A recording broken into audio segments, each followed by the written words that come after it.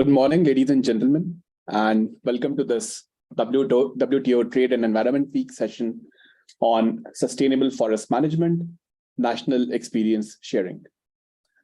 The session has been jointly organized by the delegations of India, Indonesia, and South Africa. My name is Ashish Chandorkar. I'm Counselor at the Permanent Mission of India to the WTO, and I welcome you to this last day of the Trade and Environment Week. With me in the room, I've got my colleagues, Feni Maharani from Indonesia and Kekeletso Mashigo from South Africa, part of the organizing team, and Mr. Amitabh Kumar from the Ministry of Commerce, Government of India. On behalf of the organizing delegations, I would like to thank the CT Chairperson, Ambassador Valencia of Ecuador, and the WTO Secretariat for making this event possible. We are live online from Geneva this morning. We have three eminent names from three different large agricultural and forestry economies today with us. Representing India, we have Mr. B.K. Singh, who is in the room in Geneva, Additional Director General, Forests, Ministry of Environment, Forests, and Climate Change. Representing Indonesia, we have Mrs. Novia Widyaningtyas, Special Advisor to the Minister of Environment and Forestry on Industry and International Trade. And representing South Africa, we are joined by Ms. Jane Maloney, Executive Director of the Paper Manufacturer Association of South Africa, and the member of the Advisory Committee on Sustainable Industries to the Food and Agriculture Organization. So a very warm welcome to all the three speakers. We will also hear from the Geneva-based delegates if we have time towards the end of the session. For those of you who have been following the Trade and Environment Week, you would have noticed a lot of conversations on new ideas and regulations around forest management and deforestation-free supply chains.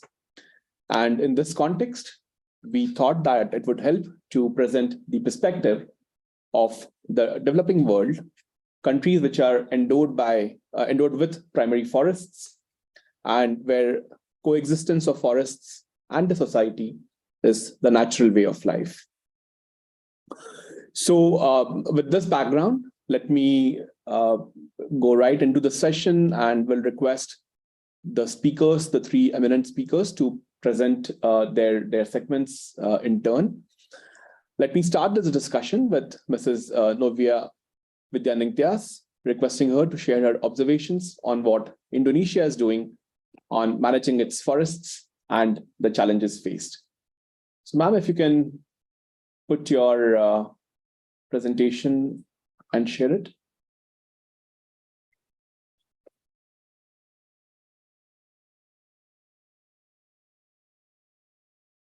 We can see the presentation. Perhaps you need to unmute yourself.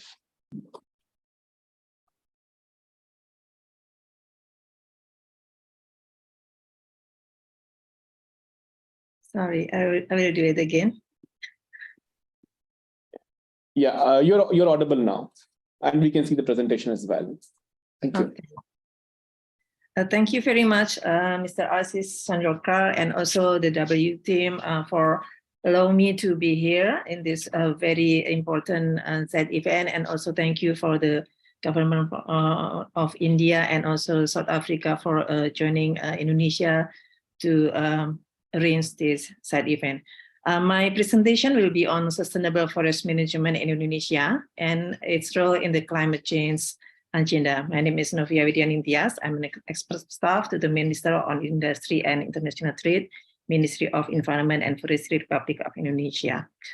My presentation will consist of several parts. The first one is on Indonesia's forest and forestry, and then I will go to the SFM, and then I will touch upon the climate change commitment of Indonesia, role of forest and sustainable forest management in Indonesia's climate change agenda, and then I will talk about Indonesia's full net saying 2030, and then for the closing, I will talk about the opportunities and challenges that we have.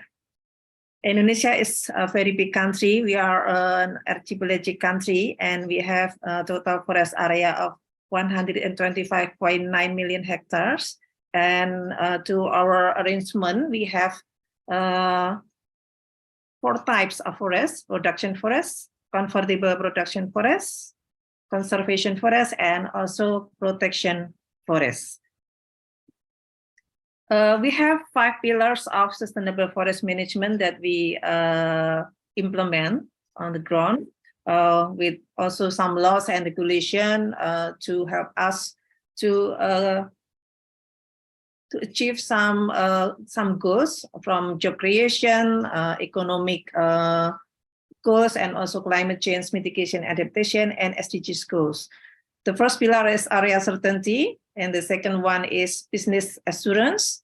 The third one is about productivity. The fourth pillar is product diversification, and the last one is competitiveness, where we talk about legality and sustainability assurance.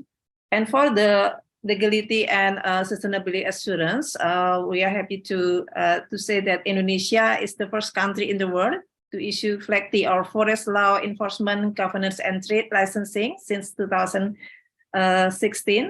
And we have Indonesian Timber Legality and Sustainability SIM, or we call it SVLK. And this is updated from only about assurance system to legality and sustainability. And the government of Indonesia provide facilitation to small and medium enterprises to implement this SVLK SIM. And until now, I think more than 5,000 SMEs are facilitated by the government to implement the SVLK. This SVLK is developed to promote sustainability of forest resources, ensuring legality of forest product. So we have 2 forms of certification: sustainable forest management, sustainable production forest management, and timber legality certification. Basically, this FLEGT licenses through SVLK is to us to increase the competitiveness of Indonesian timber products, and also helping us to combat illegal logging and trade of illegal timber products. To manage that, we use online information management system, a web-based that we call SIPU. SIPU Online is the system that we use and develop to support the SVLK, and an online timber administration system to ensure the traceability of timber and timber products from legal and sustainable sources. We also use Satu Data, or One Data, to provide the information with regard to forest products, including the export, import, and also some other information on the forest product in Indonesia. To support the production forest management practices towards the sustainable forest management, we have strategy. At least we have two of them. The one is reduce impact logging, or we call it RIL, and also reduce impact logging carbon, or RILC. And also we employ intensive silviculture system that including the tree improvement and also some other intensive silviculture techniques. The intervention on this will consist of policy and regulation intervention, technology, human resources, partnership, and also budgeting. To Indonesia, we see forest as not as a single ecosystem, but a unified ecosystem, or we call it landscape management, that related to not only ecological, but also socially acceptable and economically feasible. So to us, it is important to see the forest not only from the environment, but also from economic and also social aspect.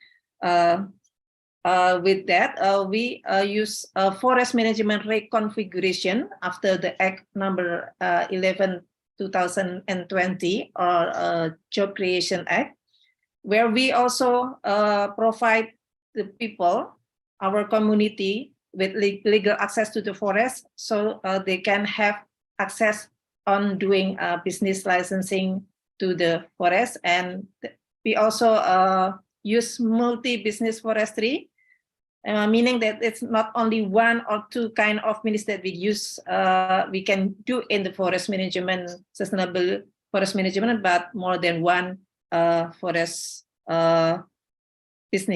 business. And because we see the forest as a unified ecosystem, meaning that we have also some integrated efforts to support the sustainable forest management. We have a peatland and primary forest sustainability program. We have some establishment of forest management unit, forest biodiversity conservation, rehabilitation of watershed and forest ecosystem. This is including peatland and mangrove, social forestry program, reforestation and afforestation. And also we use the support of forestry law enforcement and also forestry human resources capacity development. Let's talk about the climate change. Indonesia have a very strong commitment on climate change, both on mitigation and adaptation. And our climate change agenda is stipulated in our nationally determined contribution, which is the first one in 2016. And then we do an update in 2021. And recently, we have enhanced the NDC in September 23, 2022. And also we have the long-term strategy for low carbon and climate resilience. It is important because this is our long-term strategy to go to the low carbon and climate resilience in our development program. And also, I think this is the mandate from Paris Agreement. And there are three scenarios there, but the one that we pick here is the low carbon compatible with Paris Agreement scenario. And with this scenario, we pick Hulu sector to be the backbone of our emission reduction target. So the 60% of the emission reduction target is coming from Hulu sector. Indonesia has announced and launched this Hulu Net Zero 2030 at Glasgow of the UNFCCC COP. And what is the meaning of the Hulu Net Zero 2030? This is a condition that to be achieved through reducing of GHG emissions from the forestry and other land use sectors, with condition where the absorption rate is equal to higher or higher than the emission level. So this is a carbon netting approach that we use from Hulu sector, because the Hulu sector, forestry and other land use sector, is the biggest contributor to the GHG emission reduction target in our NDC. The other sector is like energy, waste, agriculture, and IPPU, but Hulu, forestry and other land use sector is the biggest contributor. Indonesia's Hulu Net Zero 2030 is a systematic and integrated approach in the management of forest and other land use sector towards emission level of minus 140 million tons of CO2 equivalent. This is an important part of our LTS-RCC 2050. And the Indonesia's Hulu Net Zero use 3 working modalities. The first one is sustainable forest management. The second modality is environmental governance, and also we use carbon governance. So the target is to reach the emission level of GHG of minus 140 million tons of CO2 in 2030. So hoping is that this is the game changer in our climate change agenda. There are 15 scopes of the Indonesia's Hulu Net Zero 2030. We can see from my previous slides that sustainable forest management is taking the important role in achieving the goals of Indonesia's Hulu Net Zero 2030, along with some other programs that are related to one and another, including reduction in deforestation rate, and then also plantation forest development, peat restoration, mangrove rehabilitation, afforestation, conservation of biodiversity, social forestry, and also some other activities on law enforcement in supporting the protection and security of forest area. So here are some plan and targets on sustainable forest management to achieve the Indonesia's Volume Net in 2030. We have some plan in some province in Indonesia, because we have 35 or 36 province and even more now. So we have to do some operational plan very carefully, because we cannot do in all of the places. So we do some plan on controlling deforestation. We do some plan on reduce impact logging carbon. We have some plan on the application of intensive agriculture, utilization of unproductive land area for the expansion of plantation forest, and also peatland restoration. Yeah, to sum up that actually we have a lot of corrective action has been done in Indonesia as modalities towards Indonesia's Volume Net in 2030. I know that this is a bit ambitious, but we are very sure that we have a lot of corrective actions in place. For example, forest landscape management, moratorium on permits on primary forest and peatlands, application of the principle of environmental carrying capacity, forest and land fire control, controlling the rate of deforestation, and so on. And also, we are very keen to have our data information strengthened to help us to monitor and to evaluate what has been done in our country towards the Indonesia's Volume Net in 2030. This is one of the achievements we had in terms of the deforestation rate. The deforestation rate in the period of 2019 to 2020 has been decreased by 75% to 115,000 hectares. This is the lowest rate since 1990. So this is one of the biggest achievement of Indonesia in terms of deforestation, and we are going to maintain this to keep the deforestation rate low and low. And also in terms of land and forest fire management, because this is something that very related to the deforestation rate. We see and we found that land and forest fire is one of the biggest cause of deforestation in Indonesia during our history, during our forestry history.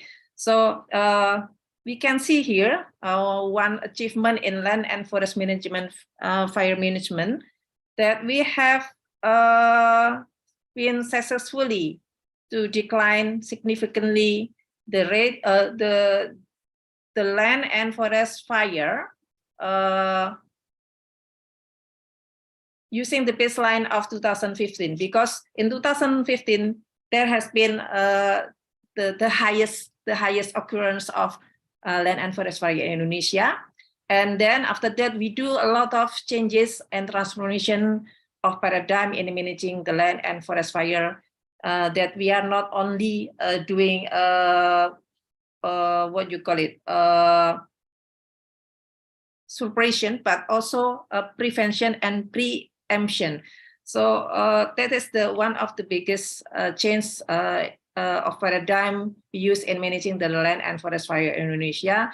And as a result, the land and forest fire in Indonesia has been declined significantly of 37%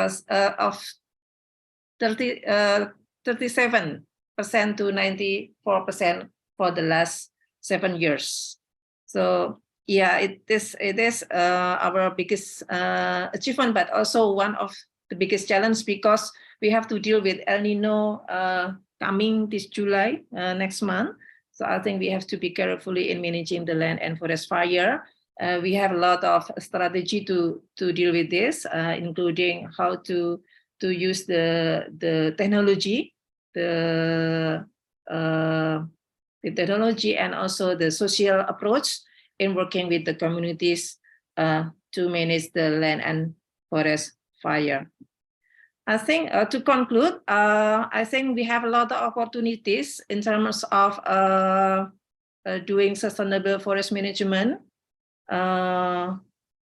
related to the climate change agenda. That firstly, Indonesia has a strong roles and commitment in the global environment agenda, including climate change. And also, we are happy that we have worldwide recognition to the evidence-based achievement from the existing practices in managing our forests.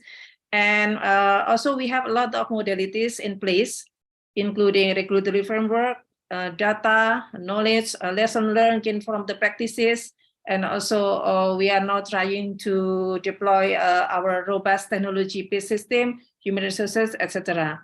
But there are still some challenges we face. The first one is that we see that maintaining coordination and policies practice coherence in meeting the national development goals and climate target is not an easy one. So we have to put attention on this coordination and coherence. And the second one is that because we have a lot of actors in the country, we have multi-stakeholders actors in managing the forest resources. The participation of the multi-sectors actors is very important to advance the new approaches and management arrangement, which guarantee the upstream, downstream market qualities, as well as the sustainability of our forests. And the last one is that at the global level, I think we need to have multi-sectors partnership strengthened toward more positive impacts for Indonesian forests and forestry. I think that's all from Indonesia. I hope this presentation will be useful, and very happy to listen to the experience from our colleagues from India and also South Africa, and get some feedback. And I give back to you, Mr. Aziz. Thank you very much. Thank you, Mrs. Vidya Nimtiaz, for your very enlightening presentation.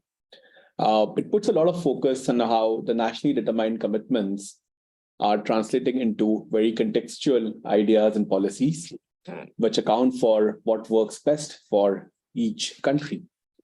It was also interesting to see the use of technology in your efforts towards forest management and conservation. Let me now come to Ms. Jane Maloney. Ms. Maloney, you represent an industry association. You also work with the international organizations. So it would be good to hear your thoughts on how the government is balancing the needs of the industry with preserving the vast richness of forests in South Africa. So the floor is yours, ma'am. Thank you very much. I just want to ensure that you can see my slides. Yes, we can hear you and we can see your slides. Thank you. Okay, wonderful. Let's just change the view. Okay. So my father was a sheep farmer, and then he decided it was a much better idea to grow trees, because sheep eat foot rot and they are easier to steal than trees. So with the help of a large timber grower, he planted trees.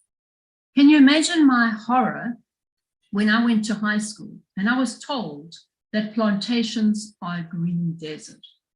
So it's so exciting to be able to be part of this discussion around deforestation and what my wonderful country, with all its biodiversity, has to offer in this area. Thank you for having me. Our population is a mere 61 million. That's about 2 Delhi cities worth of population. We have 1.2 million hectares of planted and managed forests, which is only 1% of South Africa's land cover, and we only use 4% of the water that is available. The 64% is used by agriculture.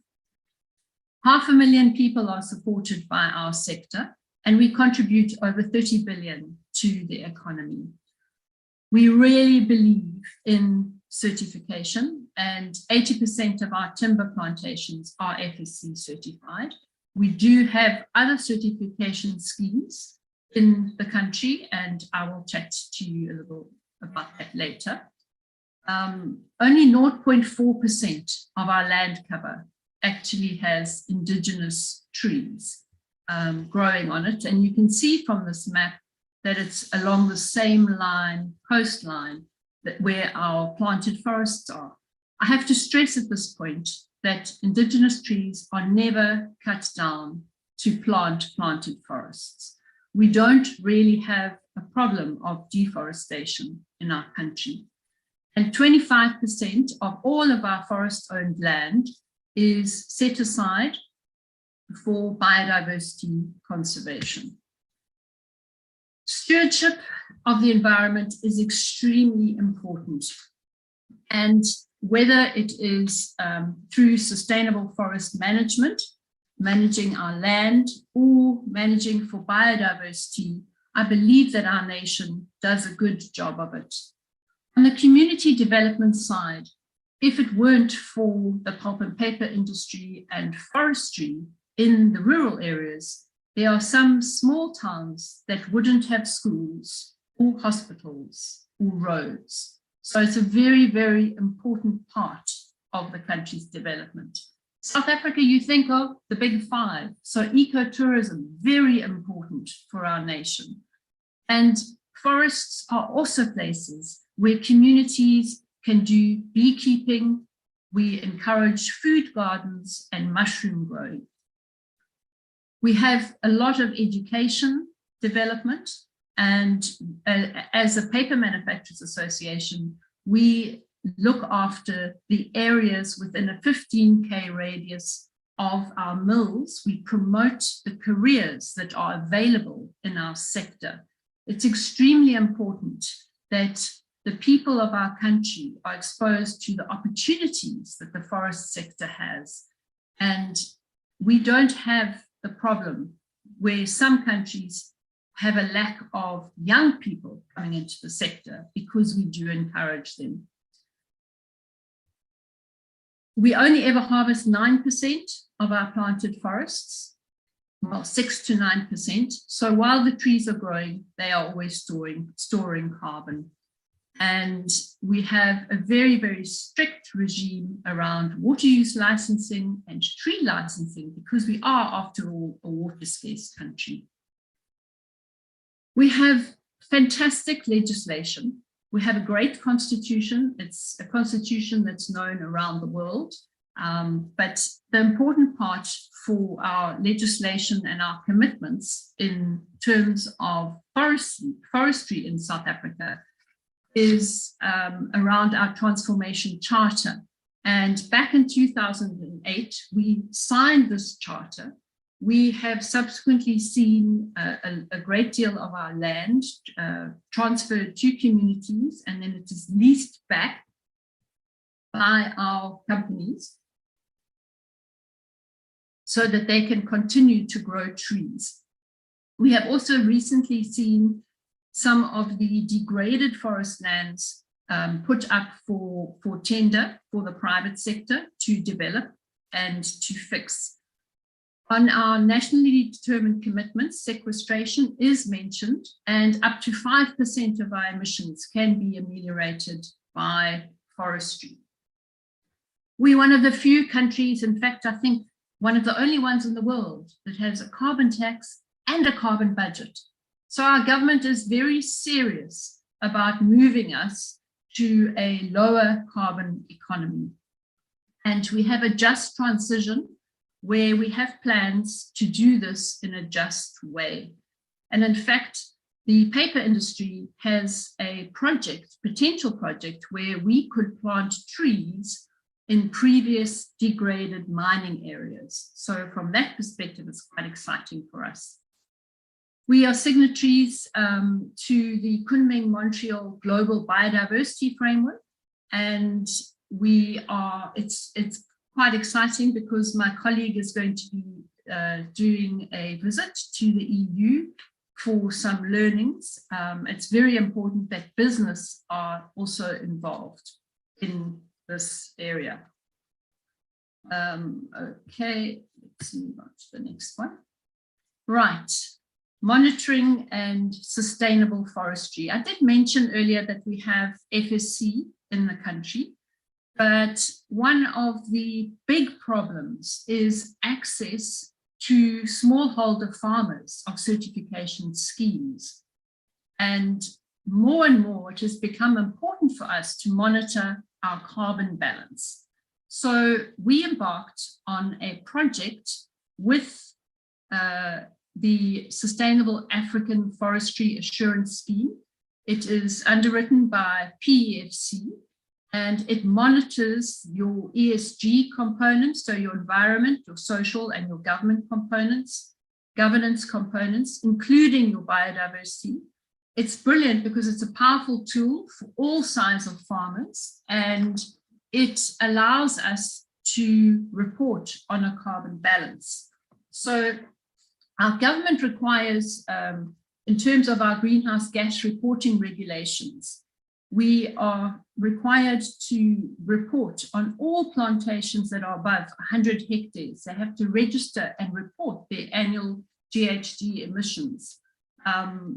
They don't have to pay on it, but they do have to report. The mills have to pay on their emissions. So important aspects of this certification scheme are your chain of custody, your GIS coordinates, and it's available to all sizes of plantations, of different agricultural uses. Here you can see some of the up close. This is for the ESG component, but we do also have the carbon balance component, as I talked about, which will give you, it gives you the balance. So you report on all sorts of things, like we heard from Indonesia, the burns, how much is burnt, whether it's a cold burn or whether it's a hot burn. Obviously, it's a good idea if you do burn the residual after you've harvested your trees, that it's a cold burn. What are some of the challenges that we face? This is an interesting slide because we do all face the challenge of geopolitical non-tariff trade barriers.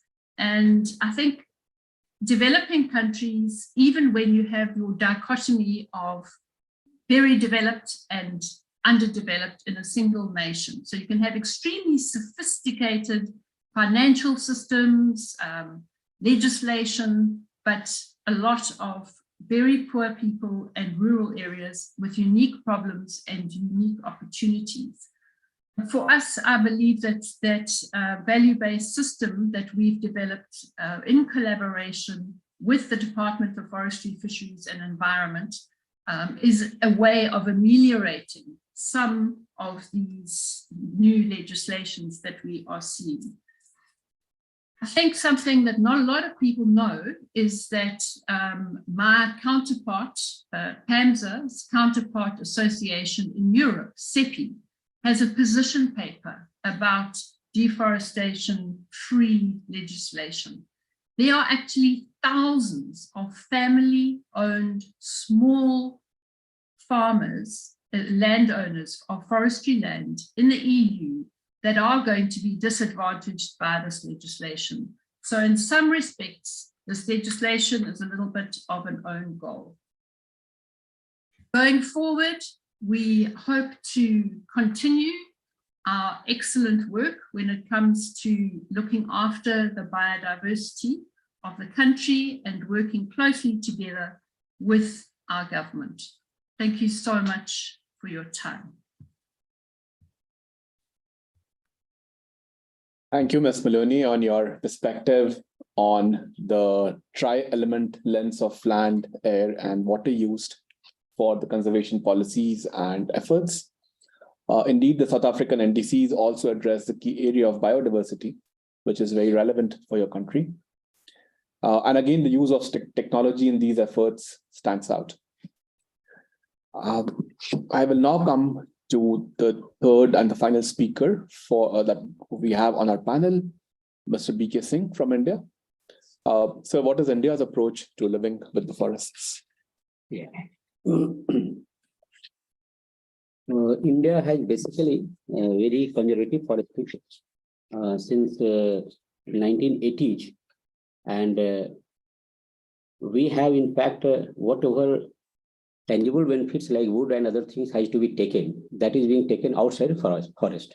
And for that reason, we are not only increasing the incomes of our farmers and other stakeholders, but also conserving our forest.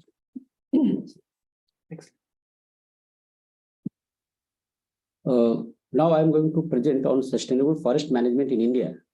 As per definition of FAO, this is dynamic and evolving and taking care social, economic and environmental values for not only present generation but future generation in supply of goods and services to meet both present day and future needs.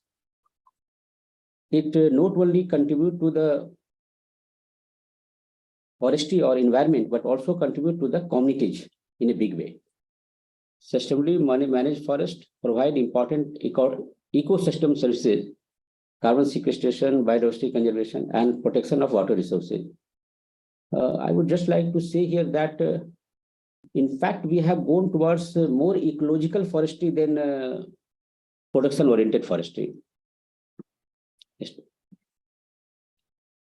If you go for historical perspective on forest management in India, it started in the 1860s with one German forester, Sir Dietrich Brandis, called father of Indian forestry also to that extent, wherein we have started managing forest scientifically.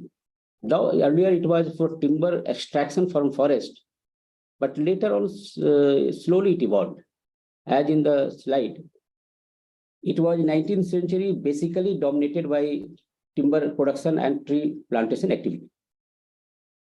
It continued up to 1894. Then production of timber was prioritized, but still some relaxation were given to the local communities also.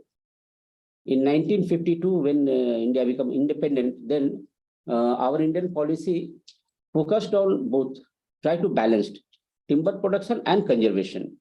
By 1988 policy, we changed our policy. Then our position totally shifted from timber production to conservation of forest and benefit to the community. That is participatory forest management. It is a very peculiar concept wherein local community not only take the benefit, they participate in the management and decision making. Then I should come to the legal framework. We have a very robust legal framework for forest and wildlife and environment also.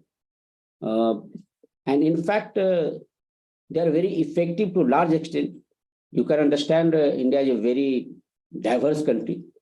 Diversity of population, diversity of language, diversity of ecology, diversity of different natural resources. In that way, managing a country in a legal framework is a big challenge. And I would like to say that still we are able to protect around 23% of the forest land, 23.5% of the forest land under forest cover. And it has remained, in fact, it has increased. It is one of the countries in the world which is increasing its forest cover, not decreasing. So there may be some deforestation there, I don't deny it, but certainly we are compensating in a way that overall picture is that forest cover is increasing in the country. Next slide. This is a forest cover of India in 2011 and then in 2021. You can see around 20,000 square kilometers has been added in 10-12 years. One of the major addition is not only natural forest, but what I have stated earlier, that it is in the involving farmers in growing timber, growing trees. and most of the commercial timber comes from them only. Around 85 to 90% of our consumption is from the timber from outside the forest, not from the forest. That is the first thing we have already fixed. Then question arises why we are doing like that. If you see the country geographically and distribution of different mountains and rivers, then it is a kind of things we are doing for the ecological, to preserve the ecological services, kind of waters we are getting, kind of soil we are conserving, that add to the agriculture in a big way. And that is our basic premises, that instead of exploiting the forest, cutting the forest, we should conserving it for our future generation, conserving it for our ecological services, instead of tangible benefits of timber and other forest produce. That can be taken care by the farmers also, and they are capable enough. We have very robust system of research also. That's why we are able to develop different seeds, different type of technology for different trees who are commercially viable, which can be used by the farmers. So forestry and agriculture is quite integrated in a way, where certain part of the land cover is maintained only for forest, and certain part of the land cover is used for the production forestry. You can see the tree cover is basically outside forest. In that case also, you can see from 2011 it's increasing and gone up to from 90,000 square kilometer to around 96,000 square kilometer.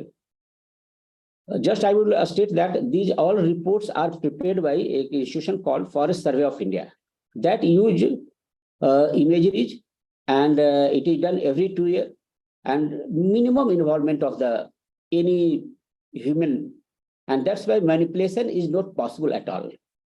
Whatever is basically shown in the data, that is basically managed digitally and by satellite imageries. Now we are going to use these data for the working of the forest also. Working in the sense, conserving the forest also. Next slide. This is the simple picturization of India map, and you can see the changes in the forest, just a visual outlook, that how it's increasing. And in that case, you can see the western coast, southwestern coast, it's a clear-cut increasing. You can see the central portion, again, it's increasing. In northeast also, if you see the topmost eastern part, it has a good growth. So now forestry, in case of this northern western India, that is called our Punjab, Haryana and Uttarakhand, it's also coming up very well. So whatever has been conserved, whatever is increasing, it is all around the distributed all over the state, not only in one state or two states. Next slide. This is a growing stock. As in case of sustainable forest management, we are supposed to take only from the growing stock. That is called annual yields. In case of annual yields, you see what is the annual growth that can be and what percentage can be harvested. In case of India, what we have done, not more than 3% of the increasing growing stock is harvested. However, we can easily harvest more than 10 to 15%. But as a conscious decision to conserve the forestry, we are not harvesting at all, and for preserving our ecological services. You can see here, growing stock has also increased. It was 6047 million cubic meter. In 2011, it has increased to 6167 million cubic meter. That is around 120 million cubic meter has increased in last 10 years. That can be easily harvested. But still we are very conservative in that. Let's natural forest go for the ecological services and others go for timber production. Next. Now I am coming to the legal frameworks. How we are able to conserve these forests, how we manage in such diverse situation. As earlier told, it was started in 1861, scientific forestry, And finally, in 1927, to manage the forest, an elaborate act was enacted, Indian Forest Act 1927, categorizing the forest in three types. One is the reserve forest, then protected, then village forest.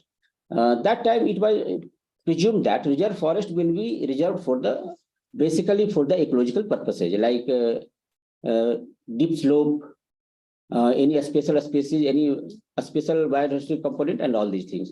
Then protected forest that can be used to some extent for timber protection, and then village forest that is for basically communities.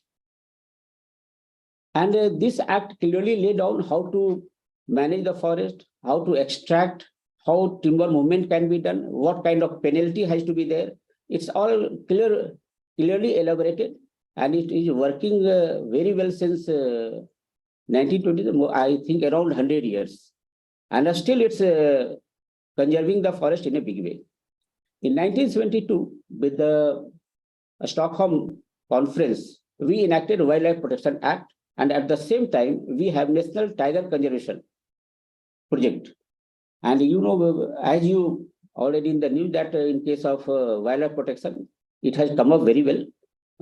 National parks, wildlife sanctuaries, conservation reserves or nature reserves, wetland areas are coming up very well.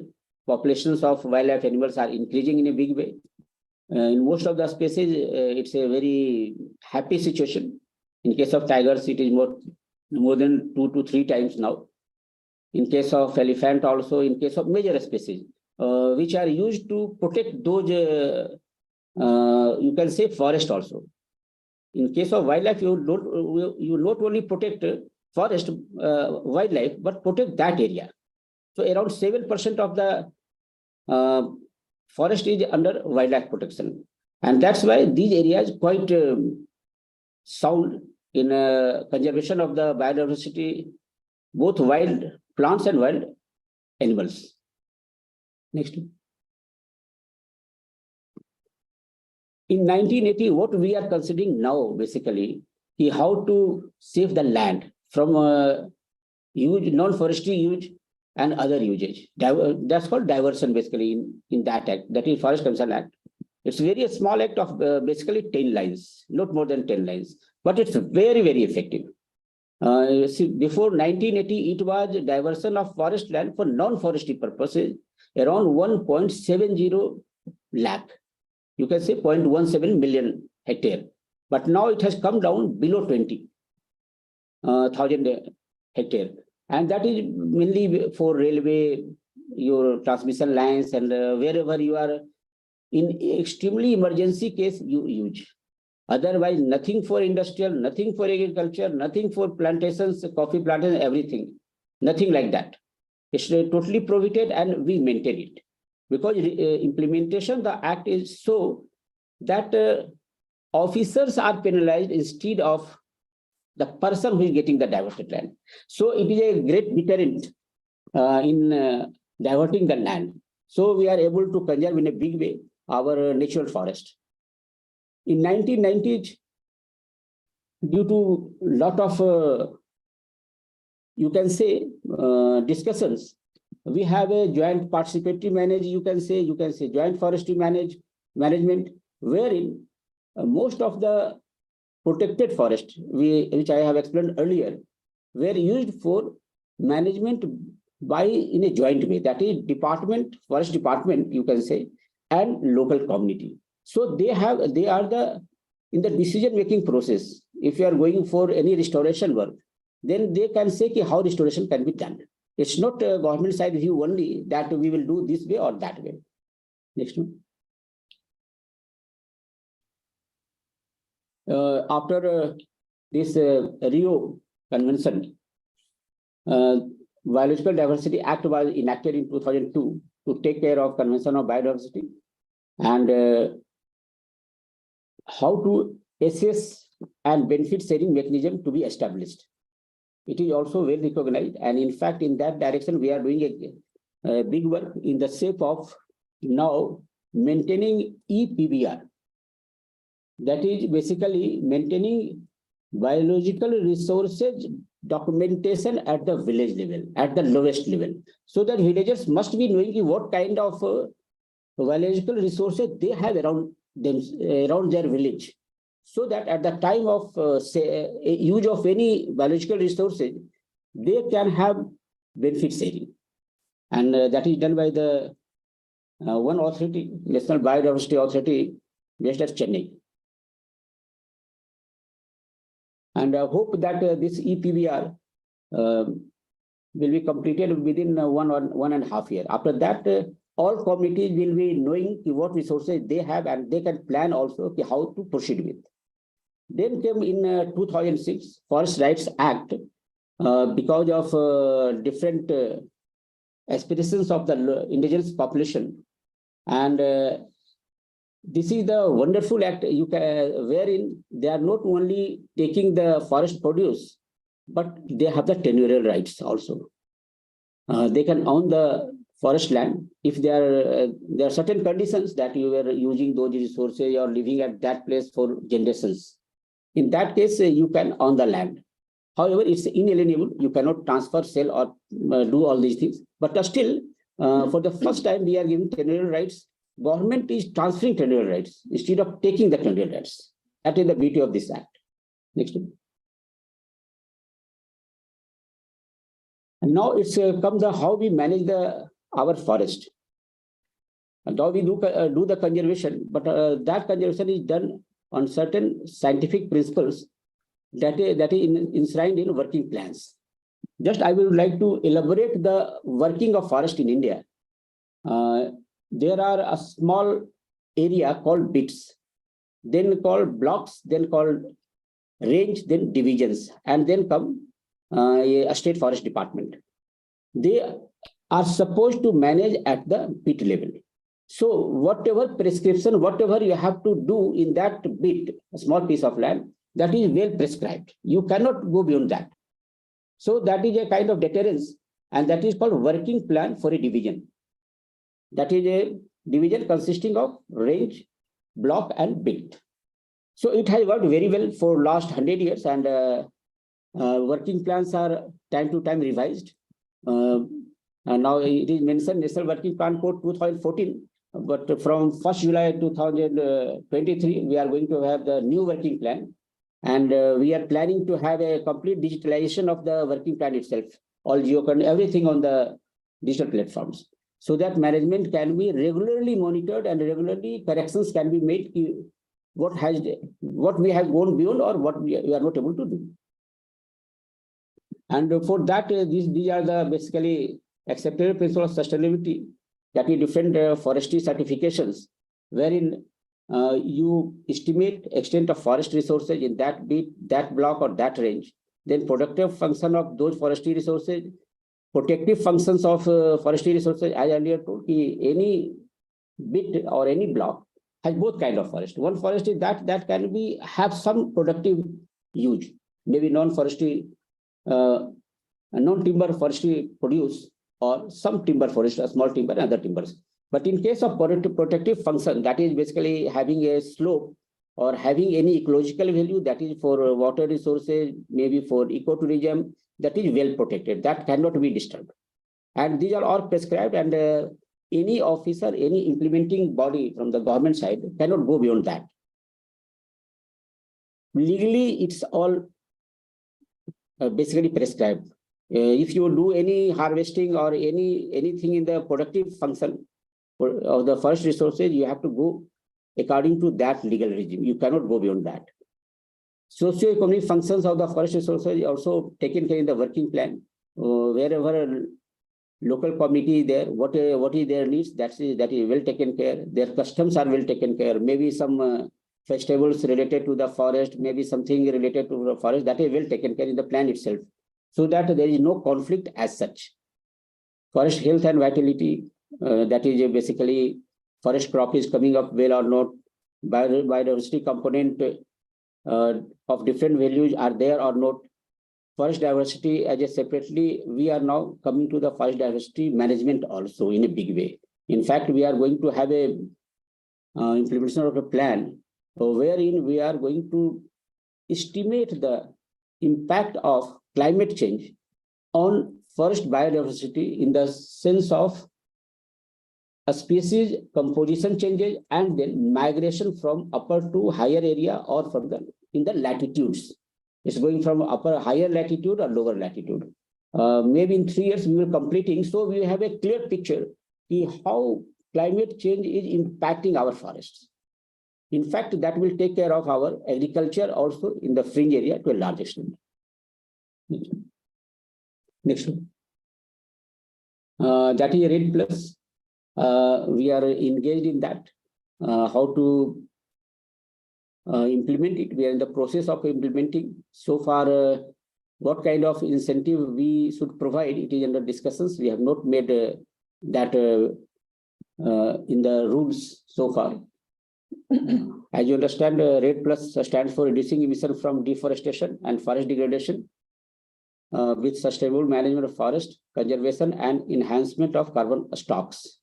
I would like to just state here that in case of carbon stocks, we are estimating regularly. Not only in the biomass, we are estimating in the soil also. How much carbon stock is being conserved in soil and how it's being impacted due to different activities in the forest. So it's a complete estimation, not only above the ground, but below the ground also. Aimed at reducing greenhouse gas emissions by incentivizing forest conservation and sustainable forest management, India has already developed National REDD Strategy, National Forest Reference Level Safeguard Information System for REDD Plus, and having a robust forest monitoring system. And we are in the, as I stated, we are in the process of making how result-based payments can be done to the conservation efforts of different indigenous and local communities. Maybe by next March, we are able to evolve this payment-based conservation. Next.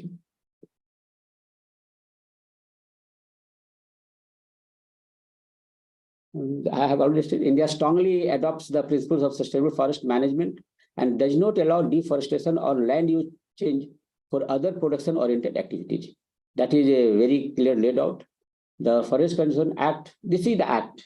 This is the only act, one-page act. And it's so strong that you can imagine from 1.7 lakh hectares, it's came down to less than 20,000 hectares. It's so effective in last 35 years.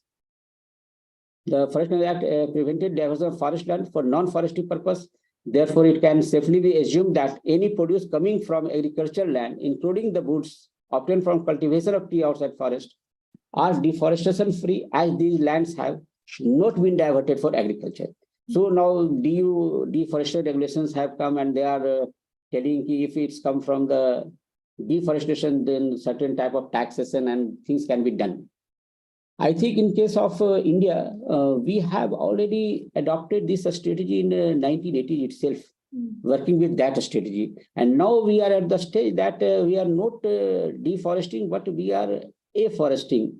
And that is reflected that 2% of the geographical area has been increased under forest cover. In case of climate change also, we have a certain NDC, that is, we have to sequester around 2.5 billion CO2 equivalent to 3 billion CO2 equivalent till 2030.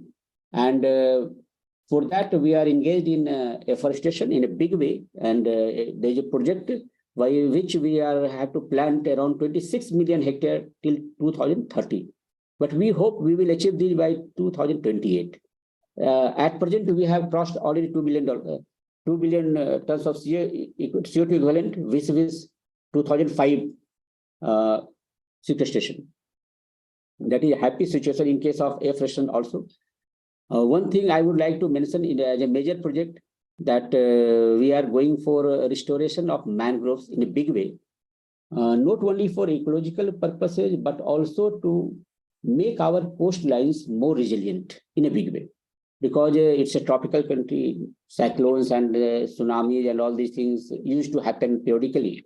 So how to make them more resilient. And for that purpose, we are investing more than $1 billion for restoring all mangroves all around. And in fact, we will studying different work done already in mangrove. Partly Indonesia had a great job. And we are also going for the literature and visits and all these things, so that we not only make the coastline resilient, but also have the livelihood for our coastline local populations. And so that it's become a kind of trend which is preserved by the local community itself instead of the government. That is the thing we are doing. In case of environment also, we have very elaborate system. And Honorable Prime Minister has already taken the lifestyle also for environment in a big way, that how to change our behavior pattern so that emission of carbon can be reduced by the individual efforts, corporations effort, NGO organizations effort. That's I have to say. Thank you. Thank you, Mr. Singh, for this very detailed overview of India's legal frameworks in this space and how that has evolved over, centuries in this case, over 100 years. It also shows that the societies live in this context and reinforces the view that national circumstances can be addressed best through interventions which account for local socioeconomic perspectives. So thank you for that. We have some time to go around the table for another round of questions with our experts. And perhaps I can start with Ms. Maloney this time. Ms. Maloney, your industry association represents small businesses as well. So how do you see them reacting to the different regulatory interventions we see emerging around the world? I mean, you kind of touched upon them in the challenges slides in the presentation. But especially with respect to greening of supply chains, will be good to understand your view on what's happening in your country. Thank you. Yeah, if you understand the greening of the supply chain to mean the integration of environmental criteria into the purchasing process, then I would say that we are being very proactive. And you saw in the presentation the value-based system that will definitely assist access to chain of custody to the smaller suppliers. And you see a great deal of voluntary reporting and development of tools to assist the small companies. You also see large companies actually assisting the small growers. So there are over 20,000 small growers, and my sister organization, Forestry South Africa, assists those growers in getting access to markets and that sort of thing. But you are right. The legislation where it comes from other countries that then impacts on the greening of your supply chain can cause problems. From an ESG perspective, so environment, social, and governance perspective, we do have voluntary reporting by our companies, and more, we also have voluntary biodiversity reporting. And I think that from the presentation, the opportunity of the stewardship program and making it accessible to the small growers is perhaps one of the important aspects.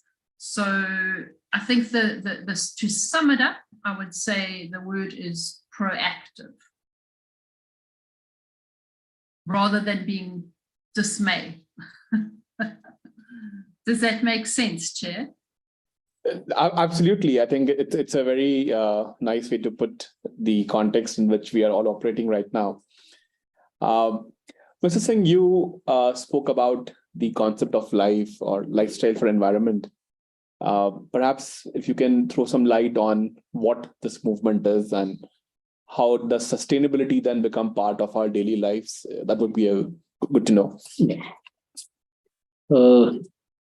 It was basically started in Glasgow climate change COP, and finally inaugurated at in Gujarat by Honorable Prime Minister and General Secretary UNO.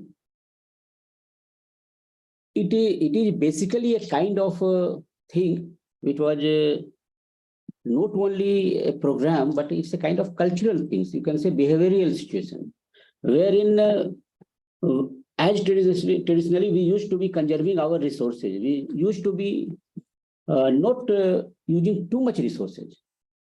Basically, it indicates that in case of life for environment, that is called life mission, in that we go for 9 kind of activities wherein you can reduce the, you can say, energy sensitiveness, and in that way you can reduce the emissions also. For example, you can take, we use water. In case of water also, what we are drinking, a lot of energy used to purify them. And we use in a way that is not very good for society. One side we talk about the carbon emission, and the other side we are using more energy, that means more carbon sensitive. So it's a kind of, and it's an individual effort. Everyone is doing it. I, you, and everyone. And so it's a kind of thing that if we change our behavior, we change our use patterns in consumption, then I think a lot of emissions can be reduced. That is one thing. In case of vehicle also, pollution also, you can see plastics and everywhere. We see that our behavior pattern is leading to more problems than solutions. And that is a basic basis for this life mission, that we should change our behavior pattern. Then question arises how to monitor it.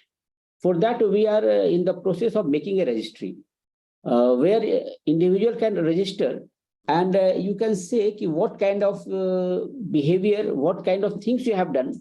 For that, you think I have done something that can be given you some credit for that work. For example, you are using a vehicle. Every individual using vehicle, let's assume what example giving the morning, that one bus is used for all persons. That means we are saving some energy. And that energy can be quantified. And for that, those individual or that corporation or that company can register and take the benefit. They can take the credit. And accordingly, Green Credit Scheme has also been initiated. Basically, Green Credit Scheme is for this only, that every individual should feel proud. For example, you are using air travel. In case of air travel, also we can see how much we can save by using different IT system like virtual conferencing we are doing, saving a lot. And that can be a kind of reduction in emissions.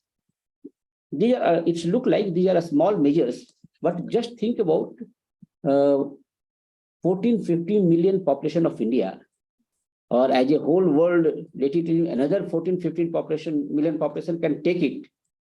I think it will be a great change in carbon reduction without making any expenses, any expenditure. Just it's our way of looking things, way of doing things.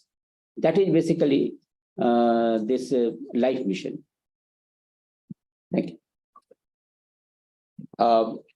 Thank you, sir. Yeah, 1.4 billion people of India adopting some of these measures can certainly, contribute to the efforts that you were talking about earlier.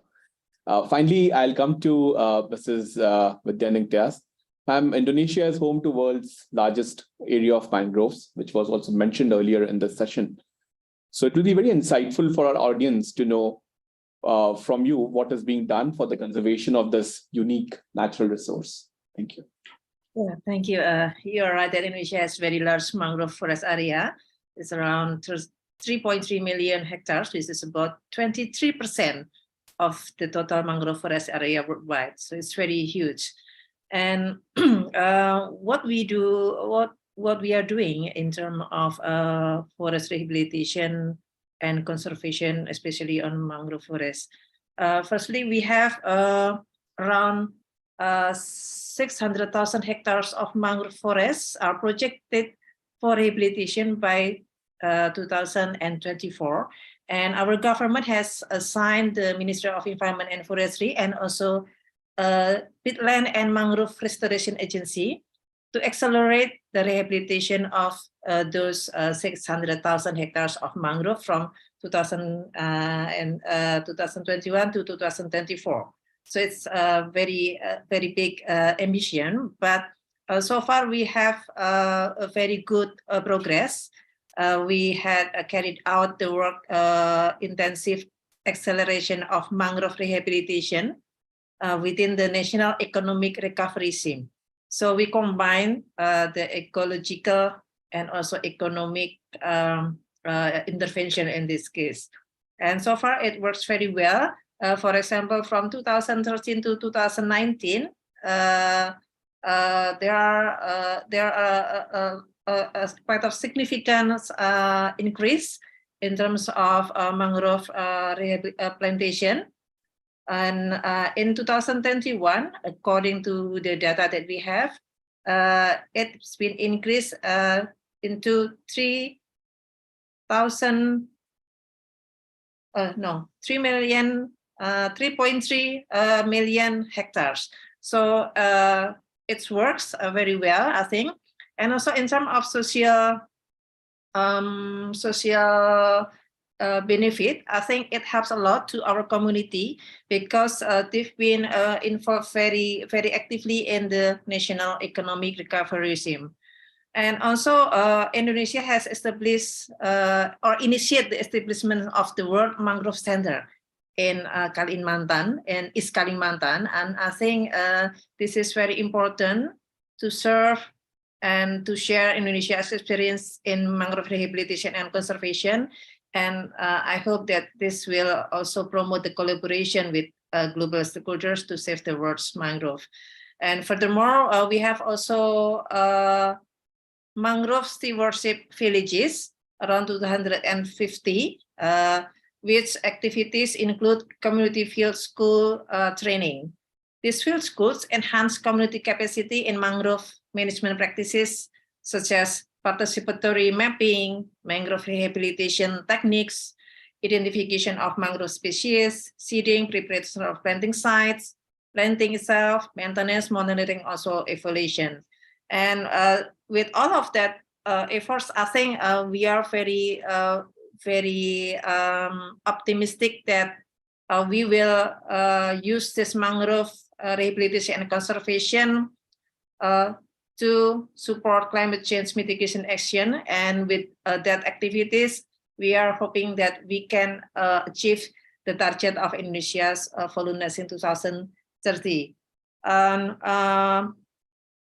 However, I think we have also some challenges in doing acceleration of mangrove rehabilitation because of the past land uses and some technical problems. We know that mangrove ecosystem have undergone changes in function and use in the past. For example, for plantation, agriculture, and also fisheries, because some people use the mangrove area for fish ponds. So to address these challenges, we use an intensive and social economic approaches to maintain, and also to conserve the mangrove forest ecosystem landscapes. We also promote the increase of the capacity and the leadership of the government at the local level, because it is very important to implement integrated program across the various stakeholders in the field. And I think that's all from us, and I hope maybe Mr. Singh, you want to visit the mangrove ecosystem in Indonesia next time. We have a lot of mangrove plantation, mangrove rehabilitation sites, and also we have some what you call it, showcase showcase on mangrove rehabilitation and conservation program in our country. Thank you very much. Thank you for that very interesting perspective in an area where you are doing a lot of good work. The good news is we've been very efficient with our time, and we've managed, thanks to all the speakers, the session very well. And that leaves us some time to take comments from the delegates here in Geneva. And I will probably pose the same question to both you, Fanny, and to Keke. It would be good to hear your perspective on how trade and environment rulemaking, especially in the area of deforestation-free supply chains, is emerging. And maybe, Fanny, you can talk about how do you see the space going forward and the impact on your economy, and then we'll come to you, Keke.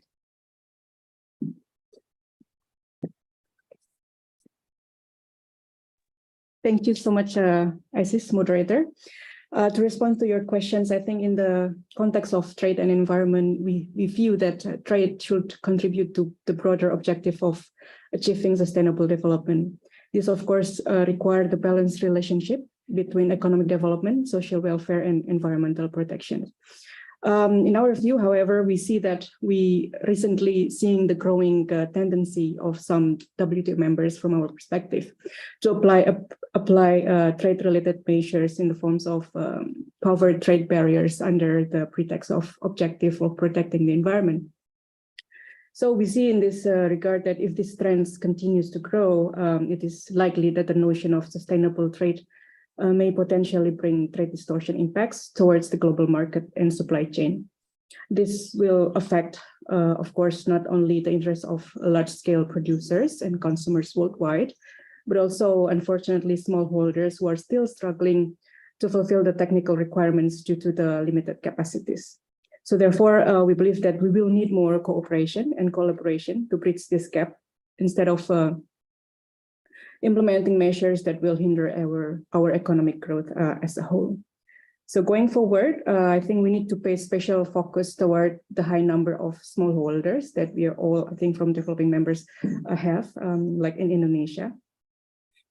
By recognizing and supporting the role of smallholders in trade, the objective of promoting sustainable agriculture, protecting the environment, supporting the rural development, as well as fostering a more inclusive and equitable global trade system in line with WTO principles could be achieved. So we should ensure that smallholders who are potentially affected by this deforestation-free supply chain are not left behind, thus ensuring everyone will reap the benefits from increased global trade. So I think that's important that WTO could play a role in this regard, and how we could, as a member of WTO, could also, shape the discussion in WTO, how it will be serving the interests of all membership, not only the several membership. So Leslie, allow me on behalf of the permanent mission of Indonesia in Geneva to convey our greatest appreciation to India, of course, South Africa, and also the Secretariat for making this important session happen. So thank you so much. Thank you. Thank you, Fanny, and maybe Keke, what would be your views? Thank you, Mr. Moderator, and thank you also to our various panelists for presenting their views and perspectives of the developing world. I think it's clear from the presentations that were delivered that sustainable forest management is a priority in all three countries, and also perhaps in other developing countries, even though nationally each country follows its own approach in terms of how to address this global issue. I think equally important is that internationally, and I think at the multilateral level, sustainable forest management is an issue that is currently being discussed, and rulemaking is also underway, which is linking trade and climate policy, and this has emerged at the WTO as well. And I think what we note here at the WTO is that there is use of unilateral trade measures to try and pursue environmental and climate goals, some of which go far beyond national borders, and therefore making rulemaking extraterritorial, which raises concerns for a number of countries. like the countries that are seated here today, and I think many more other countries.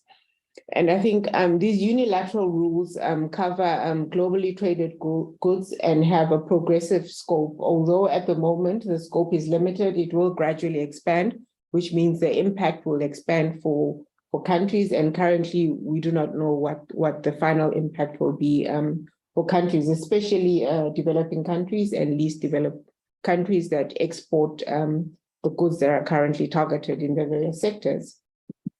And I think the implications for small farmers will be wide and broad, especially those producing agricultural commodities, because they're going to face challenges. And one of the challenges that they'll face is the one of assuring buyers that they've produced commodities legally. And then the issue is, do they have the necessary facilities, the infrastructure, the human resources, and the skills to undertake such monitoring and evaluation? I think importantly as well is the effect of the unilateral measures. Firstly, they undermine the multilaterally agreed mandates of nationally determined contributions of country exports. Secondly, they conflict and undermine with the principle of common but differentiated responsibilities of the UNFCCC. And I think this principle basically states that states are responsible for addressing global environmental destruction, but obviously they are equally responsible, but obviously the levels of responsibility differ depending on the developmental status and the developmental level of the countries. So basically, CBDR acknowledges the different capabilities and differing responsibilities of individual countries. The problem with the unilateral measures as well is the fact that it creates preferential treatment for domestic over imported goods, which is a challenge for developing countries and least developed countries, because it also restricts their market access and creates distortive effect on international trade. Equally, it diminishes the prospects for development of developing countries and least developed countries. And I think ultimately it leads to change in trade patterns. So these are all issues that developing countries and LDCs are concerned about when it comes to trade and climate-related discussions in the Commercial Trade and Environment. But I think it's also important to note that the consequences go beyond trade because there's implications for investment, for industrial development, and also job creation. And I think just to end off, it's also important to note that these unilateral measures have a distributional impact, especially when one looks at carbon border adjustment mechanisms. And these are going to be huge. And associated with that as well is also the administrative burden and the compliance and the costs that become associated with these unilateral measures, which from the developing country and LDC aspect, this is going to require adequate systems, controls, and procedures that would have to be in place for countries to be able to comply with CBAM or the deforestation regulations. And I think these are going to be very prohibitive and difficult requirements for developing countries. And I think I'd like to end off on that note, but I'd like to say thank you to my fellow co-organizers, India and Indonesia, and I say thank you also to the assistants from the Secretariat, and thank you as well to our panelists. Thank you. Thank you so much, Fanny and Keke, for your remarks and some of the concerns that are being discussed currently in Geneva. We have now come very close to the end time. And I would like to thank all the speakers for their very rich, purposeful interventions. And they were quite representative of the vast diversity of the three economies covered today. I am grateful to Mrs. Singh, Mrs. Jennings, and Ms. Maloney for their insightful and very engaging remarks. This perspective from the developing world is very important to be known and to be heard. And we hope that the issues raised today become an integral part of the decision-making by the economies which are designing their trade and environment measures. I'm also grateful to the delegations of Indonesia and South Africa for their cooperation in making this event possible. A request to those who are tuned online, if you like this session, Please share the content in your professional networks so that this perspective is seen and heard around the world. And until the next time that we organize these such impactful sessions, I sign off from Geneva on behalf of the delegations of India, Indonesia, and South Africa. Thank you. Thank you. Thank you. Thank you, everyone.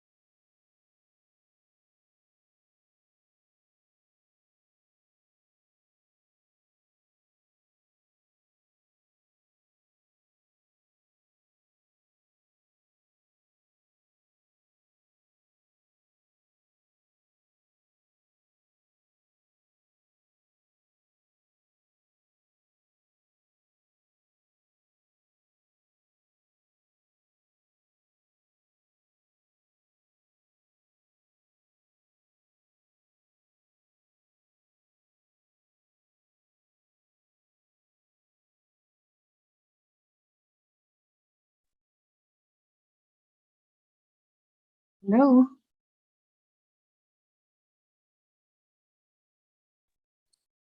Hey there. Hello. Hello, good afternoon.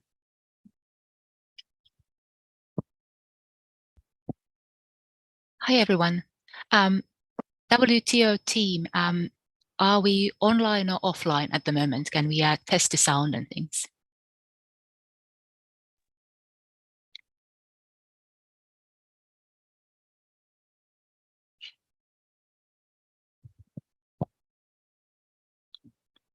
Svetlana, I think I can see you, but I don't think I can hear you, whereas I can hear, I think, the online participants.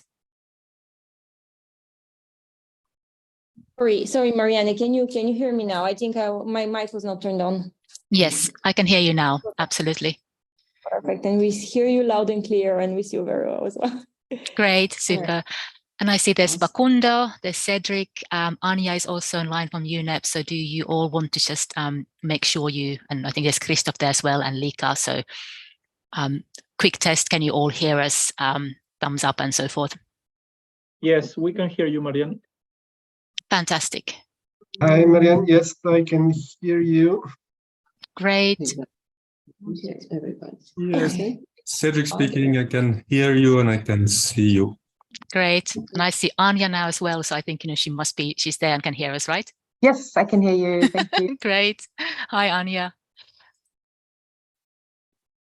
Hi, Marianne. This is Lika. Can you hear me? Yes. Great. Loud and clear. Super. Thanks. Thank you. So I think we still, from our set of panelists, we're waiting for Monica to join in from Montreal. And then I've heard from Shamina that she has some connectivity issues, so she is planning to join in 15 minutes later. So hopefully she's going to be there on time for her segment, so that should be okay. Svetlana, will you give us a sign, or that is, give me a sign when to start? I imagine that you know exactly on the dot as we can, but just do I need to just start myself, or will somebody give me a sign? Absolutely. Okay, Marianne. But I think we're fine to start whenever you want to. So we're ready on our side. Stop sharing for the moment. We were just okay. Well, if we're ready, then what I can do is I can just basically, nobody needs to do anything explicit. I'm just going to be starting on the hour. Yeah, that's perfect. Yeah. And I guess, assuming that that's also when you will be starting to, stream it on the web, right? I think it's being streamed as we speak, so it's online anyway. It's online all the time. Superb. Yeah. So hello to anybody who might have been tuned in already earlier. That's fantastic. But then great. So then let's do the following. We can switch off our mics. We can switch off our videos, and I'll basically start at 1 p.m. CTE, introducing the event and so forth. Okay, great. Thanks, everybody.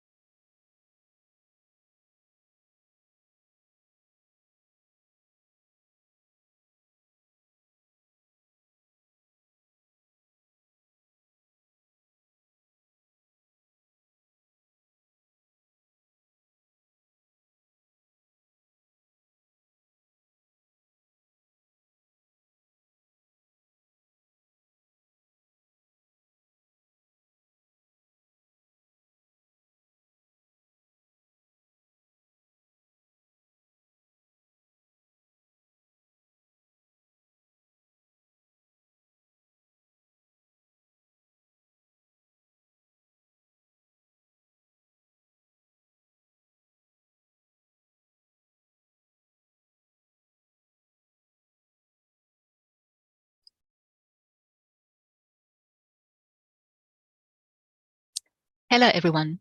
It is exactly at 1 p.m. Central European Time, which means that it's time to start our webinar. So welcome to this WTO Trade and Environment Week online event that explores nature-positive trade and sustainable agriculture in the context of the recently adopted Global Biodiversity Framework. The event is a cooperation between Trade Development and the Environment Hub, Trade Hub for short, UN Environment Programme UNEP, the WTO, the Convention of Biological Diversity, CBD, UNCTAD Biotrade Initiative, and ITC, the International Trade Center. My name is Marianne Kettunen. I am a senior policy expert and advisor at the Trade Hub project, and I'll be your facilitator today. As the title of this event indicates, for the upcoming 1.5 hours, we will be working under the banner of nature-positive trade. And the aim of using that expression is simply to convey an aspiration towards the kind of trade that supports the implementation of the global biodiversity targets and sustainable development, the kind of trade that actively seeks synergies between these three areas. It can, of course, take different forms and shapes across countries and regions. Different policies and instruments can be used, as long as the outcome is supportive of the global biodiversity objectives agreed recently in Montreal. So before we start today's proceedings, let me give you a little bit of context here. So this event can be actually seen as a continuum to several discussions organized by us, the co-organizers, on this theme since last year. So as such, it is a sign of increasing interest in exploring the trade and environment nexus, also explicitly from the biodiversity angle. And moving forward, this event marks a launch of the Nature Positive Trade for Sustainable Development webinar series that we will be running between now and the spring next year. I'm going to say a few words about the webinar series now, because it will help to set the context for today as well. So throughout the series, we aim to continue sharing information and knowledge and exchanging views and ideas on trade, biodiversity, and sustainable development. And compared to the previous events and discussions that you might have already been attending, we've designed the webinar series and also the individual events like the one today to allow us to deeper look into the details of trade-related options and opportunities that are available to support global biodiversity objectives. So that's why we've taken this global biodiversity target by target angle to the discussions, which brings me to the event of today. So the specific entry point of this event is the Global Biodiversity Framework's target on sustainable agriculture, fisheries, and forestry. And in the biodiversity framework terminology, this is called the Target 10. So you'll be hearing me referring to Target 10 several times during this event today. And the Target 10 calls for areas under agriculture, fisheries, and forestry to be managed sustainably, building on the application of biodiversity-friendly practices, which could be, for example, sustainable intensification, agroecological approaches, and other similar approaches. And importantly, from the perspective of sustainable development, these biodiversity-friendly approaches are also foreseen to support food security, improve resilience, and improve long-term efficiency and productivity of the systems. So really, the aim of this event is to identify and discuss some key trade-related policies and measures that could support both the uptake and mainstreaming of sustainable agricultural practices in support of Target 10. And just to say, the fact that we're focusing on agriculture element of the Target 10 today is not a sign that we'd consider the other sustainable trade-related synergies with the other sectors like fisheries or forestry to be insignificant. Not at all. It simply is that we cannot cover everything in one sitting. So the idea here is to focus on agriculture today and then cover some of the other areas in upcoming webinars, with one on fisheries planned to follow up in July. And I do hope that you actually listen to the earlier event just before us during this week, which was about sustainable forestry, because I think it's a fantastic complement also to what we are going to be talking about today. So with that, I would like to, let's move on to the topic of the day, and we'll start by welcoming our co-organizer UNEP to the virtual podium to share some welcoming words before we start our expert roundtable. So it is a pleasure to introduce to you Anja von Moltke, Anja is the Senior Program Management Officer at UNEP Environment and Trade in Geneva. So Anja, welcome. For the upcoming 5 minutes, the floor is yours. Thank you very much, Marianne. Your Excellencies, partners and friends, UNEP is honored to be welcoming you at this webinar series. We would like to thank WTO, the CBD, UNCTAD, ITC, and the Trade Development and Environment Hub partners for co-organizing the session and for the fruitful collaboration that we've had over many years. Dear friends, our current unsustainable consumption and production patterns are feeding climate change, feeding huge levels of pollution, and driving 1 million species towards extinction. The science is clear. Any hope of limiting temperature rise to 1.5 degrees means achieving global net zero emissions by 2050. Policies currently in place, however, point to a 2.8 degree temperature rise by the end of the century. So aggravated by intensive farming, overexploitation, and resource and pollution, nature loss has been contributing heavily to the climate crisis. But nature loss also undermines food security and puts entire communities at risk. We know that currently around 3.2 billion people, or 40% of the global population, are adversely affected by land degradation. More than half of global GDP is moderately or highly dependent on nature and its services. So this means that protecting nature and biodiversity provides environmental, health, and social benefits, but indeed it can also drive our economy and our local and international trade. What we really need is a systemic transformation towards a global economic model where trade is part of the solution to protect nature, recover biodiversity, while also protecting the climate and eliminating pollution. So how can trade support the global biodiversity agenda in the Kunming Montreal Global Biodiversity Framework? Allow me to briefly highlight 3 key areas. First, we need to harness the power of trade and of trade governance to eliminate environmentally harmful subsidies. We need to redirect more than $540 billion in harmful agricultural subsidies to sustainable and nature supporting practices. Target 18 of our new Kunming Montreal Biodiversity Framework provides a clear mandate to identify, eliminate, phase out, and reform such adverse incentives. And by 2030, we also need investments in nature-based solutions to at least triple in real terms if the world is to meet its climate change, biodiversity, and land degradation targets. UNEP applauds the WTO's agreement on disciplining fishery subsidies adopted last June. This marked a major step forward in ocean sustainability by preventing the widespread overexploitation of the world's fishery stocks, setting a good precedence also on the role of trade in advancing global sustainability. But the work continues, and I would really like to encourage you all to keep up the momentum and up the level of ambition here also for the next steps. Second, trade can drive and incentivize sustainable agri-food systems once decoupled from deforestation. For example, via market access concessions or preferential allowances for goods compliant with the specific biodiversity-related requirements. This will support attaining relevant targets of the GBF, including Target 10, to ensure sustainability in agriculture, forest, and ecosystems.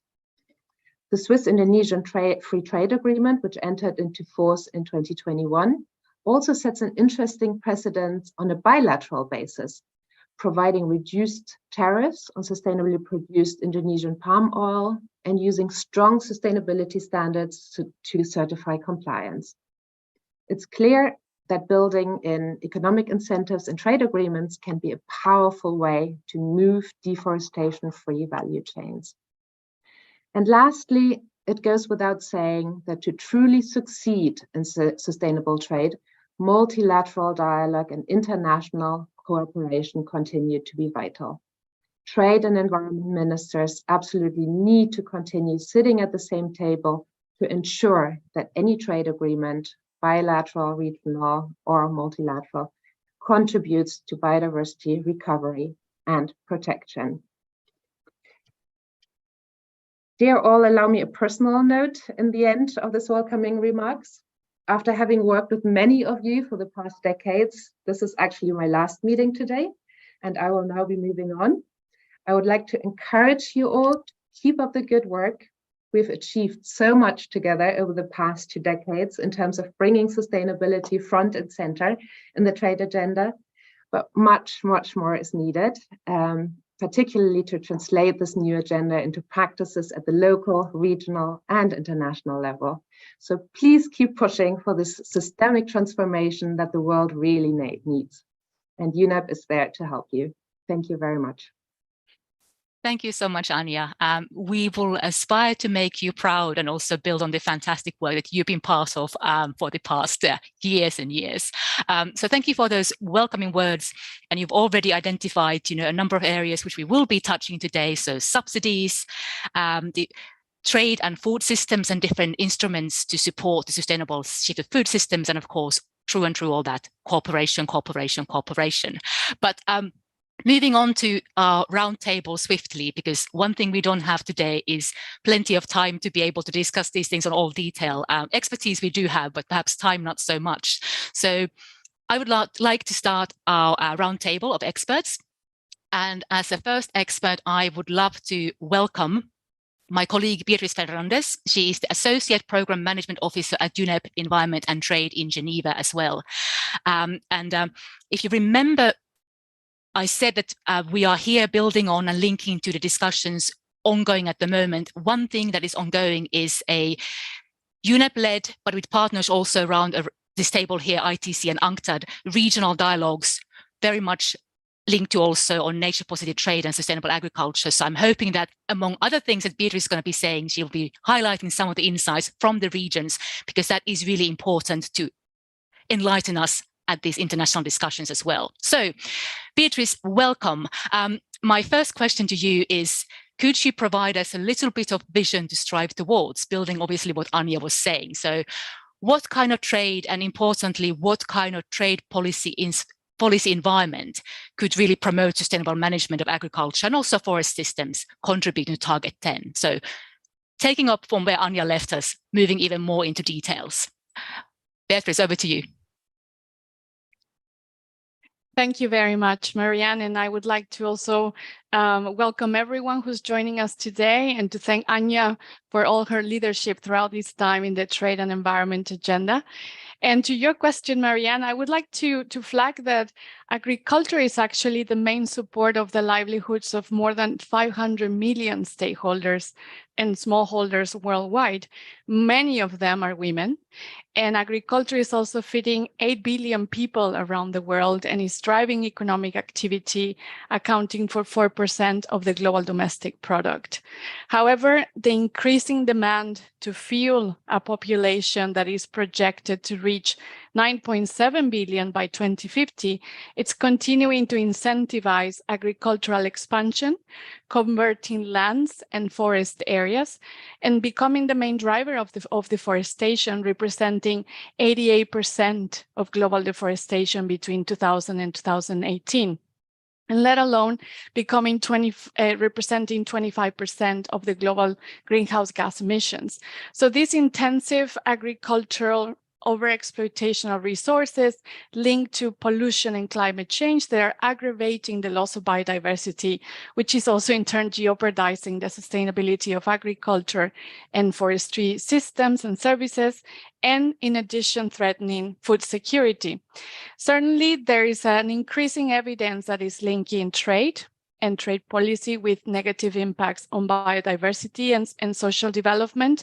But UNCTAD reminds us that global trade reached a record of $32 trillion in 2022. And over the past 20 years, global trade in agricultural products has more than tripled.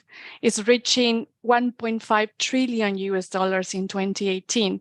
So it means that trade can and should be part of the solution to advance the sustainability of the sector, that can strengthen the resilience of food systems, can protect biodiversity, support the Kunming-Montreal Global Biodiversity Framework, and of course, advance sustainable social and economic development. So to your question, what kind of trade and trade policy environment will promote this? And I would like to flag two areas, some of them that Anya has already started, and I know that my fellow partners and discussants will also be elaborating more further. But I'd like to say the first one is on the environmental footprint of the agricultural sector has been perpetuated by perversive public incentives. And we have already mentioned in several occasions that there are around $540 billion that are spent annually on price incentives and fiscal subsidies, which is mostly 15% of the total agricultural production value. Out of these incentives, 87% includes price distorting measures that harm the environment and human health. If we continue with these trends, this support could actually reach $1.8 trillion by 2030.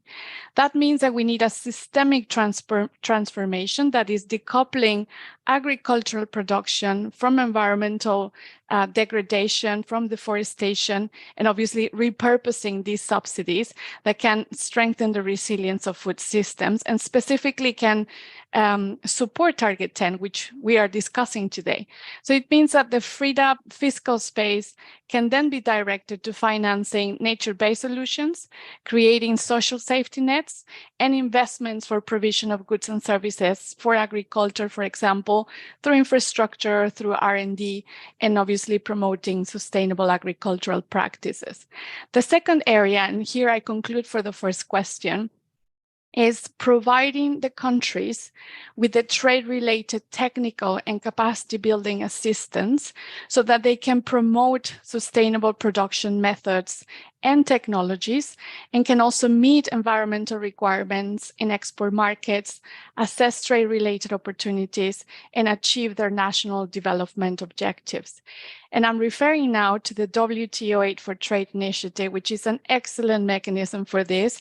And UNEP would like to congratulate the WTO members for the new Aid for Trade program that can play a key role in redirecting the current agricultural supports, including subsidies to be more circular, more sustainable, and more efficient for agri-food systems production and supply chains, providing technology, productive capacity, management practices.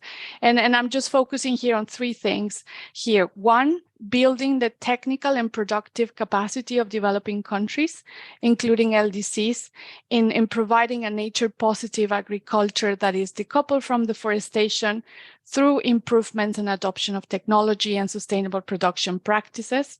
Two, assisting countries to better access and assess these new green markets by complying with sustainability standards.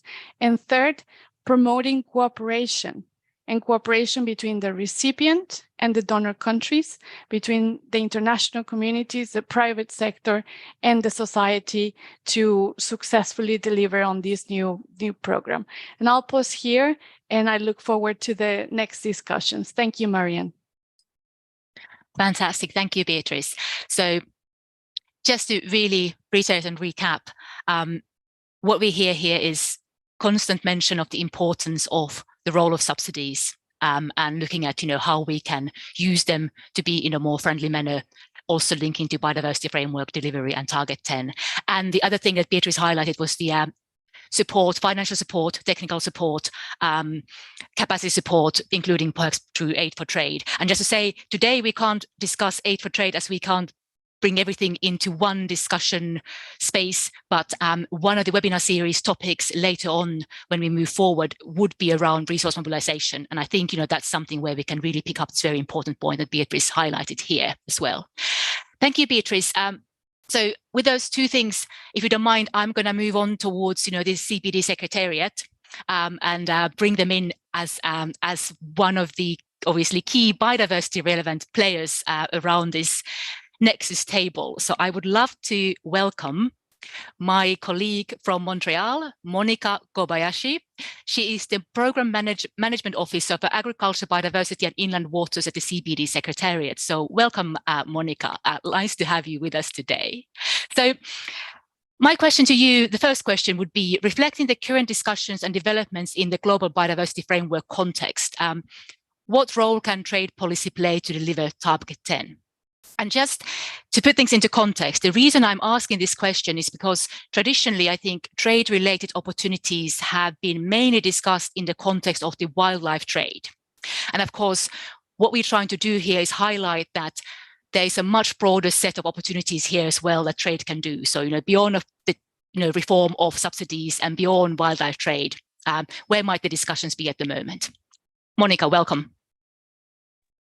Thank you very much, Marianne, for the invitation. Thank you, colleagues. Yes, so for me, Montreal Global Biodiversity Framework, as Marianne just said, we have a target that focuses on trade of wild species, which is the scope of the CBD to work on the wild species conservation, sustainable use, including trade. When we go to target 10 in agriculture, basically, that target 10 focuses on the sustainable production, the transition of the agricultural sectors toward more sustainable production systems. So, unfortunately, trade is not, let's say, an explicit element of target 10, but it's understood collectively that trade is very important, and it's part, right, of other forum conversation like the WTO forum, FAO forum. So there is this recognition of the importance of trade in the connection to agriculture production, and like colleague just mentioned, that it's very important to take trade in consideration to have this movement toward a more sustainable production systems. And the previous colleagues also mentioned the policy instrument, what kind of policy instrument we could have in place.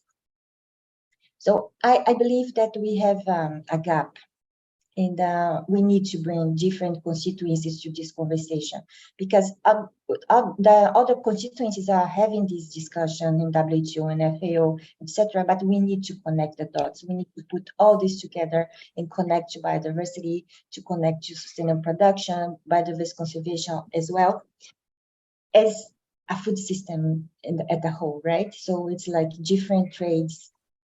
Consideration in different phases of the value chain of the food system process. Yeah, so I think then to improve these policies and also the subsidies conservation, we need to bring all these different constituencies together. And the Global Biodiversity Framework provide us this opportunity, right, to have all these different expertise together. So, yeah. Fantastic. Yeah, thanks, Monica. And you really confirmed, the working theory that, I and we have is that, for example, Target 10 very much links to trade. Perhaps there is that understanding that we now need to develop more concretely as to beyond perhaps subsidies, what different kinds of trade-related instruments do we have in our toolbox that countries can pick to really kind of get into the underlying drivers that drive sustainable management, and also support smallholders and farmers in countries to do that. Which brings me to another question to you, Monica, as a follow-up. So obviously, when it comes to sustainable agriculture, there are differences in national conditions and circumstances, what is considered and what is sustainable. So appreciating these differences, is there a scope to agree on some sort of core set of agriculture practices that are globally recognized as sustainable? And again, the reason I'm asking this question is because observing things from the trade angle, it feels like clarity on this area as to universally what can we consider sustainable practices could help to move the discussions forward. So where are we with that? Because I think that's, of course, something where the Global Biodiversity Framework has relevant discussions and could help. Yeah, thank you, Mariana, again for this question. I think you are familiar with the previous framework, the Aichi targets, right?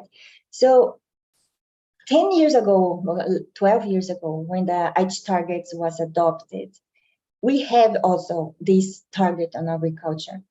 And then during the decade, we had a lot of improvement, because at the beginning, we were not aware what kind of techniques or agriculture would be biodiversity-friendly agriculture. What is sustainable agriculture, right? Many gaps of knowledge in terms of pollinators in biodiversity, in food security, soil biodiversity, sustainable soil management, many questions. What is sustainable? And then during the decade, we feel many gaps of knowledge with other platforms like IPES, FAO, many scientific progress to fill the gaps of knowledge. And then today, I would say that we have a set of practice that is very common, because during the decade also we had many different agricultural terminology that was appearing, like regenerative agriculture, let's say organic agriculture, etc. So many practices are common to all of them, like sustainable soil management, sustainable water management, the diverse crop systems, rotation, keeping the coverage in soil, minimize disturbance, etc. So we have many code of conduct for FAO, including codex for the trade, but also we have code of conduct for pesticide management, code of conduct for sustainable soil management, etc. So I would say officially we don't have one document that will set what is sustainable practice in agriculture, but we have a set of documents that many countries are already implementing. If you go to the Ministry of Agriculture of many countries, you will see this being implementing maybe before the Aichi targets, right? So we're not aware that they were implementing the Aichi targets, and maybe now they are not even aware that they're implementing the Montreal biodiversity target, right? Yep. So I think all this could help, like I said before, to bring all different constituencies together, the Ministry of Agriculture, the Ministry of Trade, the Ministry of Environment, all the economy, the subsidies, everything together to put all these practice in place, because it's still very fragmented, right? And yeah, so although we don't have a definition of sustainable agriculture factors, I think in the practice we can work with what we have so far. Yeah. Thanks, Monica. Thank you. So I'm sort of summarizing that as, yes, in terms of the understanding and knowledge, we kind of have now generically the understanding, or could have the understanding and agreement as to what, where the frames of universal frames of sustainable agriculture are. What we have then also is some guidance, some codexes to help us do that. Perhaps we need more. It's not on under one frame, as you said. So starting from this understanding, now building towards the concrete instruments that then help us to implement it, including in the trade context, is perhaps where we need to get to next. So kind of getting to more clarity and perhaps filling in gaps if we need to do that. But the legwork has been done since the Aichi targets to here, which hopefully can support us from the biodiversity and agriculture side. Thank you for that, Monica. That's been really, really interesting and helpful, and hopefully for all of us, also people listening, giving us an idea as to where the discussions and knowledge is currently in the context of the biodiversity framework and biodiversity constituencies leading that. Which will then bring us to talk about the things towards the nexus from the sustainable trade side. So I would love to welcome next my colleagues from WTO Secretariat, Svetlana Shobanova and Cedric Penn. So Svetlana is the legal officer at the WTO Trade Environment Division at the Secretariat, and Cedric is the counselor at the WTO Agriculture Commodities Division at the Secretariat. And as you can hear from their titles, they really interestingly represent the different WTO angles into this topic here, so both agriculture and the environment, so can bring slightly different insights into the discussion, which is really useful and helpful. So with that introduction, Svetlana and Cedric, my first question to both of you is, looking from outside into the EU, we do tend to hear a lot what countries disagree on when it comes to agriculture environment, rather than what countries actually agree on. And we do know actually countries do agree on things as well. And if, of course, it's the points of agreements that we could really usefully build on moving forward. So that's why I would love to hear from you first to start the discussion as to what do we know? What do countries agree on when it comes to agriculture, sustainability and trade? What can we build on? Because that will help us move forward. Svetlana, perhaps you can go first. Thank you. Thank you so much, Marianne. So I'm going to set a little bit the broader framework on the discussions amongst members here at the WTO, especially related to biodiversity. And then my colleague Cedric, who's really the specialist in agriculture, is going to zoom in a little bit more specifically into the agricultural negotiations. So perhaps to start with the very obvious, we know very well that WTO rules do not stand in the way of countries wishing to adopt certain measures related to the protection of biodiversity or the environment in general. And then at the same time, WTO rules aim to ensure that these measures are not enacted basically with the protectionist intent. So they set up certain rules related to, for example, no arbitrary or justifiable discriminations. They, especially the jurisprudence has developed these rules to say, well, measures should be coherent, they should be fit for purpose, they should be holistic. So that's our starting point. And then what we tend to see these days is that more and more measures are being adopted by our members with the aim to protect the environment and in particular biodiversity and ecosystems. So to give you some figures, basically since 2009, this objective, biodiversity and ecosystems, has been specifically identified in more than 1,700 measures that have been notified in the context of different agreements through the WTO. That's what our environmental database tells us. And these measures tend to range from grants, technical regulations, import licenses, bans, prohibitions. So there's a range of these measures.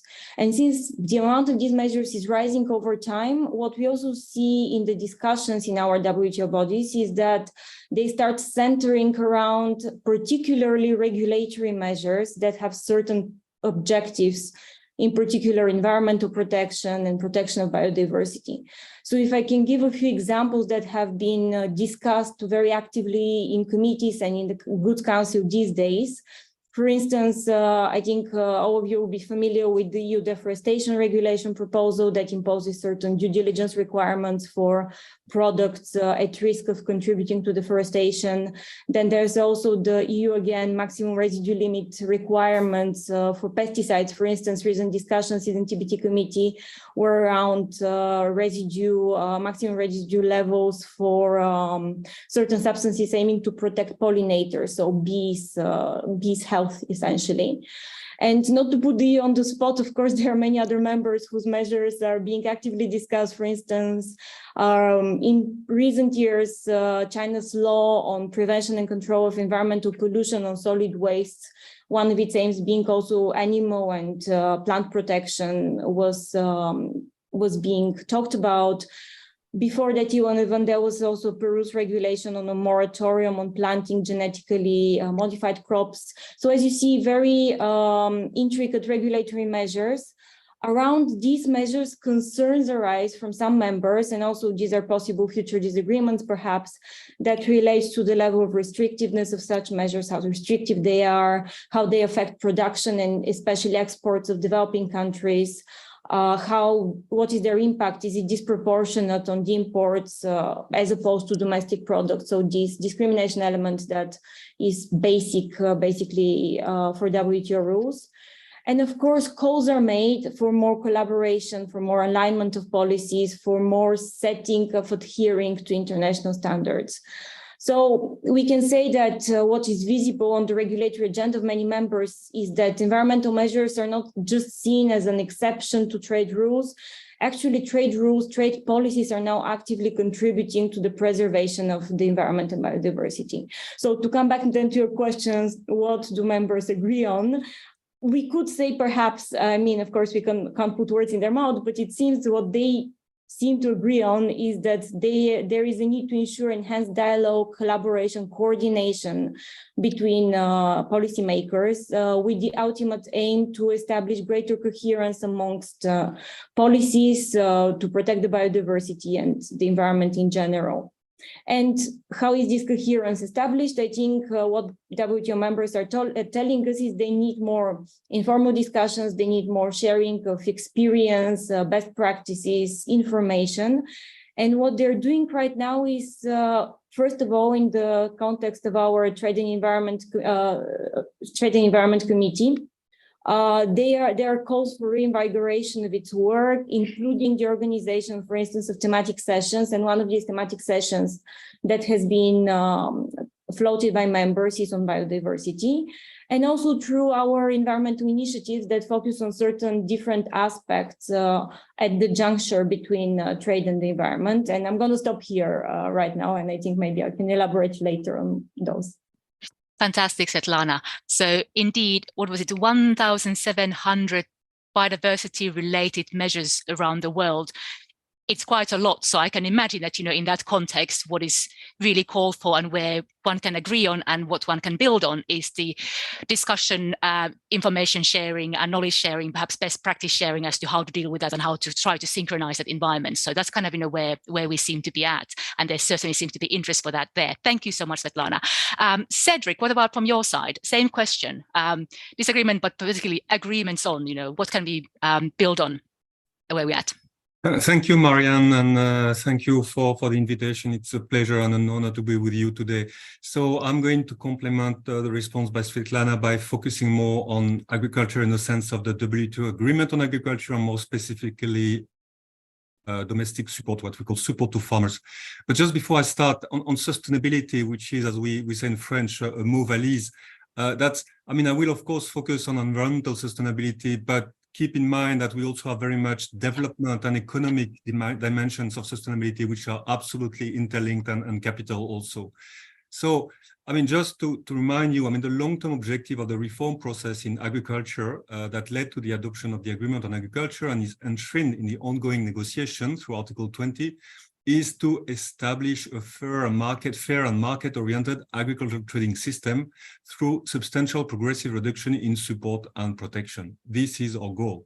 However, and it is important, members have recognized in the preamble of the Agreement on Agriculture in 1995 that the commitments under this reform program should have regard to what they call non-trade concerns, including the need to protect the environment. So this was already in it. So that commitment translates notably in the disciplines on domestic support. So, as you know, the WTO disciplines aim at limiting and trying to reduce trade distorting and production distorting domestic support. And we have what we call the green box that covers the measures that have no or minimally trade or trade distorting or production distorting effects. And these measures are not subject to budgetary limitation. So I take this opportunity to once more make the message: all green box in the WTO is not an environmental box, but it's a box which is defined by the effects on trade and production. However, and it's important in this context of our discussion today, it includes, among other categories, payments under environmental programs under paragraph 12 of Annex 2 of the agreement. So Svetlana made reference to several notifications of members that made reference to biodiversity protection, and this was indeed the case also in notification by members who notified green box measures aiming at protect biodiversity.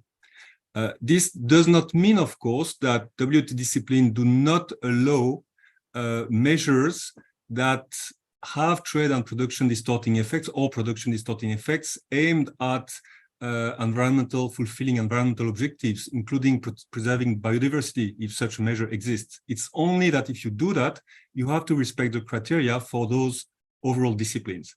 I'm sorry that I have to kind of just make, but I think it's useful to keep in mind for those of us who are not part of the usual WTO community, as I understand we have today in the audience.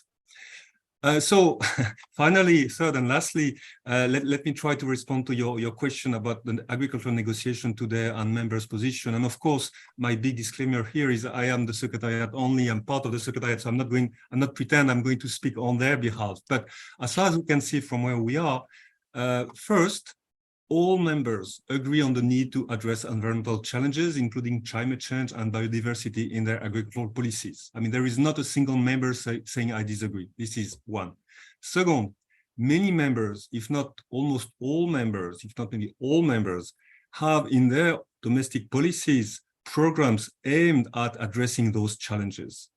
But the question and the views remain divergent on whether and how, in the context of the agricultural negotiations, you can, or you could, or you should address those issues.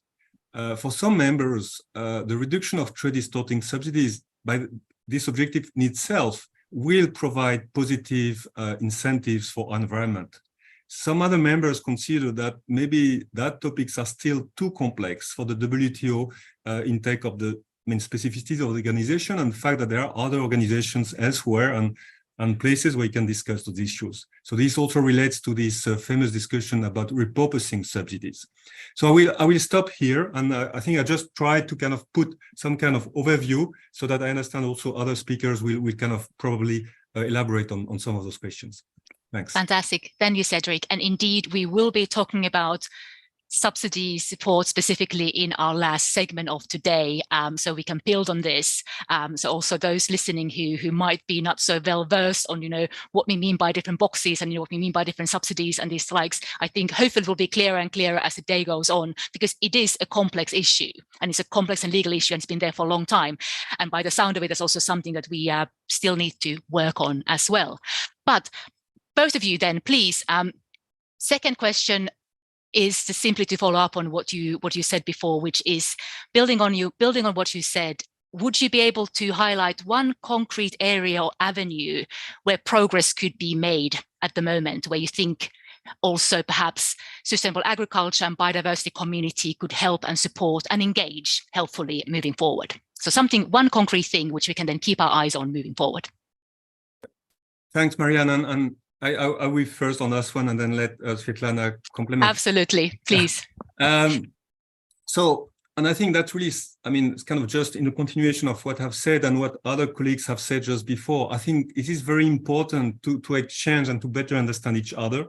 And information at this kind of session is super useful and necessary for that, because at the end of the day, the first thing for negotiation or for any discussion is to know precisely, to define precisely what we are talking about. And anything that contributes to providing data and evidence to the negotiation is welcome and necessary. And on biodiversity more specifically, as I see it, and again from my place, and knowing that I'm not a specialist on biodiversity, we found it very interesting, target 18 of the Montreal CBD decision. And it says that members should work on the identification of harmful subsidies for biodiversity. And I think this is very important, because better understanding what are subsidies harmful for biodiversity, moving from a case-by-case identification to an approach based on criteria and condition would be very useful, because that would help knowing which subsidies can be positive for biodiversity while being minimally or at most trade or production distorting, or alternatively, which subsidies are harmful for biodiversity and also having trade and production distorting effects, or those who are positive here and negative there, or negative here and positive there, and all which will contribute to get in that direction, I think will be helpful to have a successful and effective negotiation wherever it takes place, and to have the best possible outcome collectively. Thank you. Thank you, Cedric. And indeed, before handing over to Svetlana for your thoughts as to one key concrete area, really just highlighting it here, that sounds like something, a very concrete call towards the biodiversity community, for example, and, looking at Monica, Secretariat, what can be done to facilitate something like this, as to, can we identify, put things into one frame as to harmful and positive supportive subsidies for biodiversity on the agriculture side moving forward. Svetlana, over to you. And before Svetlana, yes. No, that's very unpolite for me. What I want to say is that, of course, and we don't underestimate the difficulty of the task. We know it's very complicated. We know we speak about very local situations, multi-criteria, etc. So by all means, not to say that's something that's easy done. I think, Cedric, I can definitely reassure you that nobody from the biodiversity community would think that, it would be, would even think that you would think so, because, we know how complex. I think we all know that this is a complex thing, but it's a challenge that we need to face up to, I think, to be able to move forward. Thank you. Svetlana. Thanks, Marianne. And I think I'm going to highlight another area that's not less complex than that, but indeed perhaps also worth venturing into. So environmental goods and services. This is one area that is currently being discussed by our members in the context of the trade and environmental sustainability structure discussions. In the past, there have been efforts to build an agreement on environmental goods and services, but now the dialogue is the way to go for WTO members. And to take a step back, what are environmental goods and services? These are basically goods that are manufactured or services that are rendered with the main purpose to protect the environment, be it reduction of pollution, mitigating of climate change, or protection of biodiversities. So this could be a range of goods such as solar panels, wind turbines, or for example, services related to wastewater management, to soil sustenance that prevent soil degradation. So these are really a wide range of goods and services. The context in which they're discussed at the WTO is in one of our environmental initiatives that I mentioned earlier, the TESD, the Trade and Environmental Sustainability Structure discussions. What is the TESD? Basically, as with the other environmental initiatives, it intends to complement the work that's already being carried on by members in the context of our Committee for Trade and Environment and in other WTO bodies. Their objective is to advance discussions on trade and environmental sustainability. Basically, members recognize that international trade and trade policies must protect and support environmental goals. And also they want to agree on concrete actions, that's the idea, to expand on the opportunities for environmentally sustainable trade. So what are the distinguishing characteristics of these initiatives, including the TESD? It's a subgroup of members. Right now, TESD comprises 74 co-sponsors, WTO members that represent roughly 86% of world trade. So it's a significant number in terms of trade, but they're open to all WTO members, so anyone can join. And they are very practically oriented in a sense that they rely a lot on stakeholder engagement from NGOs, from the private sector, from international organizations and academia, who basically bring in the technical expertise needed and fully participate in the discussions. So concretely, the TESD has 4 different working groups, and one of these working groups, the discussions are specifically on environmental goods and services. So for instance, the guiding questions that WTO members have set for themselves in their 2022 work plan, but also continuing into 2023, is how can trade in environmental goods and services aid in achieving the environmental, the climate goals that they're setting for themselves? What are the opportunities, best practices, possible approaches they can take looking into this discussion? And also there's a specific zooming into the situation of developing countries. What are the challenges that they're facing, and how can they maximize the benefits from such trade and achieve environmental objectives at the same time? So in the context of these discussions, members are taking objective-based approach.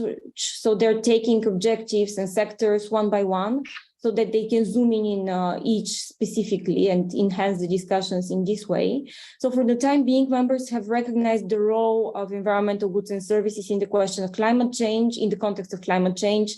So for addressing climate change mitigation and adaptation. So this year, for instance, they have organized specific thematic sessions on solar energy and then on wind energy and hydropower. However, in the initial setting of the stage, in the initial discussions that they have flagged already early on, that environmental goods and services are also very important in the context of protection of biodiversity and ecosystems. And they have accepted, they have agreed that their discussions are going to be broad scoped. And one of the specific topics that they want to include in them is biotrade.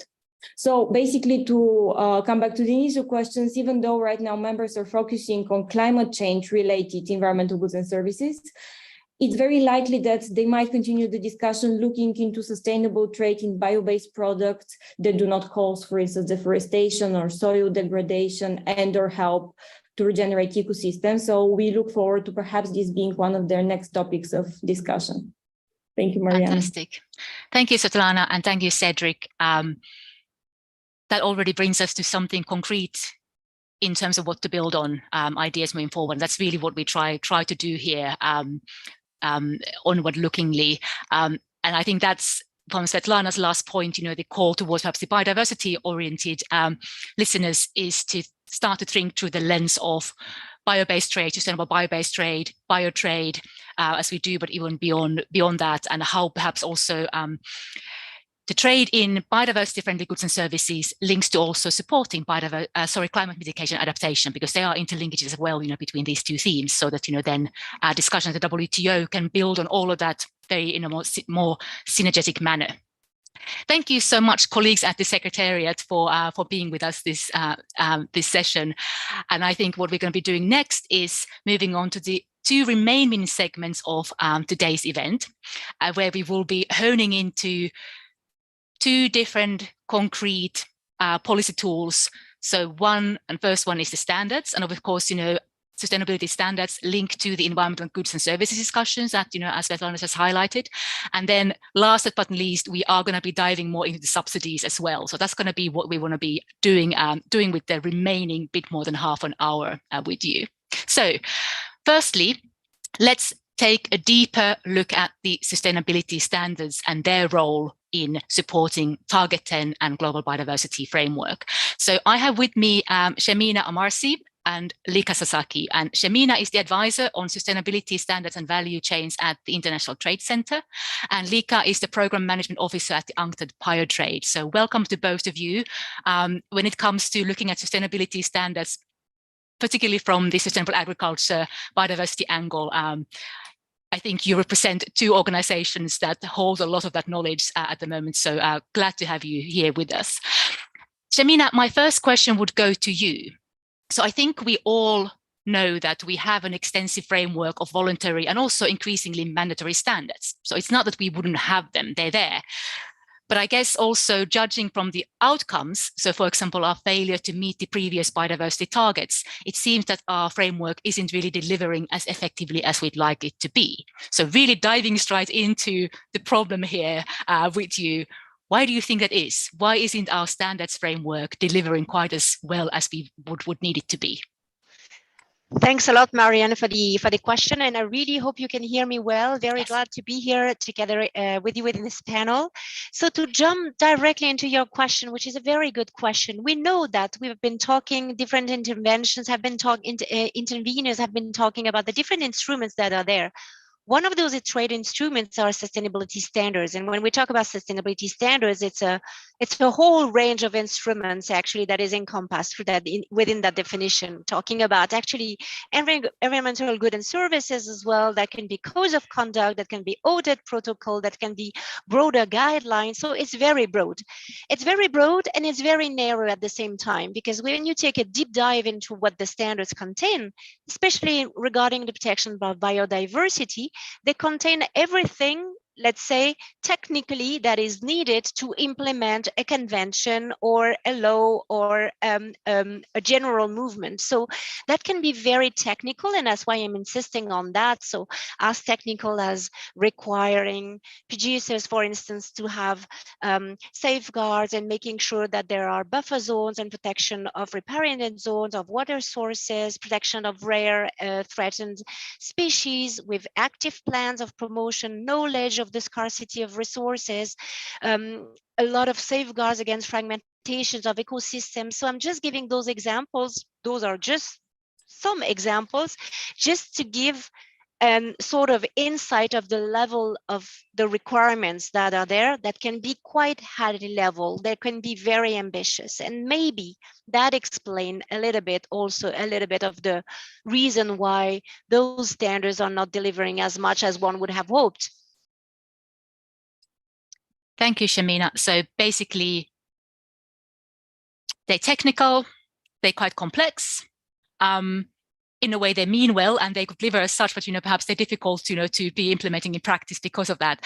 And they are indeed many of them. So then wondering, moving forward from there, do we need to consolidate existing standards somehow? How do we address, this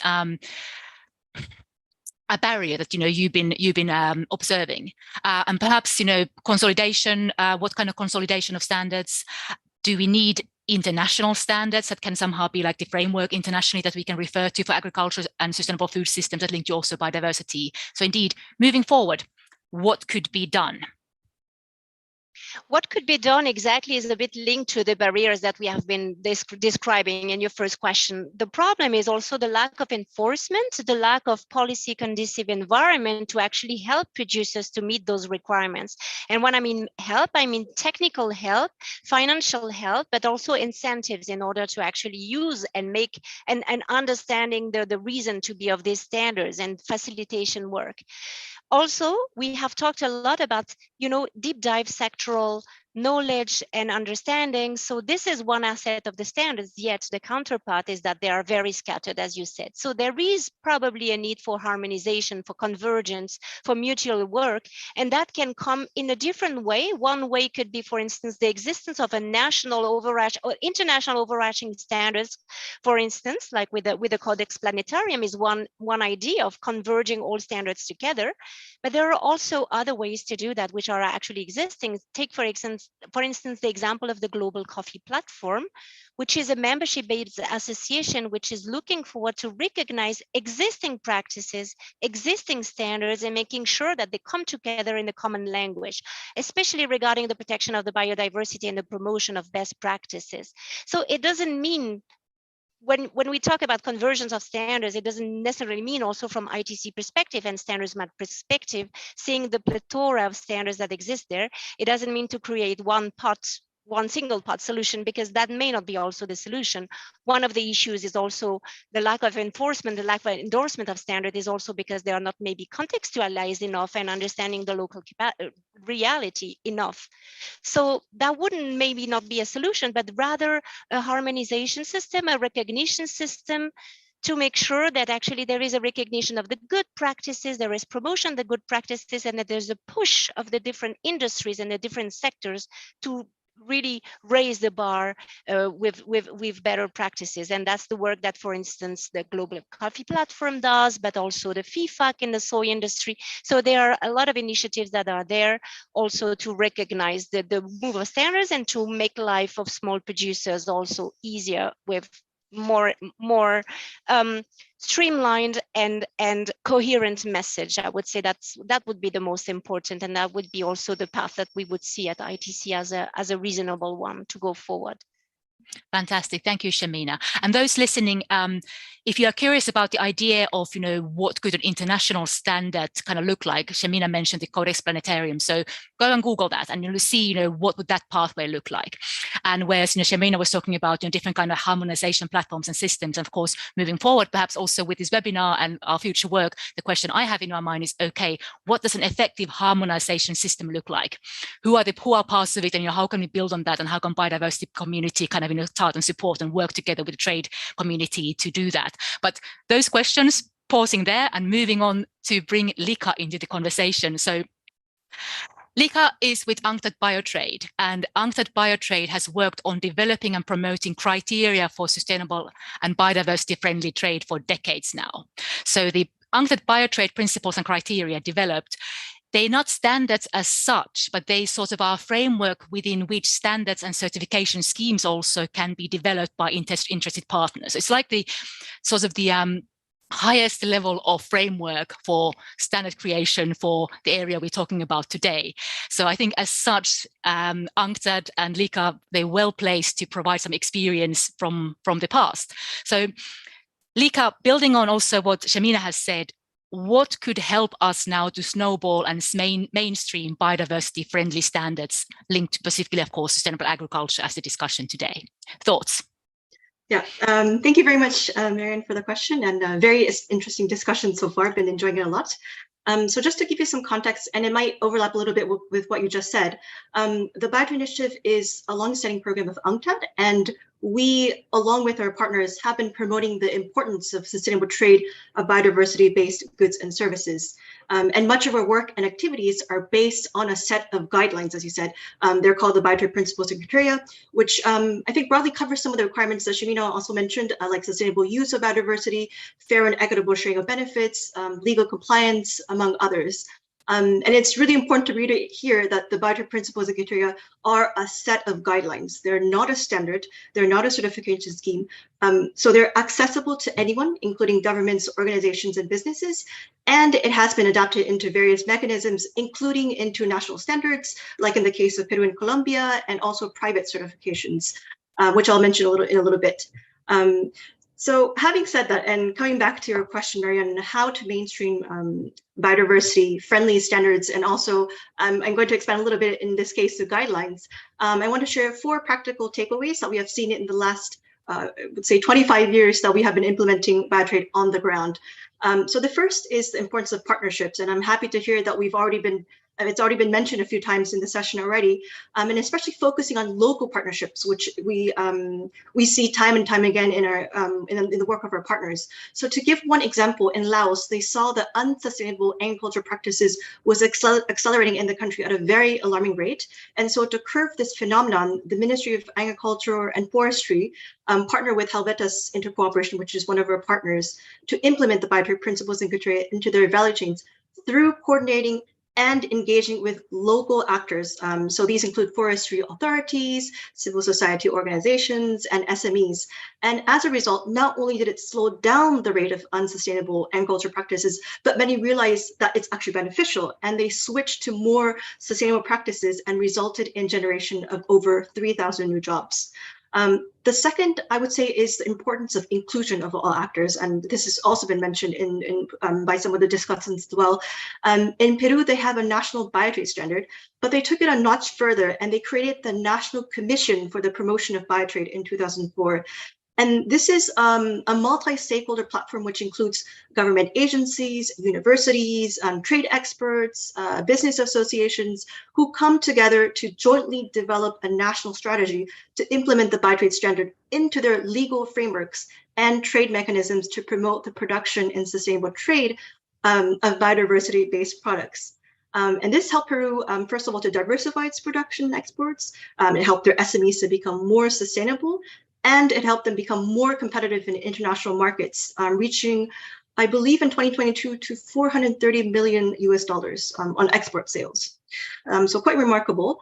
Another area is to incentivize producers who adopt biodiversity-friendly practices and to support them to access higher markets. For example, Yudafana Women's Cooperative in Namibia, they collect and commercialize marula, which is an indigenous plant, using traditional knowledge in accordance to the Biotrade principles and criteria. And what helped kickstart this cooperative over 20 years ago is that they were able to receive technical support from governments, organizations, and trade associations, especially in the beginning stages, to help them facilitate market linkages, comply to other standards like organic and fair trade, and also supported them to negotiate complex commercial agreements like the ABS agreements, which are quite complex. And today they export around 12 tons of marula oil to global cosmetic companies, and close to 3,000 women work at these cooperatives. And this leads me to my final point on the importance of sharing and implementing best practices. I think this has been mentioned many times by other discussants as well. Union for Ethical Biotrade, UBT, who is our partner and also has their UBT standard, of course, developed a biodiversity action plan tool based on their standards to support companies to create a customized plan, an action plan on the sustainable use and conservation of biodiversity. And they conducted training and knowledge sharing workshops to more than 800 spice producers in India. And the feedback that we got from these trainings highlighted that sharing of knowledge made them realize that the risks they would have in the long term economically, and action plans showed them the importance of integrating biodiversity into their operations. And in 2020, the Indian government used these recommendations and training materials to launch the Indian National Sustainable Spice Program. So I'm going to stop here because I know I'm running out of time. But these takeaways that I just spoke about, it's nothing new, it's nothing innovative. In fact, I'm happy to see that many of there were other overlaps with the other discussants. So I'm really happy that we're all on the same page, and hopefully we can continue to work in these areas and also together as well. Thank you very much. Thank you, Lika. very clear sort of, summarization of, 4 lessons learned from very significant body of work that, you've been doing at UNCTAD. And the one thing that I kind of, take from there as well is, you referenced whole countries, like, strategic take up of standardization by countries, and you're bringing it into the country level, which obviously, when you talk about, mainstream or snowballing, that is fantastic, because, then something becomes a country's, rather than, it's an initiative by a organization or by NGOs and a business, it actually becomes a country thing. So we have already something to build on and learn from the experiences you just mentioned, for example, in Peru and India, which is great. Thank you for that, Lika. So that was our quick deep into these standards and what we can do with standards moving forward, also supporting biodiversity framework and Target 10 particularly. And the final important element we'll have here now is to look at subsidies in more specific manner. So I would love to welcome my colleagues Christoph and Facundo to the stage. So Christoph Bellman is the Head of Policy Analysis and Strategy at TESS, and TESS stands for Trade, Environment and Sustainable Development, and Facundo is the Agriculture Policy Analyst at IISD. So welcome, Christoph and Facundo. Christoph, let's start with you, and let's start with a very, very simple question, I suppose, going slightly backwards, but I think this merits to be asked. How come are subsidies a trade-related issue? And the reason I'm asking this is because it's not necessarily evident for biodiversity experts working on national sustainable agriculture policies and biodiversity policies as to why do subsidies link to trade? Why is a big trade-related issue? And certainly it wasn't clear to me immediately when I started. So let's start with that, so we are all on the same page. Thank you. Thanks a lot, Marianne, and thanks for having me in this meeting. Very sad to hear that it's going to be Anya's last meeting. So all the best, Anya, for your future life. Back to your question, why are subsidies a trade-related issues? Well, I guess subsidies are trade-related issues to the extent that they affect the cost of production of goods and the conditions of competitiveness. For example, if subsidies that enable farmers to buy fertilizers or pesticides at a discounted price, that will allow them to produce more and at a lower cost than otherwise. Similarly, if subsidies guarantee a minimum price for certain goods that are above what the farmers can get on the market, or subsidies that are paid based on the quantity of food that you produce, that will encourage higher production, and that which may not have occurred otherwise. So it has an impact. It can have an impact on production costs, on condition of competitiveness, and that of course affects trade conditions and can create distortions in international markets.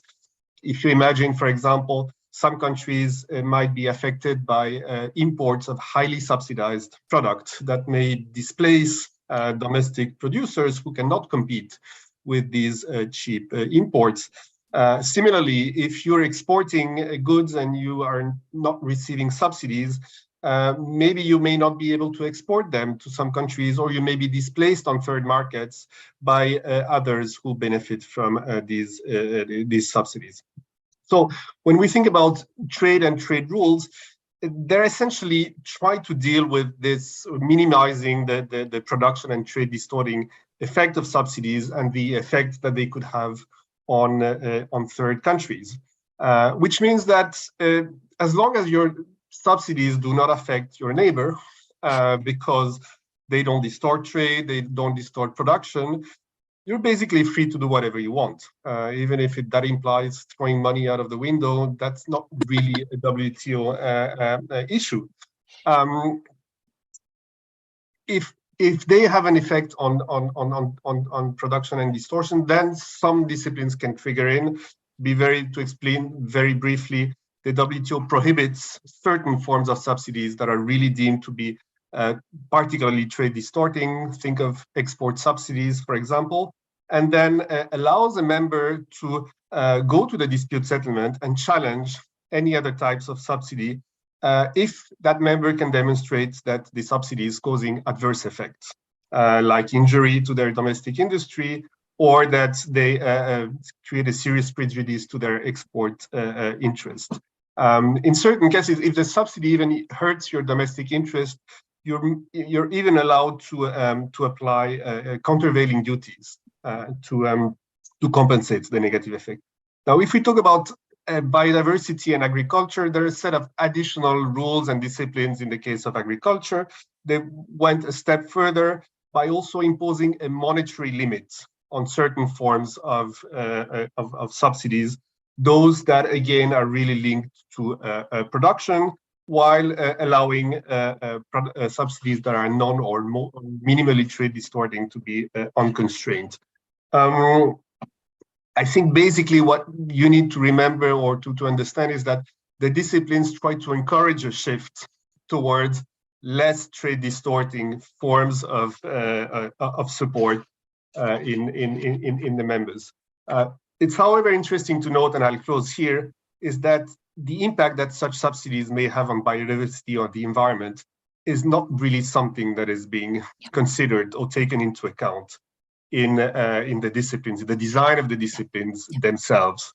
It's really something that focuses on the production and trade distortion. Yeah. Christoph, thank you so much. That's really helpful. And it's really helpful, if we think about this from the perspective of the biodiversity framework and biodiversity measures, sustainable agriculture measures, is to really understand how this works. And as you said yourself in the very end, they're not designed from that angle, but we need to understand them. And interestingly enough, I suppose, as which we learned, through the example of the harmful subsidies in the context of fisheries, somehow here can emerge a space which can be supportive and can become allies. And it's basically finding that space now that we will be looking at moving forward in the years to come. And with that note, Facundo, I'm going to hand over to you. Which kind of subsidies are we allowed to adopt? Because often we hear we can't adopt these, we can adopt these, but really like the list of what we can adopt, because that is the list I think that we will need to be starting to build on and be very aware, for example, in the context of looking at this from the biodiversity angle. Facundo, microphone. Thanks, Marian, for that question. Overall, as long as they do not distort trade or the production decisions of farmers, countries can provide agricultural subsidies under the WTO agriculture agreement. Where agricultural subsidies distort trade, there are certain limits which are different from country to country. In principle, developing economies have more flexibility to give agricultural subsidies that distort trade, but then there is a group of 32 economies, roughly half of them developed, that have additional flexibilities to use agricultural subsidies, even if they distort trade. Now, when it comes to protecting biodiversity, the WTO Agriculture Agreement provides flexibility for countries to give agricultural subsidies for environmental purposes. There is a provision that refers to payments for environmental or conservation programs, which was already mentioned by the WTO Secretariat. The eligibility of these environmental or conservation programs is contingent upon the fulfillment of certain conditions, such as the use of certain methods or the use of certain inputs. And indeed, WTO members are already notifying their environmental programs, including those that refer specifically to biodiversity under this provision. And there is also another provision that I think can be quite functional in advancing environmental objectives, including for biodiversity purposes. A provision that I would say has a lot of potential and has been surprisingly overlooked within the WTO Agriculture Agreement. That provision refers to general services. These general services do not involve direct transfers, direct payments to farmers, but they target the agricultural sector as a whole. And there you have a wealth of policies such as research in connection with environmental programs, training services, extension and advisory services, infrastructural services, including infrastructural works associated with environmental programs. This is a very important point. the potential of general services to advance environmental protection objectives such as halting biodiversity loss, including through investments in research and development. Indeed, and with this I conclude, the latest OECD monitoring and evaluation report notes that the expenditures in general services have decreased in perceptual terms over the last 2 decades, over the last 20 years. So there we have an area, general services, where countries have a lot of room for improvement, as well as to provide agricultural subsidies that promote biodiversity goals. Thanks.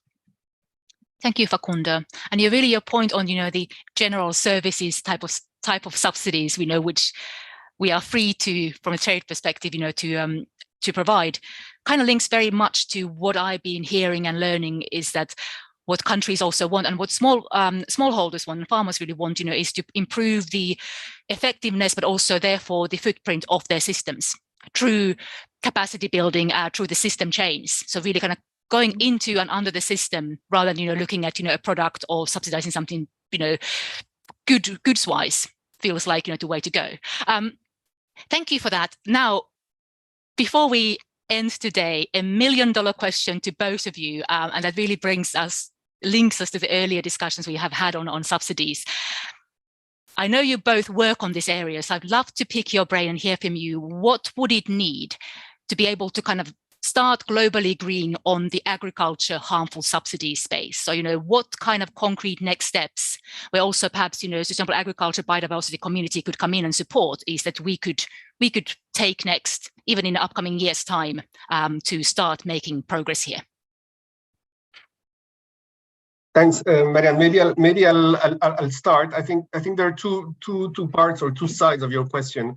One is how do we reduce or eliminate environmentally harmful subsidies? And then there's another aspect, which is more how do we, in a way, incentivize more environmentally friendly agriculture production and trade, including maybe through the use of subsidies. So I'll focus on the first part and maybe let Facundo come on the second one. I think, as Cedric mentioned, we know that there's an ongoing negotiation in the WTO to reform subsidies. It's a slow, it's a difficult, sometimes frustrating process, but it's there. As we've mentioned, it essentially tries to address the production and trade distorting aspects of subsidies and to some extent issues around food security. But there might be a very strong case, I think, to maybe complement existing or future disciplines that may come out of this process with a set of dedicated disciplines that could address really the environmental sustainability dimension of agriculture subsidies. And that's not completely new. That's exactly what WTO members did in fisheries, right? So they decided to develop a set of additional disciplines on the top of existing ones, which essentially dealt with the trade distorting aspects, but a set of additional disciplines to deal with the sustainability dimension of fishery subsidies. So the question is, of course, can we think of a similar process in agriculture? And if yes, what would it take?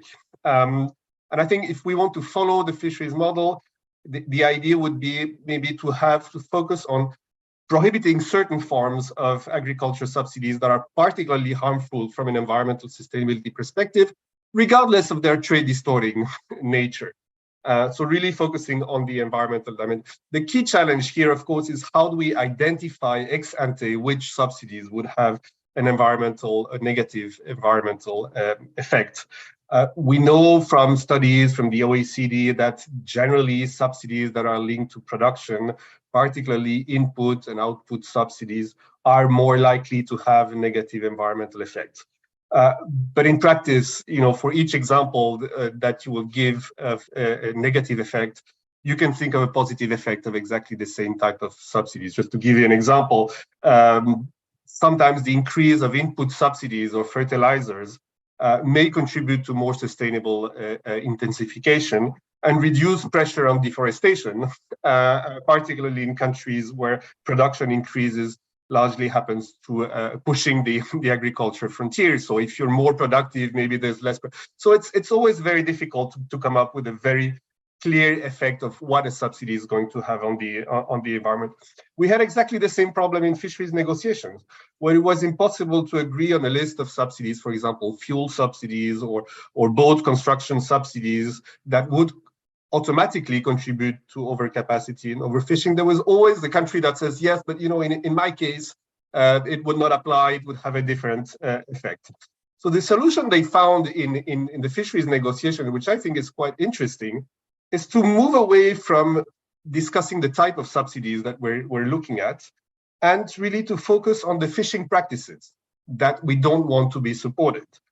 So they've agreed, for example, that illegal fishing should not be subsidized, or when the stock of fish is overfished, you shouldn't be subsidizing fishing.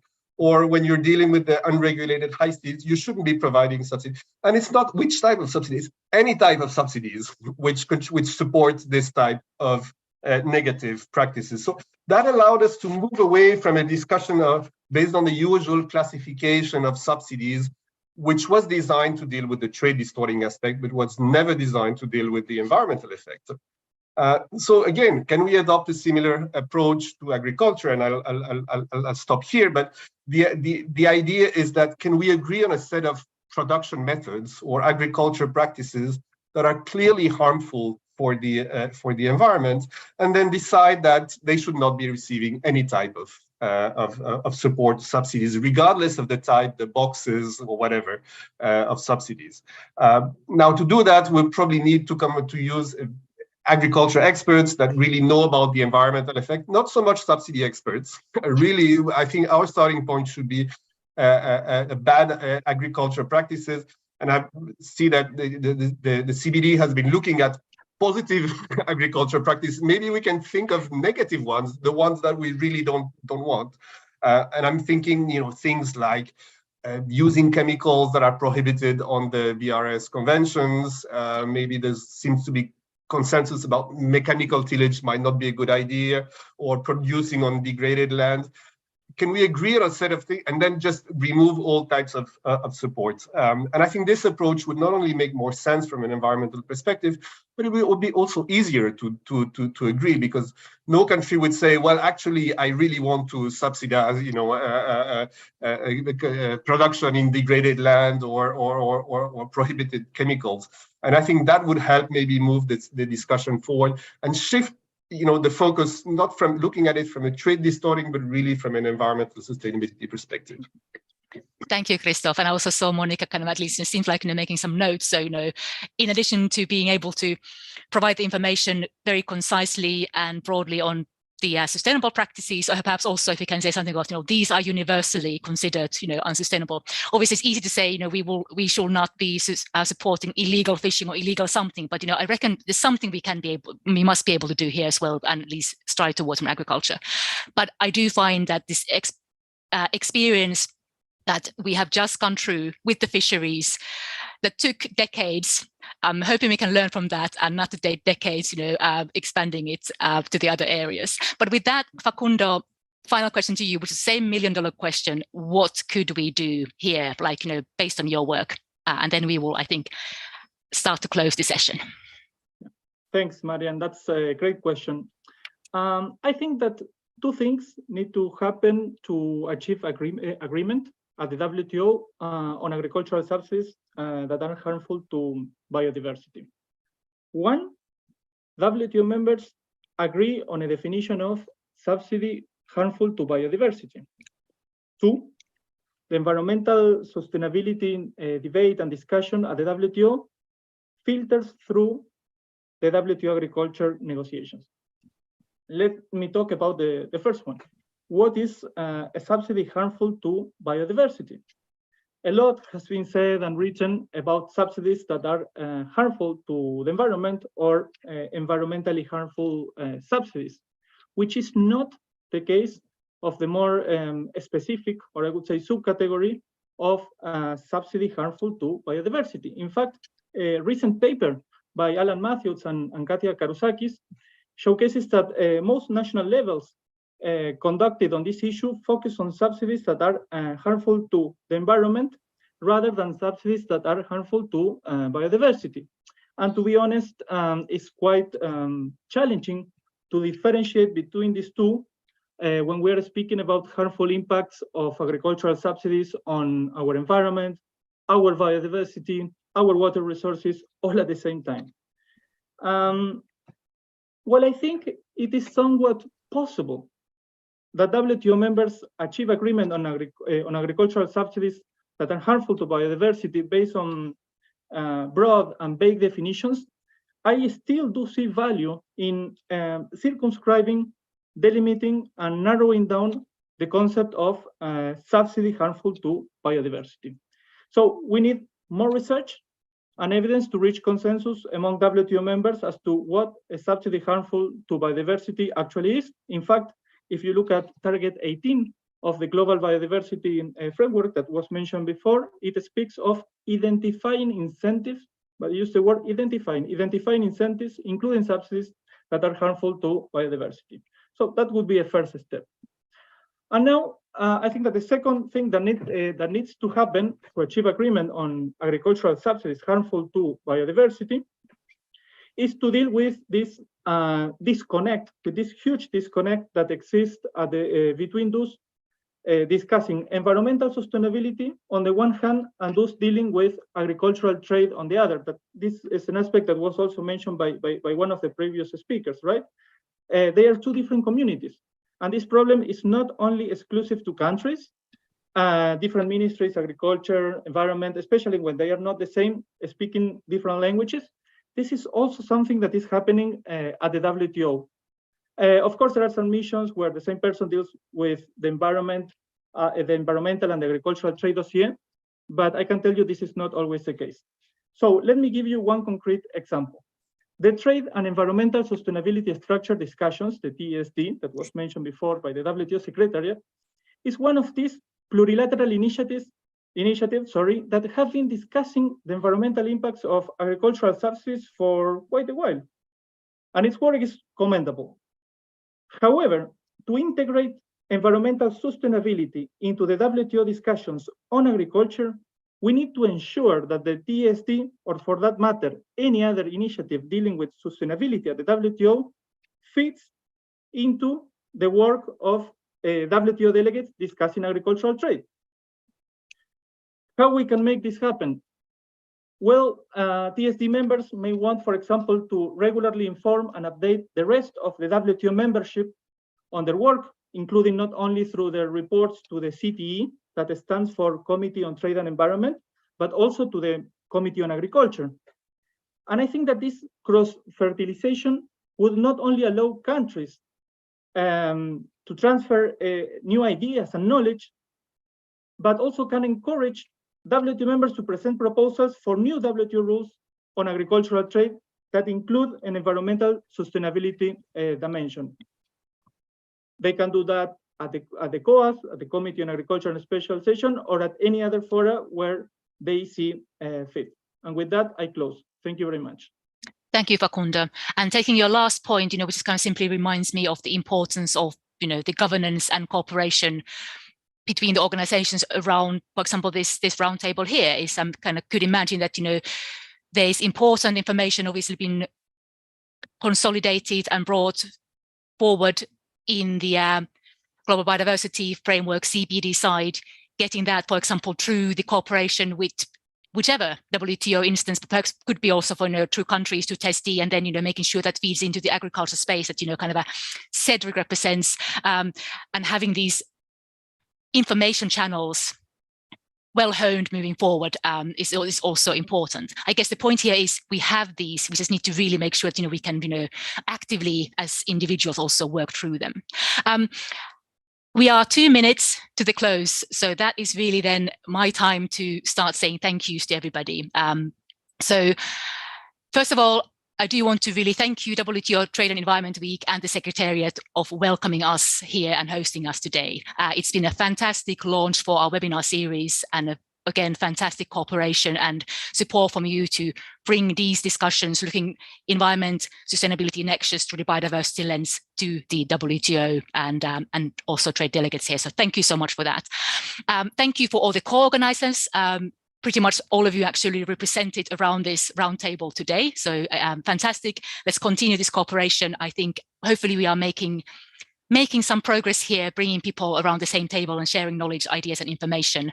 And of course, in that context, explicit thank you to all of you panelists that you've been here with us today.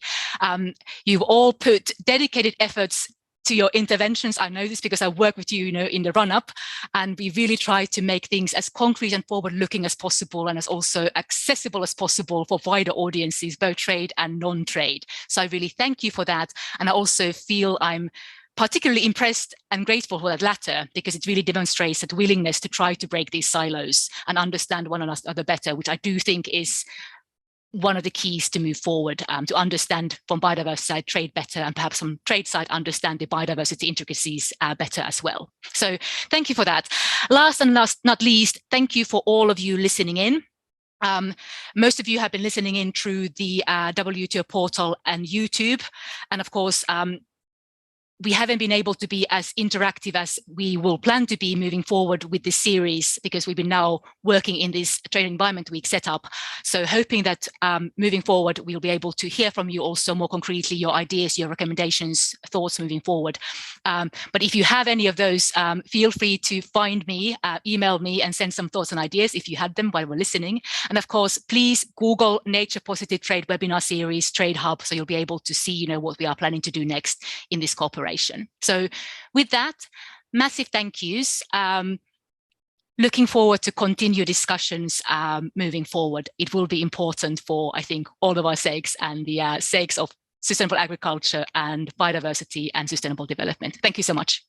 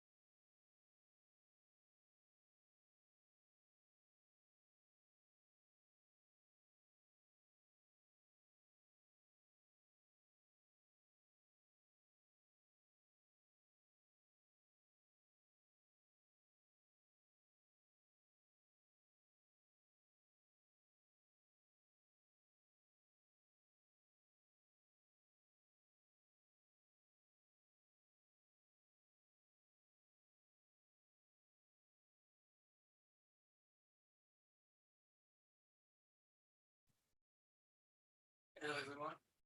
I don't think I can.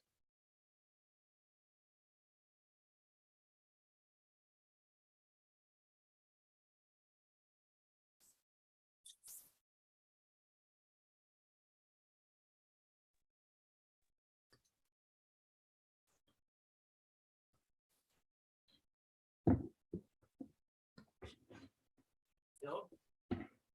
Hello, hi, can you hear me? Yes. How are you? Yeah, fine. How are you, Jose? Hi, Carlos. Hi, Ronald. Ronald. Good to see you. See you too. Yeah. Hello, Jose Antonio and Kai. Nice to meet you. And Kai, I need to share my screen, but I cannot do it. Do you know who is? Yeah, the organizers are setting you as a panelist.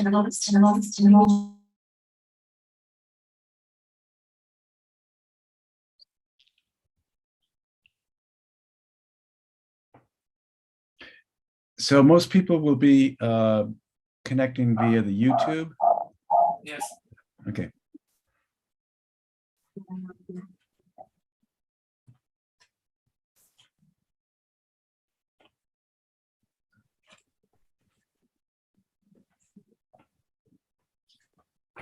I'm going to put my screen on no video for the moment.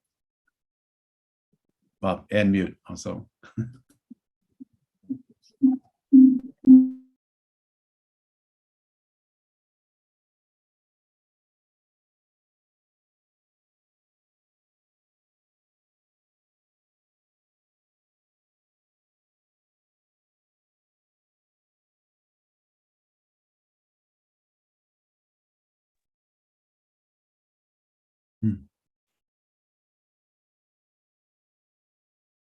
I wasn't hearing you, Ankai, when you were speaking. I don't.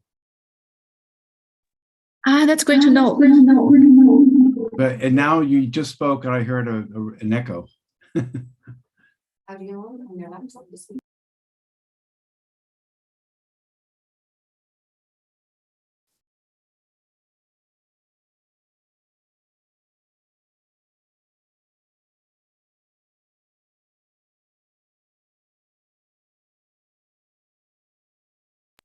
Okay, I'm going to try again.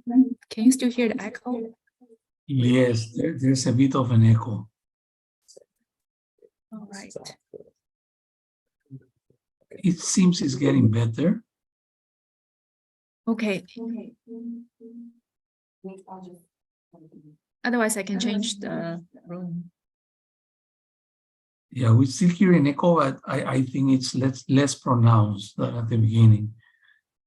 You asked to show the screen and use my co-host. I've made you a co-host. Unless it's this one. And please make Jose a co-host as well. Hi.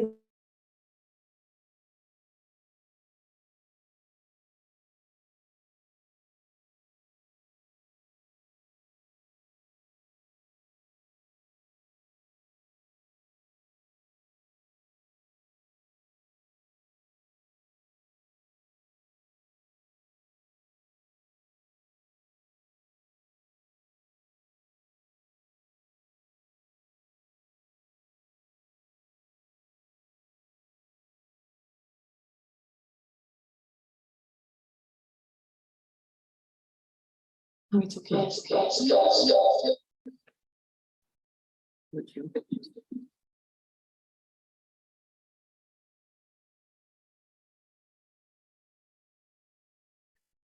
Like this.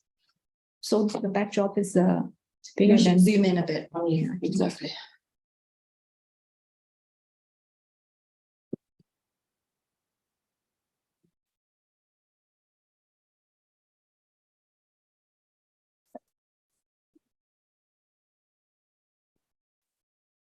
We also need to give one of the participants the co-hosting. Yes, so I've given him Jose Antonio Montero as a co-host, so Zankai, and who else do I need to? Anyone else? Me and John.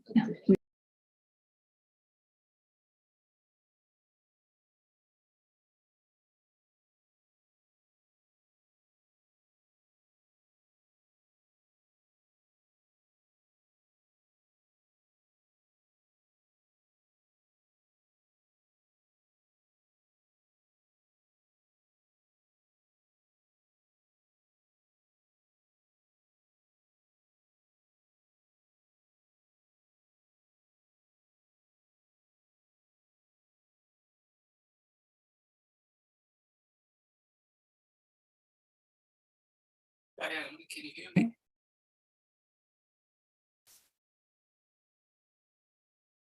Do you see, Ankai, do you see only the slide? Cannot hear you. Yes, I can see the slides now. That's perfect. But not the presenter view, right? Correct. It's the slides that the viewers can see. Okay.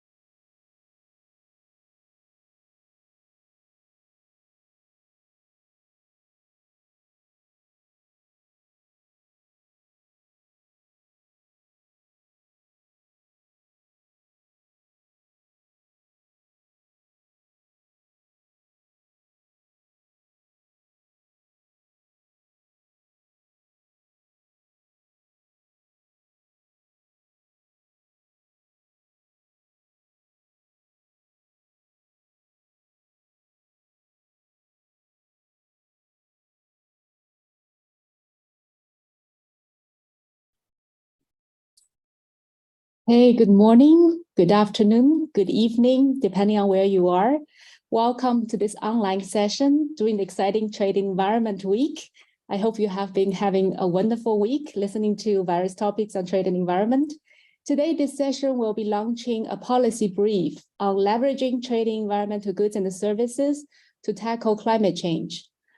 This policy brief was prepared based on the World Trade Report last year, which focuses on interlinkage between climate change and international trade.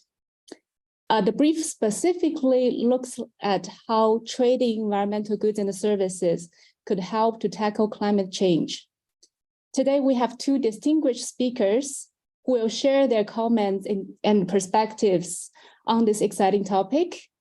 Ronald Stinblick is non-resident senior technical advisor at the Quarter United Nations office. And Carlos Kuriyama is the Director of Policy Support Unit at Asia Pacific Economic Cooperation, APEC Secretariat. Before that, my colleague, Jose Antonio Montero, will first give us a brief presentation on the key messages of the policy brief. Jose, now you have the floor, please. Thank you, Antares. Hope you can hear me and see my screen. Just let me know if there's an issue. Hello, everyone. Happy to be here and to present this policy note, which is, as Ankai mentioned, based on the World Trade Report 2022 on climate change and trade.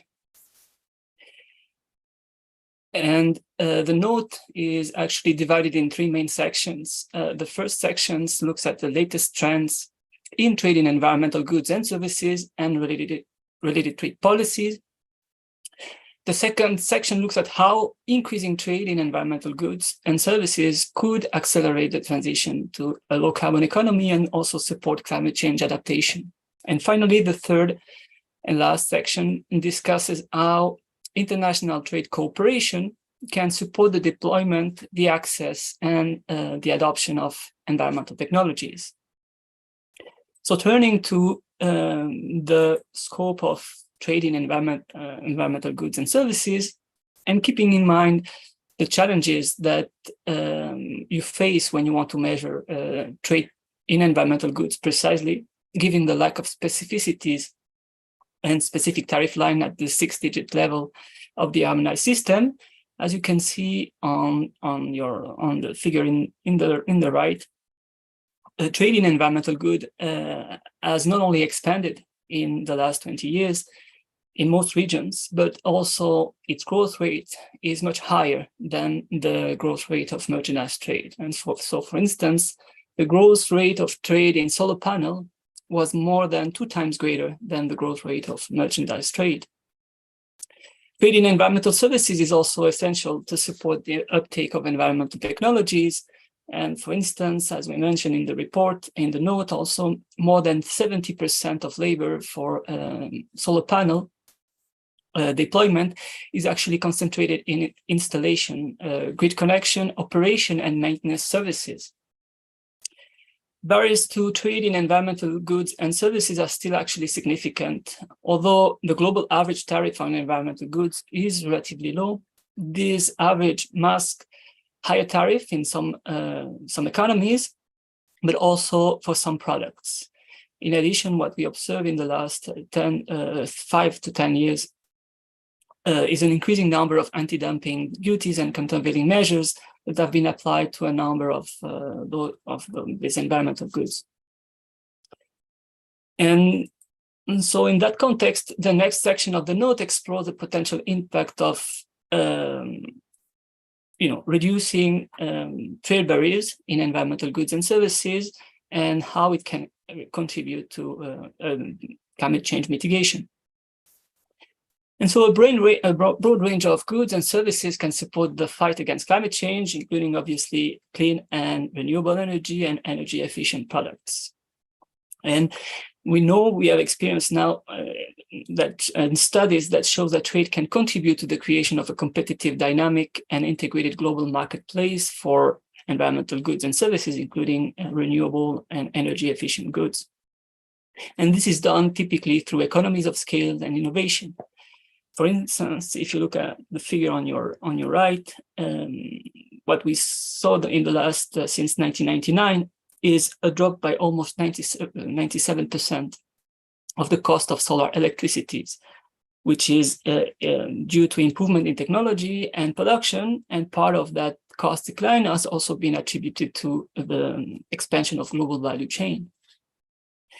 In the note and in the World Trade Report, we show simulation results based on the WTO global trade model. We show that the elimination of tariff and a reduction of non-tariff measures on selected list of renewable energy product and energy efficient product could lead to a net reduction in global carbon emissions by 2013 of around 0.6%.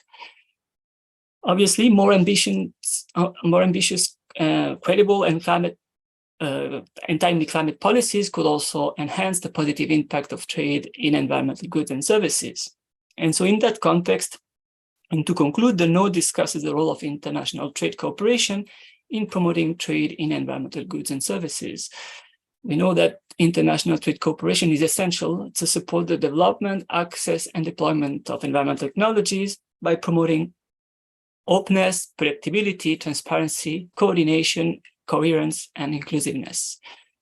And what we see is that regional trade initiatives such as APEC and regional trade agreements have been the main so far avenue to promote trade in environmental goods and services. And as you can see in the figure on your right, an increasing number of regional trade agreements include provisions to promote trade and for direct investment in environmental goods and services. And for instance, you have a couple of agreements that include a specific duty-free list of environmental goods.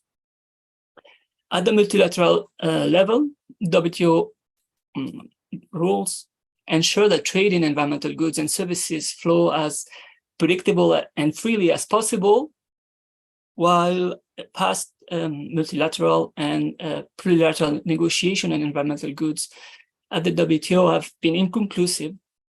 Environmental goods and services have still benefited from trade opening as part of the Euro round that established the WTO. And in addition, trade in environmental goods and services is fostered by the non-discriminatory, transparent, and predictable trade environment underpinning the WTO agreements. And so, in addition, the protection and enforcement of intellectual property rights under the TRIPS agreement is also essential to support innovation while at the same time promoting the transfer of technologies. And the note concludes that the WTO could make a greater contribution to promoting trade in environmental goods and services by first improving the quality and the availability of data on environmental goods and services. As I mentioned before, it's still very difficult to measure precisely the amount, the value of trade in environmental goods and services.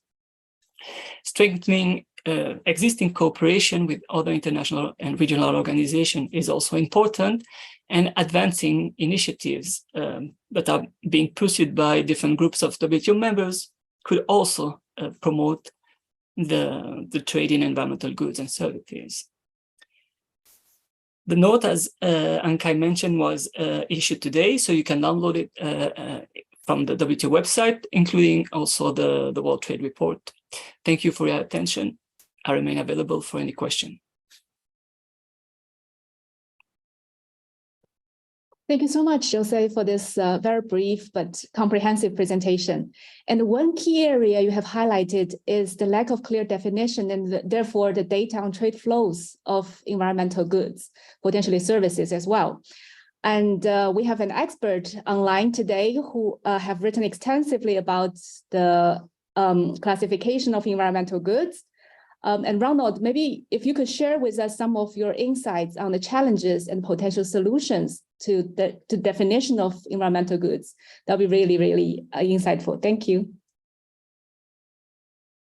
Yes, good afternoon to everybody in Geneva, and good morning or good evening to people watching from elsewhere.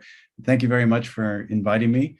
Let me just first say that I really commend the WTO for producing a nice, very, what as the British would say, crunchy and commendably brief report that should be accessible to many people, and yet gets several important messages through. You asked me, Ankai, about the question of definitions. I guess I myself don't get too bothered by this issue because back in the 1990s, the OECD, which I used to work at, and the Eurostat came up with a pretty broad definition for environmental goods and services, and it's worked more or less. I think what of course is the problem is that unlike, say, agriculture, where you have certain goods that are covered by the WTO agreement on agriculture, and they can simply say chapters 1 through 24, and then a few other goods, the numbers of chapters from which chapters of the harmonized system come out of, include in some of the lists that people have prepared, up to a third of the chapters. Generally, in the past, countries, when they've been proposing goods, have avoided goods included in the agricultural chapters on the argument that, well, there's separate negotiations on that than on in environmental goods, which was more in non-agricultural market access kinds of discussions. But that's we're no longer in those negotiations, so I think that it's fair to also look at some of those, particularly if one's looking for environmentally preferable products. And I'm thinking, for example, of natural fibers as substitutes for plastic fibers. A lot of my work these days is focused on plastics. I wanted to, I certainly agree that your stress on that it's not just in terms of barriers to trade in environmental goods, it's not just applied tariffs. It's also other measures like anti-dumping duties, countervailing measures. But one thing I didn't see mentioned, maybe I missed it, was local content requirements. We're seeing those proliferate in not just developing countries, but some developed countries as well. And there's good reasons why local content requirements are prohibited in several parts of the WTO agreements. But of course, challenging those requires having a working dispute settlement mechanism. I also understand why the report focused on climate change, but I would just underscore that to me, I think it's that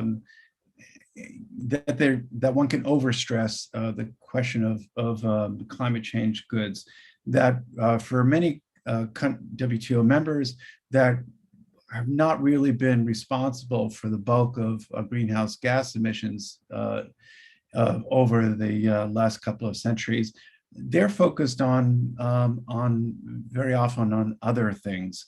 And it may very much to do with pollution, things like water supply, and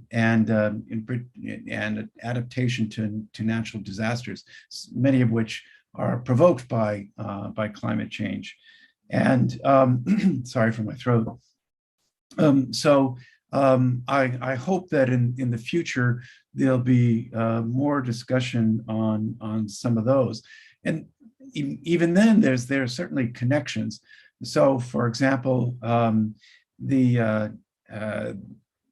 I know that water is a sensitive issue for some countries as a service, a water supply, but in fact there are many forms of or types of services and goods for supplying portable water, particularly in small villages and stuff, which are unlikely to have large water supply systems in the type that countries are thinking of, provided by municipalities.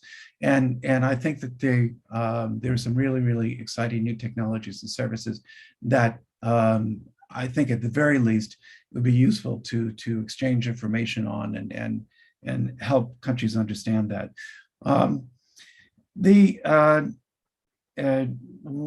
Another really big issue for some of the least developed countries is clean cooking. And I'm involved with a project at the moment that's looking into barriers to trade in clean cook stoves. These can make an enormous effect on indoor pollution, replacing traditional biomass type of ways of cooking, using cleaner fuels, using cleaner appliances, and some of the tariffs on these or on the fuels that are used by them are enormously high, 30% going up to 100% in some cases. Just finally on data, it's been a long-running problem for discussions on environmental goods, discussions and analysis on trade in environmental goods, the issue of data, because very few, until recently, very few of the goods that might be considered environmental goods are, sorry, my throat, are separately identified at the 6-digit level in the harmonized system, which is what is used for trade data. And so when for example, the so-called OECD list, most of the tariff codes under which one collects the data on that cover a whole lot of other goods that are not specifically environmental. Fortunately, the World Customs Organization is thinking of these now and has in 2022 and hopefully in 2027 will have more categories. In the meantime, even if the WCO is limited in how many new categories it can provide, countries who are interested in at least getting a better handle on trade in environmental goods could agree among themselves to common definitions and common codes at the 8 or 10-digit level. And just finally on environmental services, the paper touches on those, but on the data side, those data are very, very poor. I would hope that the kind of work that we'll hear in a moment about what's happening in APEC with a more expanded list of environmental services can help encourage perhaps more targeted data collection on those. Thank you very much. Thank you so much, Ronald. You have touched an area of very important topics. You mentioned local content requirement, which is probably the desire to also promote domestic industry and domestic employment in addition to promoting environmental protection. You mentioned also the need for controlling the local or domestic pollution versus the global issue of climate change, as well as data issues on how to measure environmental goods and services trade. We can discuss some of those topics in depth later, but before that, let's hear from Carlos, because APEC has been a pioneer in liberalizing trading environmental goods. And if you could share some experience of how APEC members have initiated this trade liberalization, that would be very helpful for us. Thank you. Good afternoon to everyone in Geneva. Good morning, good evening to everyone, joining from other places around the world. And it's a great pleasure to participate in this session. And thanks to WTO, in particular to Jose Antonio Montero and Ankai Xu for the kind invitation to speak in this session. And also, it's an honor for me to be part of the same panel where Ron Stemlich is also speaking. Well, the topic of trade in environmental goods and services is gaining more relevance as time goes by.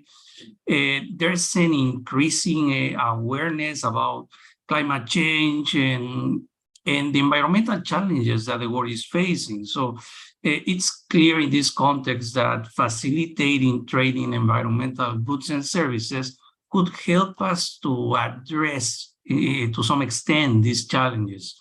So, however, I mean, there's a lot of work that needs to be done, and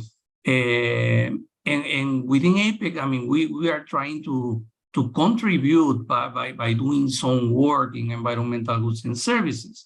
So within APEC, one of the initiatives that we have been promoting for many years is on environmental goods. So we were able to endorse a list of environmental goods in 2012. And this list includes 54 products at the 6-digit level in the harmonized system. And in this initiative, basically, APEC members committed to reduce tariffs affecting those goods to 5% or less.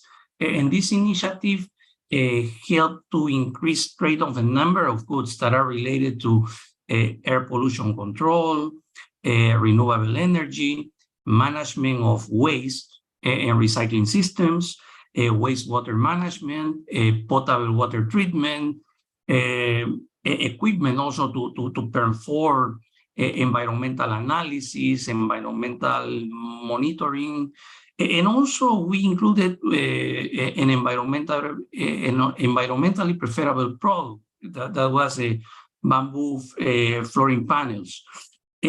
However, you know, it's been 11 years since we agree on this list, and we feel in APEC that there's a need to expand this list. To start with, I mean, technology moves rapidly, and an expanded list, I mean, could incorporate these new technologies and new products that are more energy efficient. For example, I would say that an expansion of the list could include many of these environmentally preferable goods, which could help us, you know, to reduce CO2 emissions. For example, one case could be to add electric vehicles, as we know that transportation is one of the main sectors, you know, contributing to CO2 emissions. In addition to that, I would say that expansion of any list could consider to take into account a global value chain approach and include, for example, some intermediate goods that help us to produce environmental goods. So currently in APEC, what we are doing is to start discussions to build a framework that would help us to produce a new APEC reference list of environmental goods. And the intention is for this list to be voluntary and non-binding, basically respecting APEC mandates. Besides issues on tariffs, we also feel that it's important to tackle non-tariff measures as the policy brief by WTO mentions. In APEC, we conducted a study on the APEC list on environmental goods, and we found that many of the non-tariff measures affecting the products in this list were related to export-related measures, like discriminatory concessional loans, grants to local exporters, export tax rebates, and we feel that the removal of tariffs and the reduction of non-tariff measures could help us to increase trade of these goods and also help us to elevate productivity and help us to reduce CO2 emissions. And that's something that has been correctly highlighted by the policy brief released by WTO. And finally, another initiative that I would like to share with you that APEC has been developing is something that we started doing in recent years, which is the APEC reference list of environmental and environmentally related services, which was agreed in 2021. And this is probably the first agreed list on environmental services in an international forum that was agreed by all its members. So the way how it was built, I would say that it was done in a very unconventional way. So instead of asking members to nominate the list of possible services sectors as environmental and then find common elements, commonalities among all these nominated lists.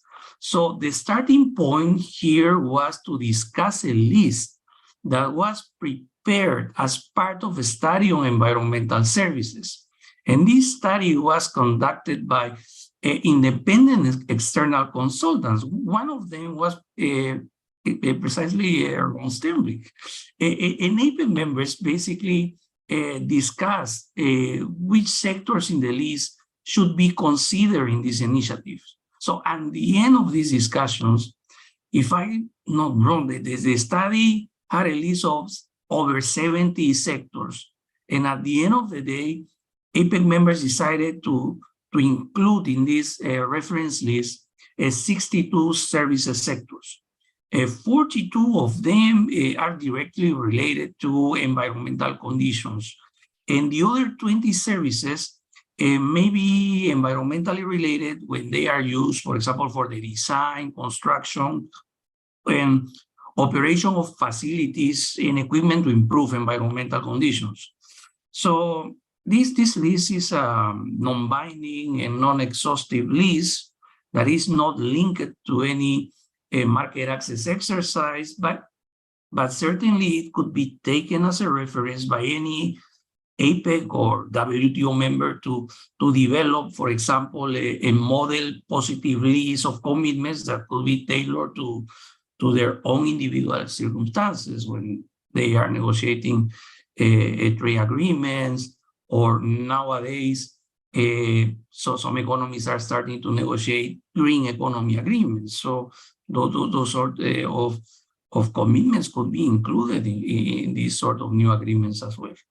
So I leave it here. I'll be happy to participate in the discussion and answer any questions that you all may have. Thank you. Thank you so much, Carlos. For anyone who's watching this online on YouTube, please feel free to raise your questions through the chat box. We do have one question already. Solwax asks, what are the potential implications of opening trade in environmental goods for domestic industries and for employment? If you could, if you know of any countries or of any case studies that shows how domestic industry could also benefit from opening trade in environmental goods and services, it will be quite interesting. I think in a time of global value chains, you really have to import in order to export. So I think import and exports are quite related. And I was also quite interested in this point that Carlos touched upon on environmental services, because a World Trade Report last year did highlight that services such as renewable energy installation and maintenance, or weather forecasting services, water, the air treatment services are quite important to address climate change, not just to mitigate climate change, but also to adapt to its consequences. So defining environmental services and related services are the first step in order to open trade and increase the efficiency of the provision of these services. So both speakers, as well as Jose, if you have any takes on efforts to address trade barriers in environmental services, that'd be great. I don't know if anyone wants to take these questions.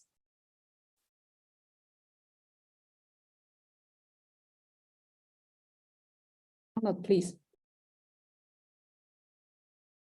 Well, sorry.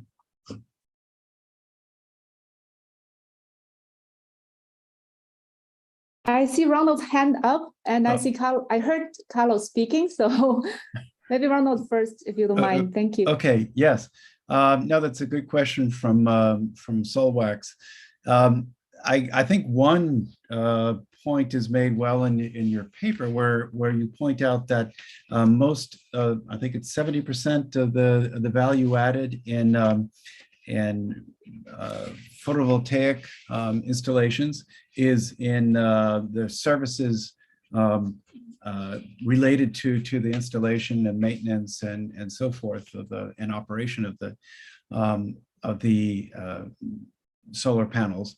And yet what we see is a lot of countries basically putting stress on the manufacturing of and trying to protect their domestic manufacturers of solar panels, which seems to be rather on the argument that this would create a lot of jobs, when actually a lot of the solar panel manufacturing plants are very highly automated. The other thing, I think that a more general one, and many years ago, I was involved with a study that looked at various energy-related technologies, and the one thing that was clear was that in small island developing states, a lot of them obtained their electricity from burning fuel oil or diesel oil, and that I realized that a lot of SIDS, to use the abbreviation, apply fairly high tariffs. That's their way of raising foreign currency, but that if they allowed in renewable energy or energy efficiency related goods and services, that they would make up whatever lost revenues from waiving the import tariffs on those very quickly through a big reduction or elimination of having to spend foreign currency on importing fuel oil. Especially these days when the prices of fuel oil are so expensive. Just a couple of examples there.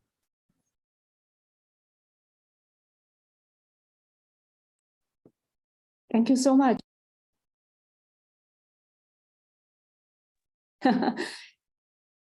Do we have other takers? I saw there's another question coming in the chat. When and where could we find a copy of the new report? We can share the link soon. And another question from Solwex, very interesting discussion. How can trading environmental goods support the development and adoption of clean technologies and green industries? And Joy Zhao also says, thanks for the discussion. I was wondering what role can international cooperation and trade agreements play in promoting the role of environmental goods? I think these are very interesting questions, and I know that Jose is an expert in regional trade agreements. So maybe if you could take, any of you could take these questions. Yeah, I can take the one on regional trade agreement briefly. We see that as I mentioned and as discussed in the note and in the report, there's an increasing number of regional trade agreements that include specific provision on promoting the trade, or including in some cases foreign direct investment in environmental goods and services. And what we see is that there are different ways to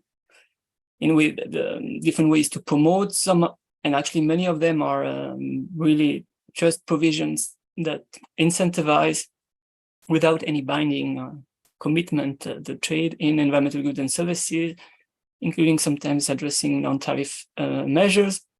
But as I mentioned, there are a couple of relatively recent agreements that have agreed, just like APEC, on a specific list of environmental goods, but which is much larger than the one in APEC.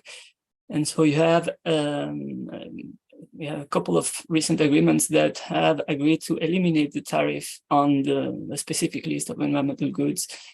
And another approach that you only find in the agreement between Switzerland and Indonesia is a provision that allows Indonesia to export palm oil to Switzerland and get a lower tariff if it's been produced in a sustainable manner. So these are a different approach to promote trade in environmental goods.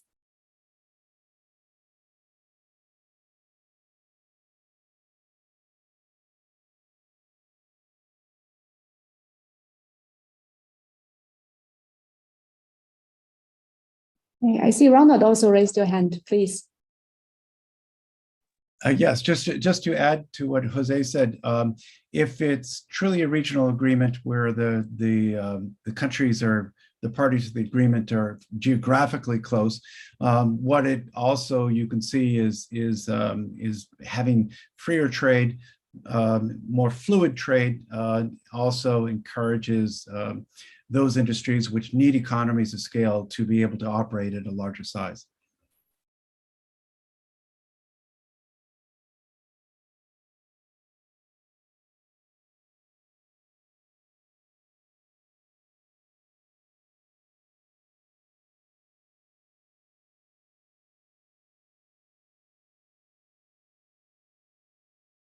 Okay, great. Thank you for the questions and answers. I have just posted the link of the policy brief on the YouTube chat, but you could also find the link directly on WTO website. We hope this conversation has been helpful in helping everyone understand the trade in environmental goods and the services and how that can bring environmental benefits as well as employment and income benefits to countries. If you have any questions, please feel free to follow up. I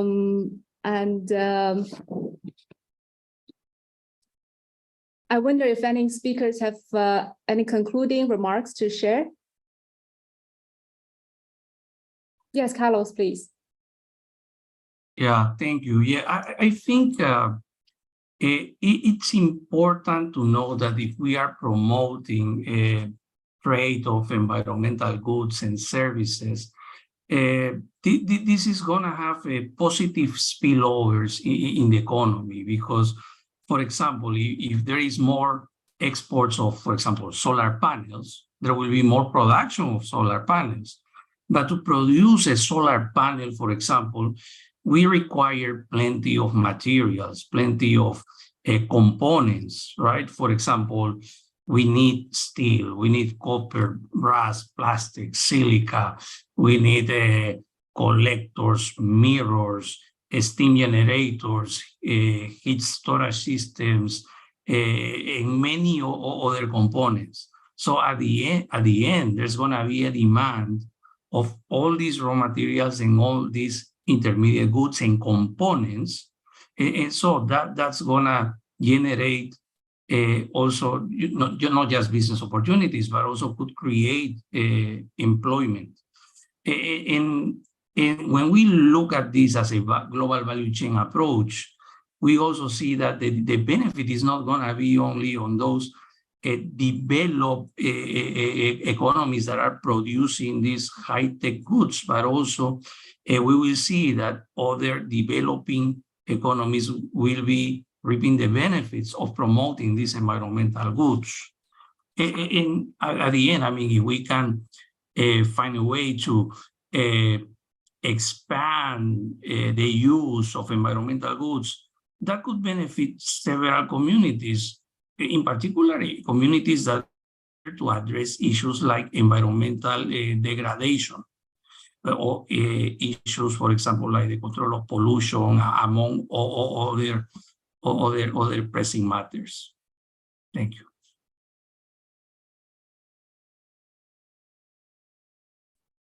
Yes, Ronald, please. Yes, just two things. One is the people online are pointing out that the link to the study is not appearing in the chat, but I also wanted to follow up on what Carlos said. A lot of these discussions tend to be come from the perspective of economic policy and economic opportunities and so forth. But I mean, this is a discussion on trade and the environment. And particularly when we talk about the environment, let's not forget the health of people and then economic consequences of that. That to the extent that environmental goods and services also help reduce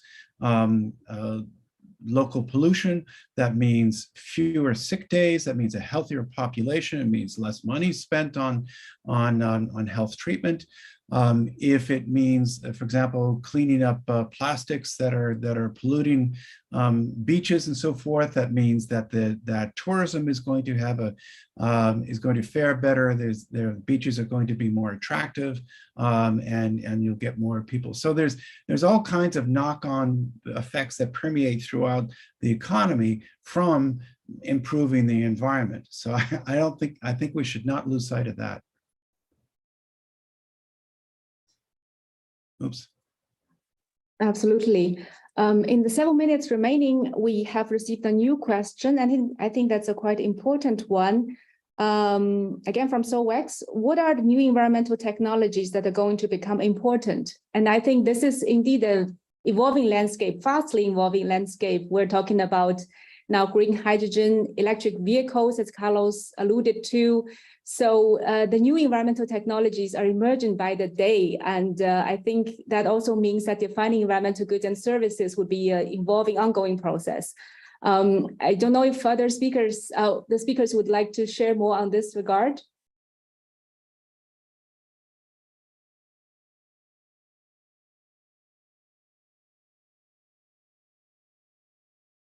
Yes, John, you are always sorry, I don't mean to hog it. If anybody else wants to come in. I'm just thinking, a couple of years ago, I produced a report where, one among the other things that I said that it was addressed in a sense to the World Customs Organization about what new categories they might want to think of. And obviously one is going to be electrolyzers. So those are devices that break apart water and turn it into constituents of hydrogen and oxygen.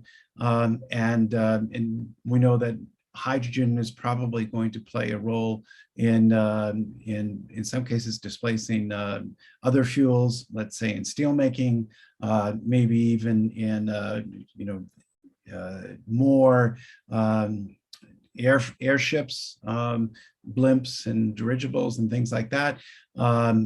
Also on the topic of aviation, we're probably not going to see very large air carriers replacing their jet fuel with electricity, but short haul flights, I do think that we're going to see electrification of that. There are all manner of monitoring instruments that will make it easier to monitor the environment and measure where pollution is happening or improve the application of fertilizers on farmland and so forth. Oops. Great. Thank you so much. And I think the WTO Conference Services has just posted link of the policy brief. Carlos, Jose, if you have more comments, this is the last time to chip in. Yeah, thank you. So I think there was also a comment or a question about defining environmental goods or services.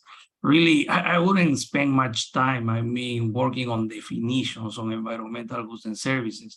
Those exercises have failed in many occasions. And let me give you just one example. Not long ago, New Zealand and the United Kingdom signed a free trade agreement that includes a comprehensive list of environmental goods. But initially, both delegations were planning to agree on a definition on environmental goods, and it was impossible. So, and we are talking only about two parties. So they tried many attempts, and at the end of the day, they decided, you know what, let's be pragmatic. Let's not talk about definition. Let's not discuss about criteria. Let's just agree on a list. And that was the most effective way. So I think we have to be pragmatic nowadays because these issues these challenges are very big, they are huge, and they require urgent action. Thank you.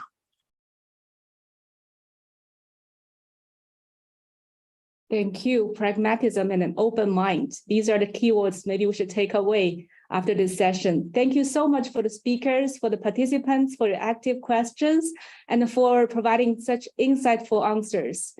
This concludes our session. Thank you so much and see you next time.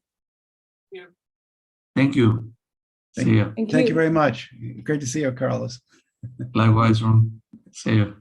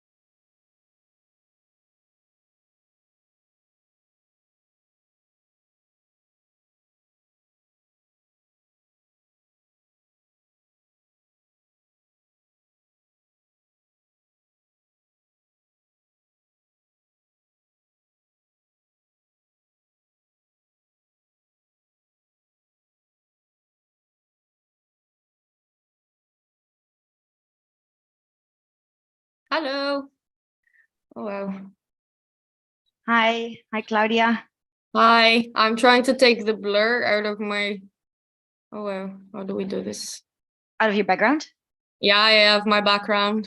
Well, We will change this very soon. Okay, I guess it should be here. Ah, wow. There you go. Very professional.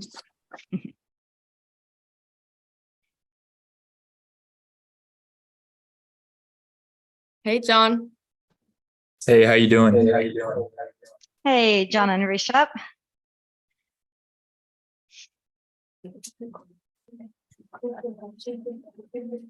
Do we have Caroline with us? No. Not yet. Not yet.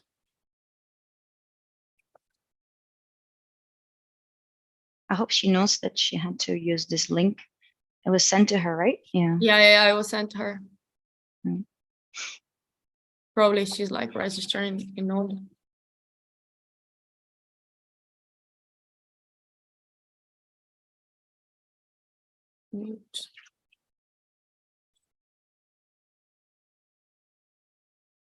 Is that the operations room there, John and Rishabh? Yes, this is it. Yep. Lots of people running around. Yeah. Do you hear an echo at your end? Yes. Okay. Just give us a I'll second. let you please. resolve that. Don't worry about us. Yeah.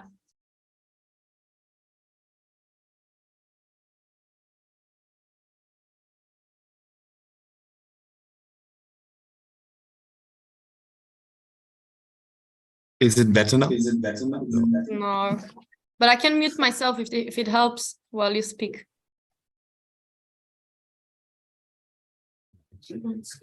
Could you mute yourself in that case? Hello. Is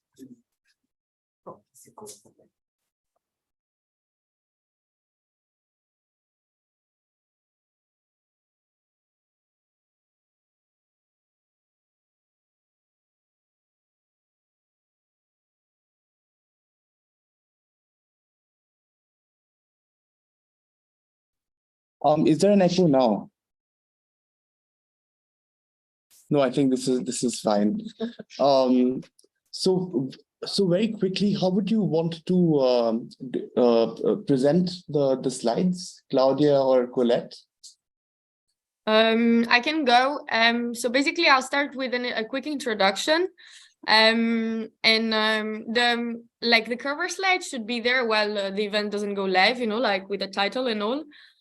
And then I'll start speaking a bit, and towards the end, at some point, I'll say something like, and today's agenda is, or when I start introducing the speakers, you could put the slide up. But if it's too much trouble, like the second, I can just put it from the beginning. It also works. Yeah, at some point I'll say I'm introducing the speakers, and then I'll state the agenda. And when I do that, just put the second slide. And then I'll hand over to Colette. And we'll do the remaining. Sure, that's clear, right? That's no problem. Yeah, we can do that on our side. Maybe after the agenda, if you could stop the presentation so actually people can see Colette without being on the little screen. Absolutely, we'll ensure that happens. Yeah, perfect. Oh, and we have Caroline with us. Hi, Caroline. Hi. Nice to see you. Nice to see you. Can I just check everything works? Everything works. Yes. Hear me? Yeah. We can hear you. We can see you. You have the test background. Yeah. Everything is in order. Just on the PowerPoint, Rishabh and John. So perhaps because the PowerPoint is just one slide essentially of substance, maybe you can put that one up once we start talking about the 3 pillars, because the first, 4 to 5 minutes of what I'm going to say isn't going to be about that. It's basically just context and background. So you can there can be no PowerPoint for that time. And then once we introduce the response, the framework, then the PowerPoint can be uploaded. If that's too complicated, we just keep the PowerPoint, but that might be a way to do it. And maybe Claudia, you can identify when that moment arrives. Yeah. I can put it in the chat box if it helps. Or you could just mention it, Yeah. and we'll keep it up. If we don't get something, just feel free to say like next slide or something. Perfect. Yeah, sounds good. Just so I know, Colette, how long are you going to be? 15, 20? How long are you planning to speak? Yes, I was thinking around 15 minutes, you know, plus or minus here and there something. And then what works for you, Caroline? Are you good with the 5 to 10 minute slots?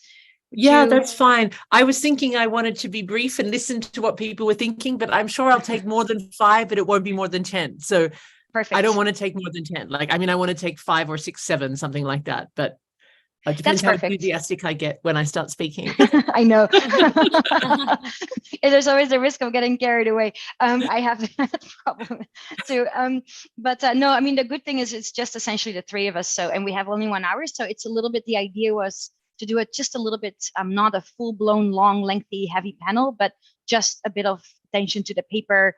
And then your comments on that paper and any ideas from your side, Caroline, from your experience on trade development and the environment. And then we have an open discussion. So we'll probably keep around, I think around 25 minutes or so for discussion, which should, I think, be plenty. Yeah. Okay, super. I have actually a question to John. Like, where can I see the questions from the audience? Is it on the YouTube event? Do I have to have it open at the same time? Yeah, if you go to the main web, can you hear me okay? Yeah, I can.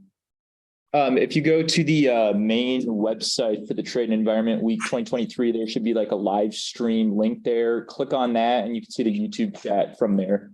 Okay, perfect. I'm doing it now.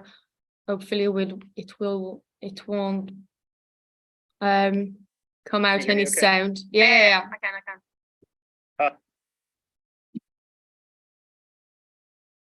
Okay, perfect. Oh, and Claudia, would you do a couple of closing remarks as well at the end? Yeah, depending on what you want to do. Like, I was just really thinking of like thanking the speakers, but if you want to like do something a bit more extensive, feel free. Let's see how it goes. But yes, Okay. I think if you can just wrap it up, and if we have a bit of time, and if something Yeah, really depending interesting on came time. up, then maybe I'll say something as well. Maybe Caroline wants to jump in. We'll just kind of play it by ear. Yeah. Yeah. My assumption just is that the questions will primarily be to you, Colette, as the author of the paper, right? Rather than to me. I mean, I will take the questions that are addressed to the paper, so don't worry about that. Okay. Yes, but there might be some questions more on more systemic issues, which you would be very well positioned to answer. So I think it's just whatever you feel comfortable. And Claudia is going to monitor the chat, and the ones that are very emotional or ideological, we're going to try to kind of tiptoe around some of those to not make this into another kind of, developing country versus the EU type conversation as much as we can. Okay, so just one thing, Claudia, if possible, I would prefer not to have to speak on like specifics of CBAM or deforestation. Excuse me, It's not in my interest to do so. We could start the session now, and we'll be going live soon. So please, thanks a lot. Okay. Yeah, but don't worry, Caroline. I'll keep it broad. Thanks. Just let us know when we're live. To my close here. Please start. Good afternoon, everyone. I guess we can start today's session. Welcome to this session on greening EU trade, integrating development as the missing part of the triangle, the last session of the Trade and Environment Week. I'll be the moderator of today's session. I'm very happy with that. My name is Claudia Zvedu.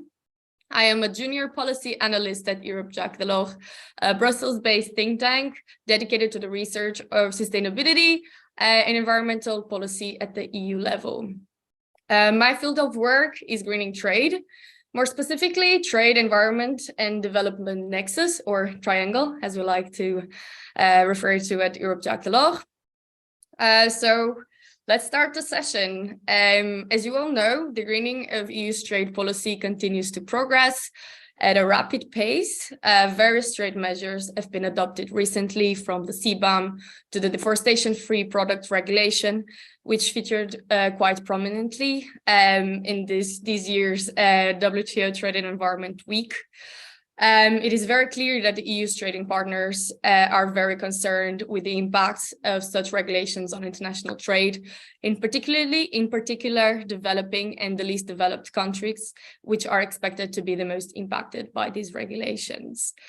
So it was against this background that, together with the former WTO Secretary General Pascal Lamy, Geneviève Pons, and Colette van der Ven, we at Europe Jacques Delors decided to publish a paper on this topic, calling for a new EU approach that better integrates development as a central part of this green trade agenda.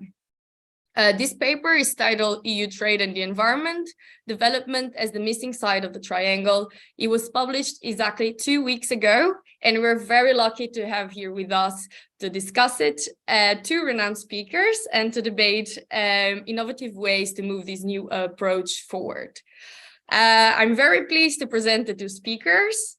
First, Colette van der Ven, the co-author of this paper, Senior Associate Researcher at Europe Jacques Delors and founder and director of Tulip Consulting.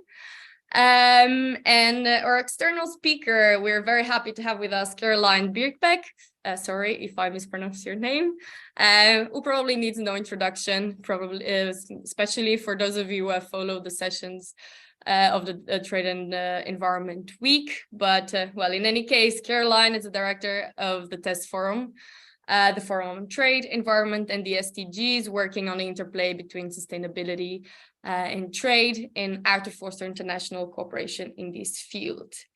The agenda for today's session, as you can see on the screen, is it will start with a quick introduction that I am about to finish, so we can all hear Colette present the paper. This will be followed by some reflections by Caroline. We're very happy to hear from Caroline her thoughts on our paper and on ongoing initiatives in this field, and we will conclude with some questions and answers. And in this regard, we would like to encourage you all to post questions on the comment section on YouTube. I will keep an eye on the chat box, I promise, and in the end, I'll read some of your questions will be answered by our speakers. So now, without further ado, I'll give the floor to Colette. Thank you so much, Claudia, for this really great introduction and overview of what we're going to do today. So it's really a pleasure to be here with you all online. I know, at least here in Geneva, the weather today is great, and the fact that you have chosen to delay the start of your weekend to hear about the findings in our paper on trade, the environment, and development is really, I think, a testament to your interest in this field. So we're very happy that you've given us a bit of your time to be here with us today. So my purpose, as Claudia mentioned, is to share the key findings of a paper jointly authored by Pascal Lamy, Geneviève Pons, Claudia, and myself at Jacques Delors, and then to turn it over to Caroline. So basically, the paper, I'm going to first give a bit of context and then explain what the framework is that we have developed in that context. So the context here is that over the last couple of years, the EU has basically adopted progressively fast speeds green trade policy instruments. You've all heard of the Carbon Border Adjustment Mechanism, the Corporate Sustainable Due Diligence instruments, deforestation-free products regulations, and all of those are unilateral EU sustainable trade instruments that basically have been adopted to advance the Green Deal, and both serve offensive and defensive EU interests. So on the offensive side, the EU seeks to leverage its market power to also influence trading partners in adopting similar environmentally friendly measures. On the defensive side, the EU has adopted these measures to protect domestic producers and ensure a level playing field. Domestically in the EU, these measures have been widely accepted by the EU public. They've passed, although there was of course criticism, but they've passed with comfortable margins in both both chambers. However, internationally, there's been quite a bit of criticism that these measures have received. And that criticism predominantly comes from the global south, developing countries, least developed countries, although of course it's not limited to that. And what we have done in the paper is identifying a little bit more clearly, well, what are the ways in which we can categorize that criticism? Because they come from different angles. And we need to understand this in order to understand how to potentially respond to this. So one category of criticisms surrounds or concerns green protectionism or regulatory imperialism. And here, developing countries aren't necessarily opposed to greening trade, but rather to the way in which it's being done and having to be dictated on how to do it by Brussels. So essentially the problem there and the criticism focuses on agency and on the need to have policy space to develop a country's own agenda towards these objectives. Then a second set of criticisms concerns loss of economic opportunities. And here, once these unilateral EU instruments are in force, they become conditions for market access. And this will mean that for smaller players from developing countries that might not be having the resources or aren't equipped in a way to change production to respond to this, they'll be losing out of EU market access. There have been various studies done to quantify the losses economically for some of these countries. And I won't enumerate all of these. They've been cited in the paper. The effect will, of course, depend. It will depend based on the final way in which the regulations that are adopted are basically coming out. It will depend on a country's specific capacity to adapt, to deflect potentially to other countries, and basically to respond accordingly. The third category of criticisms concerns justice and fairness. And here, this is very much related to the concept of common but differentiated responsibilities. The idea being that certain, not all countries have created or have contributed equally to the problems that we're currently encountering with regards to climate change and the environment, and that countries that haven't contributed as much, they should have some scope or leeway to not feel the brunt of the climate measures that must be taken to change course. And also this concerns development first questions. So here, a lot of countries are saying basically adopting environment or climate measures shouldn't come at the expense of development objectives that we have the right to pursue, that the EU pursued in the past. And that is something that likewise must be taken into account. So this is a bit of an oversimplification, but we thought it was important to identify the different angles of criticisms so that we could better understand how to potentially respond to this. So there are, of course, significant implications to this critique. It's not just a criticism. As those of you that are here might have seen, Indonesia and Malaysia basically announced that they will be delaying trade talks with the EU while seeking fair treatment for small palm oil producers in the meantime. So this actually is having implications vis-a-vis trade agreements and other elements that are part of the relationships between countries that are quite significant. What we argue for in this paper is that these negative dynamics deserve a strong and rapid response, and that the EU must reintegrate the development dimension into its trade and environment approach, and acknowledging the impact that its green trade agenda has on trading partners. And basically in the paper, what we have done is we have designed the contours of what a potential EU response towards some of these criticisms could look like. So I'm going to now walk you through some of those the three main pillars of the response. And we can put the slide up now, please.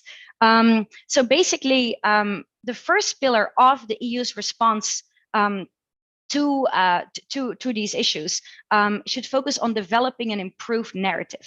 And basically, we acknowledge, of course, that the EU does acknowledge the development dimension and has also undertaken numerous different statements and activities that focus on addressing the development element. But a lot of this is piecemeal and or ad hoc.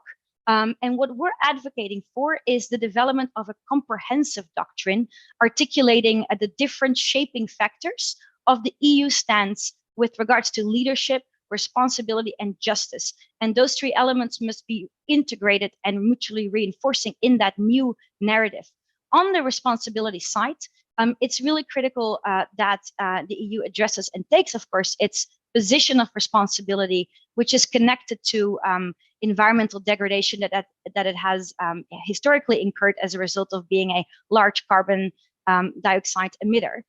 So here, the focus would be on taking a precautionist approach defined by Pascal Lamy as government protection or government protecting people from risk, as opposed to a protectionist approach, which focuses on shielding or protecting producers from competition. So that is something that must be really central to this new narrative.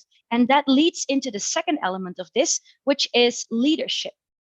So it is really critical for the EU to, based on its historic responsibility position here to addressing those wrongs, to take a strong leadership position. And the EU must really set a benchmark of ambition. It's doing so, or it has done so through the European climate law, where essentially it's turned the goal of reaching carbon neutrality by 55% by 2030 into a legal obligation, thereby going beyond the Paris Agreement and the nationally determined contributions that are not enforced as strictly often. But it's important that the EU focuses on that leadership ability. This, of course, doesn't mean other countries cannot also take leadership. It's much welcome that other countries take leadership too, but the EU must take here a position of showing the way.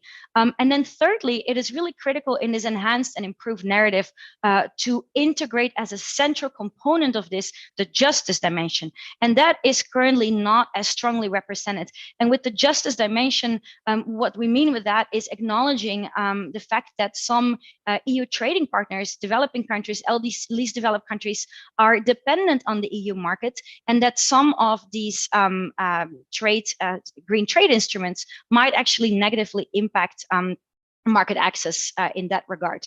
So that needs to be not just a mere afterthought, but it needs to be a central component of the new narrative that focuses on the nexus of trade, environment, and development as a key component. Then turning to the second pillar of the response to some of these critiques and to reintegrating the development approach, in our paper, we've outlined the importance of developing a diversified approach. And with that, we emphasize the importance of leveraging frameworks and fora and initiatives at different levels. On the one hand, the multilateral level, as we have identified, there seems to currently not be one multilateral institution that is mandated to focus specifically on trade, the environment, and development. Rather, we have institutions that tend to focus on 2 out of 3 of these elements. So in that regard, we are advocating to develop a global triangle forum where the mandate really is not just trade and environment or trade and development, but trade, environment, and development. And this could be hosted within existing international organizations. We think that one logical place where this could be hosted would be the World Trade Organization, which has both in the environment and development as part of its responsibilities and mandate. A second element of the diversified approach is focused on bilateral agreements and bilateral relationships. And of course, in contrast to the multilateral approach, the bilateral approach allows for a lot more room to maneuver and to adopt an approach to a country-specific situation. And that is one of the elements we stress here. And that is also aligned with the review of the trade and sustainable development chapters in free trade agreements at the EU level, to really develop tailor-made responses to countries specifically. And what we're looking at here is we've looked for, well, what countries could be priority countries to engage in to develop a better response to this. And on the one hand, we've identified focusing on major emerging markets because of their importance in moving towards addressing key environment and climate issues. And on the other hand, we focus on addressing focusing on vulnerable least and developed countries. With regards to the emerging markets, regional trade agreements would be an important vehicle to leverage. Regional trade agreement negotiations that are ongoing could be more specifically include an approach that focuses on specific issues encountered by the country in question as a result of the EU's green trade agenda, and then specific options for capacity building, technical assistance, financial assistance, and other instruments. So the idea is to really tailor the negotiations and the approach towards the country and the country's needs, as well as to acknowledging and responding to not only the bilateral element here, but incorporating the unilateral parts and the unilateral measures that will implicate the trading partner. On the least developed country side, the idea would be to develop trade and environmental partnerships that could also be specifically tailored and focused on elements of or areas of weakness or vulnerability. And there, of course, the EU is already doing some of this. We already have some examples in the cocoa industry and others of where this is happening. And what we're advocating for, or what we're suggesting here, is not that this isn't happening, but that there should be a more systemic way in which this should be done. And I'll talk a little bit more about that in a minute. The third angle here under the diversified approach concerns the plurilateral side. And this would involve the G20, the G7, but also initiatives that have emerged like the Global Methane Pledge, Climate and Clean Air Coalition, as well as the Coalition of Trade Ministers on Climate, which I'm sure Caroline will have a few things to say about. And the idea is that these instruments and initiatives are also a critical part of developing this reaction and response and integrating the development dimension. But it's really important that these initiatives don't just focus on trade and environment, and again, with the development dimension as an afterthought, which is often how these initiatives operate, but the development really is integrated as a central component. Now we turn to the third set of the third pillar, which focuses on developing a new panoply of instruments.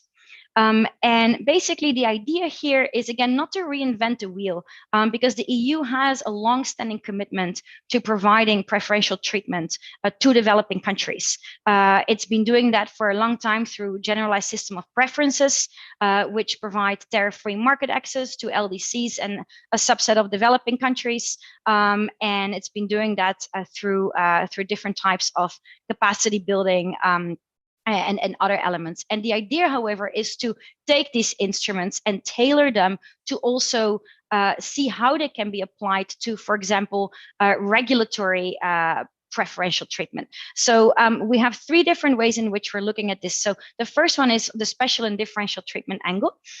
Even though during the CBAM negotiations, they rejected in the EU calls to have some exemptions for a subset of developing countries, we argue that the door for considering special and differential treatment for smaller players in the field whose contributions to certain environmental harms are negligible, that discussion should still be explored further, and that there are ways in which perhaps de minimis thresholds could be adopted in some of these regulations, or other forms of special and differential treatment. So those all need to be specifically tailored to the instruments that in place, and the discussions and the way in which that could potentially be designed will have to be different for these different instruments. But the general concept is that there is a case to do so, and at the same time, it won't further augment the problem, especially if the countries that would not be covered immediately by those regulations are not the ones that have or are contributing severely to the environmental issue that the EU trade instrument is tackling. Then the second part is capacity building. And again, capacity building is something that the EU is doing quite actively through different types of instruments. And there are already also environment and trade partnerships like the Just Energy Transition, or there's a lot of emphasis on greening aid for trade. And all of these initiatives should continue. And what we're advocating for is to develop a more systemic approach to this, because because right now the way it works is very project and piecemeal specific, and we're advocating for a way in which this is better integrated as an integral part of the approach. One way, for example, in which that could be done would be by tying support or offering support as a proportion of the forecasted impact that the new standard will have on export, so that you really have a straight link between the development capacity building element and the measure at hand. Another important element of the new instruments section concerns access to technology. Technology will be absolutely critical to enable a lot of developing countries to make the transition towards the green, towards a green economy and towards complying with some of these EU instruments. And often they don't have the relevant technologies. So that is going to be a really important element of this story as well. We've identified a couple of areas where efforts could be made in this regard, and developing a potentially, or building a coalition to develop a green tech bank where patents could be basically bought and then made available to players that require them for their green transition, with a focus on critical green technologies would be one potential option to consider. Then turning to the final element of the new panoply of instruments, transparency and predictability. So there's quite a few things here that that could be taken at that level by the EU to essentially enhance really a collaborative approach, as well as one, I mean, as the title says, that's transparent.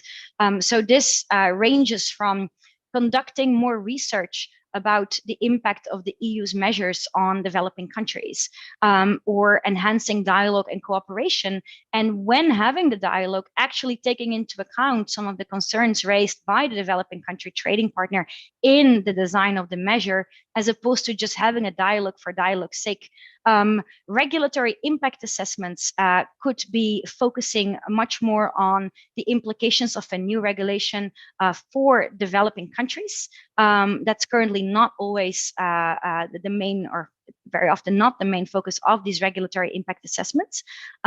Other options would be to explore how to leverage mutual recognition and equivalence as concepts to taking into account local standards that are produced by different countries, and see how and whether those could be considered as a factor or sufficient to complying with regulations and standards at the EU level. Then we've advocated for developing a specific chapter on the environment, on environment-based trade measures in trade policy reviews, to make that more prominently reflected, and have timely clarifications of when the next stages of very relevant green trade measures of the EU are happening, so that trading partners can have ample time to reflect that in their strategies. And then finally, also prioritization of the development of international standards, which would make the need to go unilateral a lot, or will minimize that need. And here there's a critical need, for example, to develop standards on environmental production of agriculture, but there's lots of others, like in the circular economy or other elements. So these efforts must continue. Now, in order for this to happen, we have one final recommendation that we make in the paper, and that is that the institutional element needs to be addressed. Right now, a lot of different directorate generals are responsible for different parts of these elements. So DG Taxhood is in charge of the CBAM, the DG Environment of Deforestation-Free Products Regulation, development and trade happens under the purview of DG Trade, and DG IMTA deals with partnerships for development. In order to actually take into account the implications of a measure on development, on the environment, and on trade, and integrate those as a whole of the decision-making process, we're advocating for the development of a triangle forum at the EU Commission level, where the relevant players can come together and assess different regulations, keeping in mind those three critical elements. So that is essentially the highlights of our paper. I'm gonna stop here and turn the floor back to Claudia. Thank you very much, Colette. Great presentation. It's not always easy to summarize a 15-page paper and put it into a presentation, but thank you very much. I think it was a fair and just summary of all of our proposals. Maybe we could have now the slide with the paper, so you know where you can find it. The paper is available on our website and is actually part of a series of papers that we have at Europe Jacques Delors. This is the edition number 14. So go to our website and check out this paper and the previous ones. And now I am very happy to hear what our external speaker, Caroline, has to say in this regard.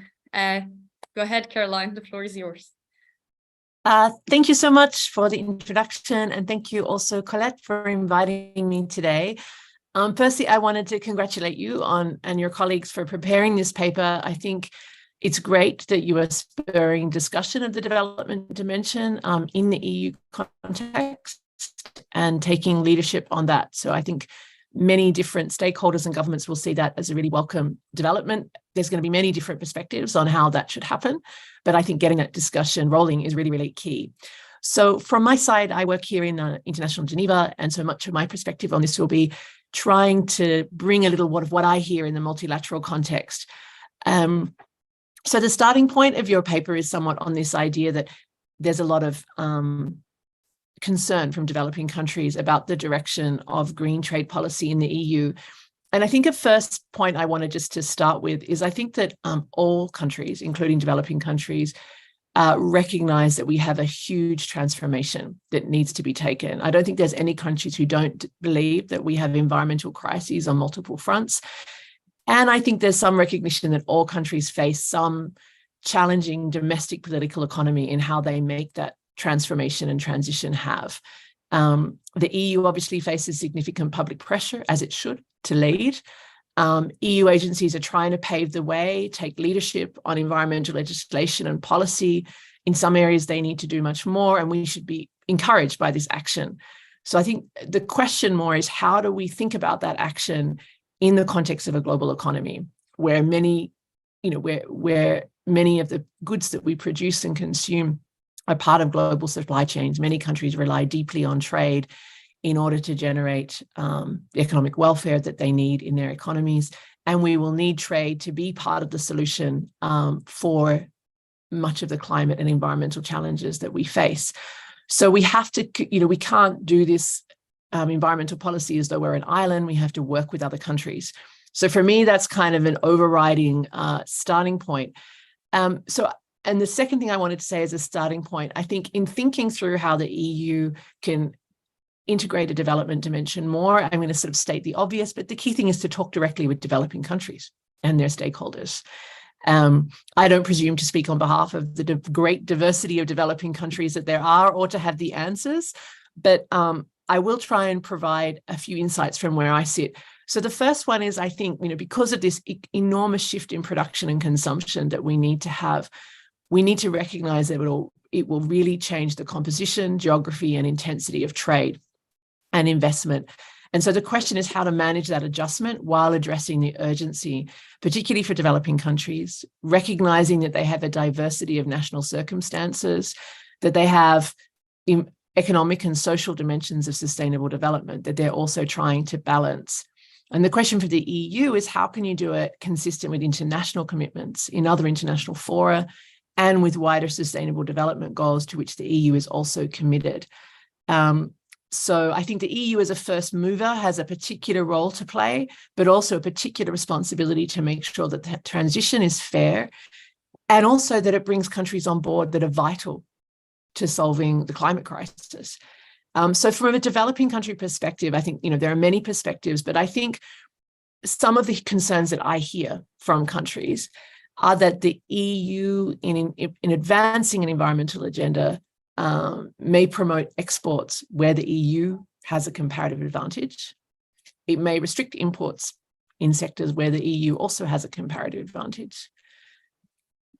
So there's sort of a question of skepticism there somewhat that may or may not be well placed, but that's there.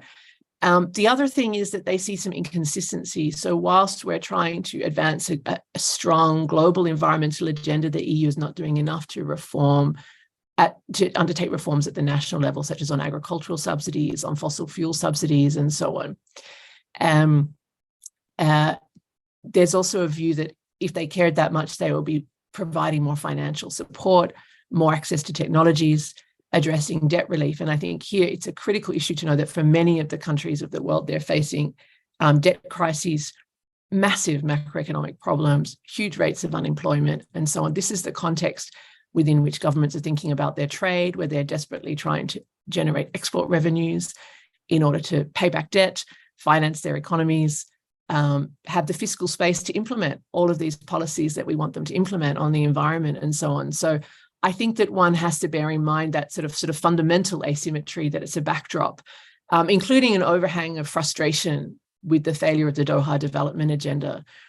And you've heard in many fora, and I think that Colette mentioned it, you have this sense of this emphasis on common but differentiated responsibilities and capacities, and the idea that there needs to be more accounting for this principle.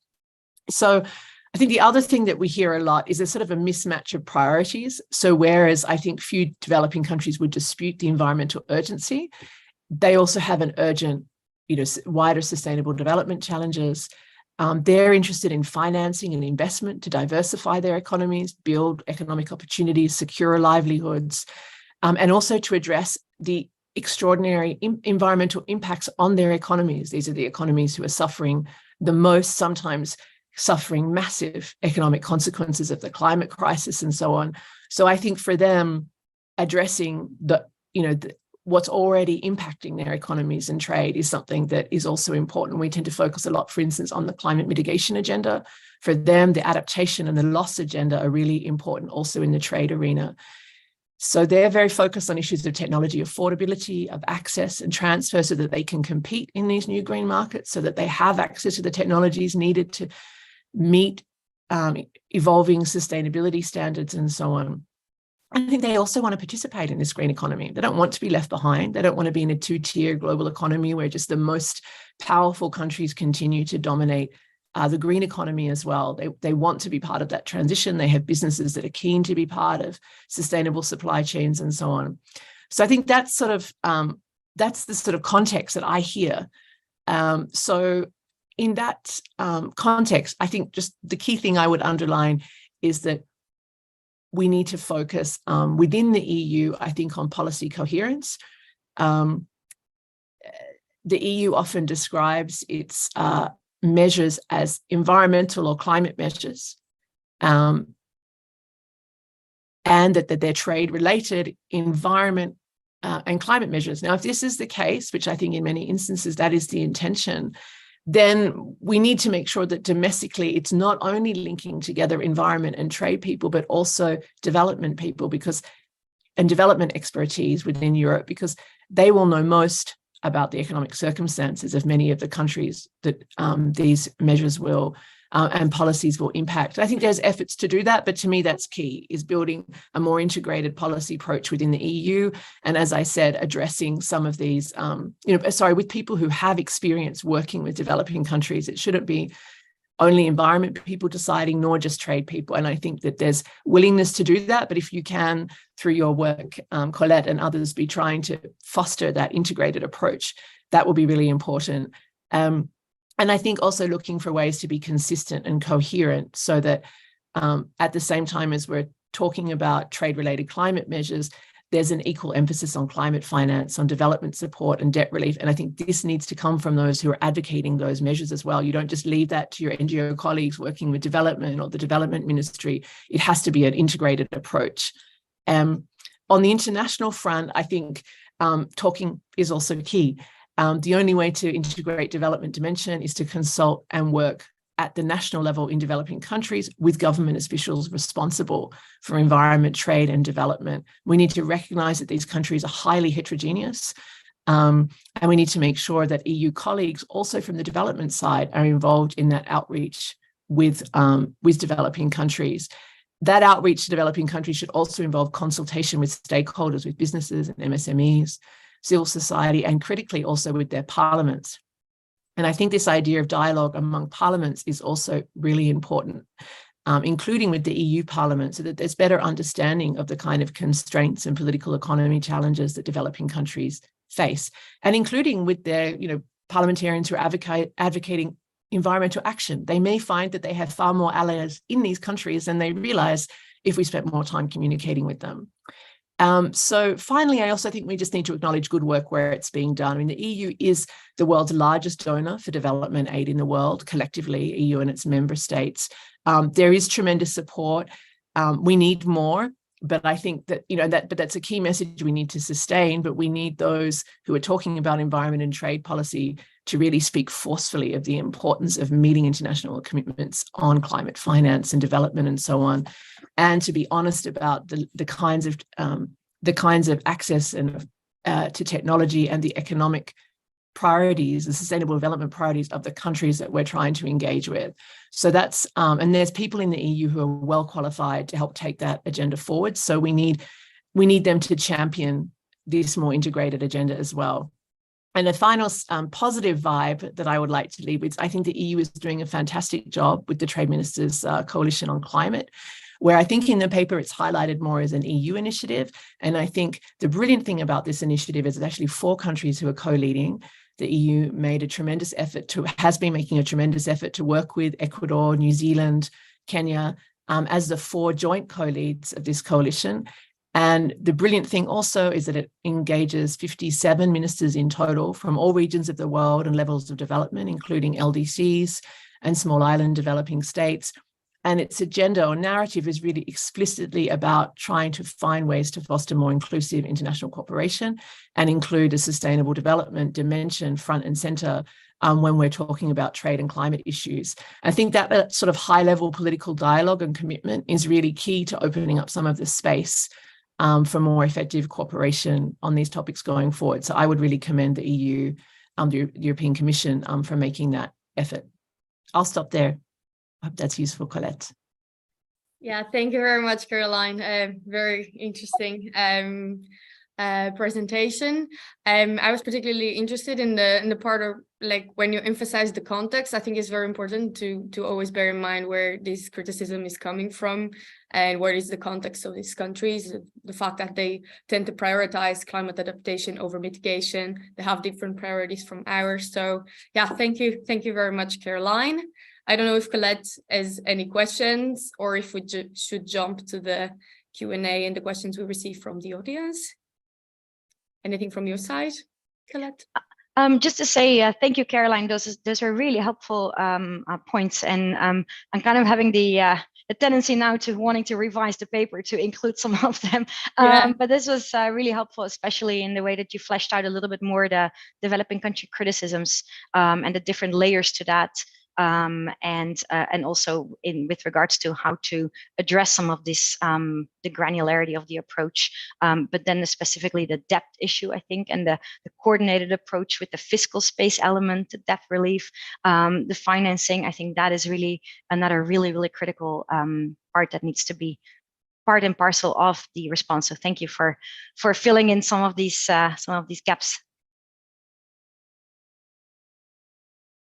Anything else from your side, Caroline, or should we jump to the questions?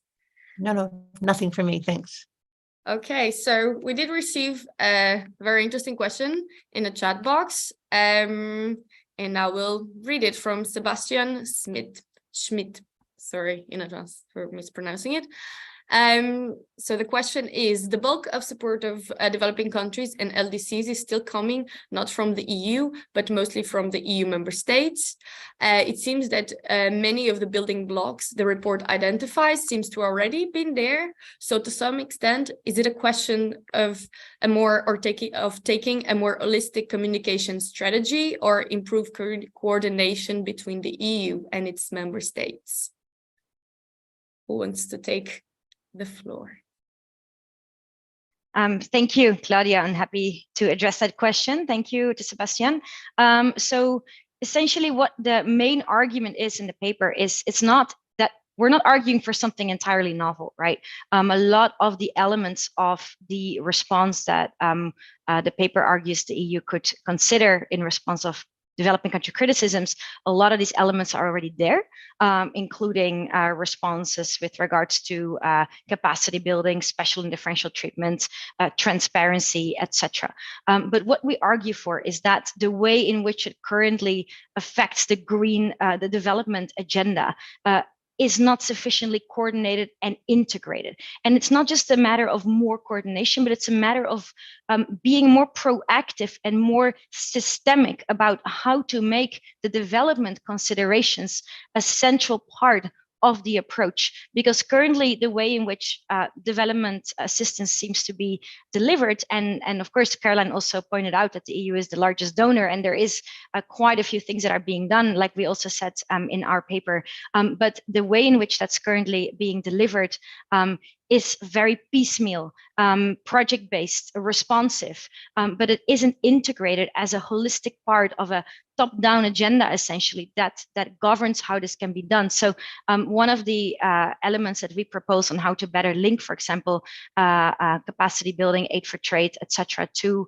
the green trade instruments and their implications for developing countries would be by connecting it to the impact a new measure has on trade with a specific country, right? So that would be a more systemic way of incorporating it. So we're calling for not just enhanced cooperation, but for a much more systemic way in which to integrate the development dimension. And this, of course, would also involve lots of coordination with member states, right? Because a lot of member states are critical players in this. The Commission, of course, needs to get the buy-in and work very closely with member states on all of this. So the coordination part between the Commission and the member states would also definitely be a critical part of going here. But the fact that I think a lot of the building blocks are already there would be a nice transition to going to the next level.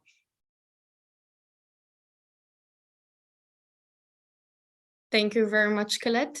I don't know if Caroline would like to add something to the question. Otherwise, I think I will go ahead and ask one question that I have. Feel free to reply, either Caroline or Colette. But yeah, in the paper we do suggest quite a lot of ways in which the EU could change its approach and provide a more active response in helping and supporting developing countries implementing its policies. And I was wondering, which of the recommendations presented do you believe would be easier to implement or more efficient in addressing this issue? What could be the low-hanging fruits in this regard, in a more like pragmatic view, I guess?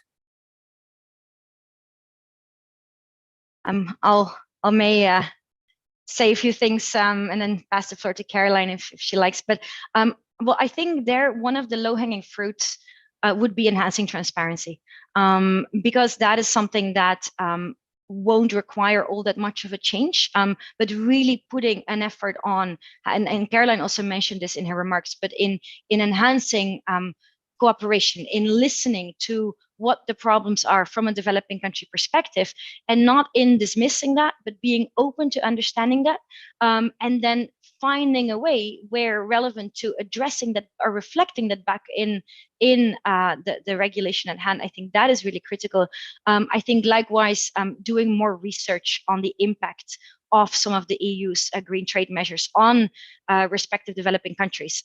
For example, right now, the eco-design for sustainable products regulation has just passed through the Council, and that, if that regulation, were to be adopted, it would significantly impact garment exporters to the EU, because it would require that a variety of different products, but including garments, would actually have to be designed in accordance with eco-design and performance requirements standards. Now, in the risk or in the regulatory impact assessment that was done before this regulation was proposed by the Commission last year, it's about 1,000 pages or so. And I looked through it, and developing countries, from what I saw, have 2 pages in that 1,000-page regulatory impact assessment, right? So it shows that there is this missing element, and I think it is a pretty low-hanging fruit, because already so many resources are provided and into assessing the implications of new regulations on different stakeholders, although mostly at the EU level, but I think that could easily be expanded to including analysis as to the implications for developing countries. And likewise, outside of the context of regulatory impact assessments, research, lots more research papers, perhaps more funding for this kind of specific research could be one element. And then I think also with regards to clarification of where the next steps are in the regulatory process, just being more upfront about what's coming and when it's coming, so that countries can take note. So I think that is probably one of the easiest or the easier elements to implement here. And again, because the EU is already using a lot of these instruments. And I think also creating a more systemic way of doing capacity building would be something that could probably be in that same list as well. It would just require finding a more overarching approach that links those different elements of the agenda.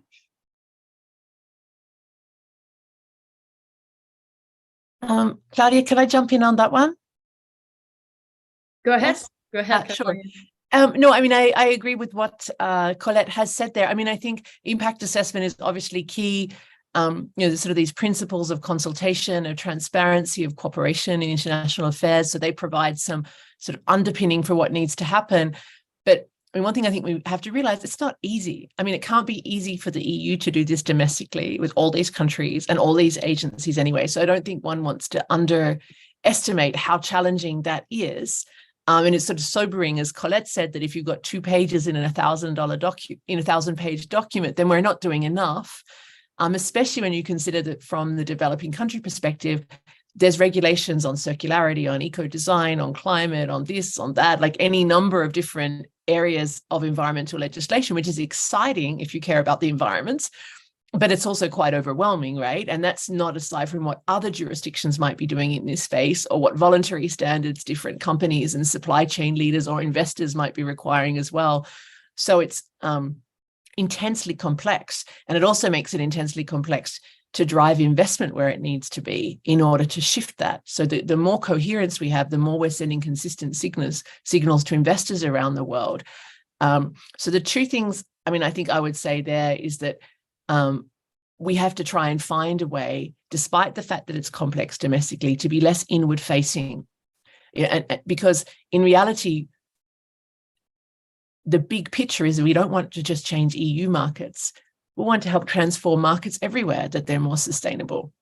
And if we want to shift international supply chains and get action globally, then you need to be talking with your trading partners as these are being designed, or you get a suboptimal outcome in terms of environmental effectiveness.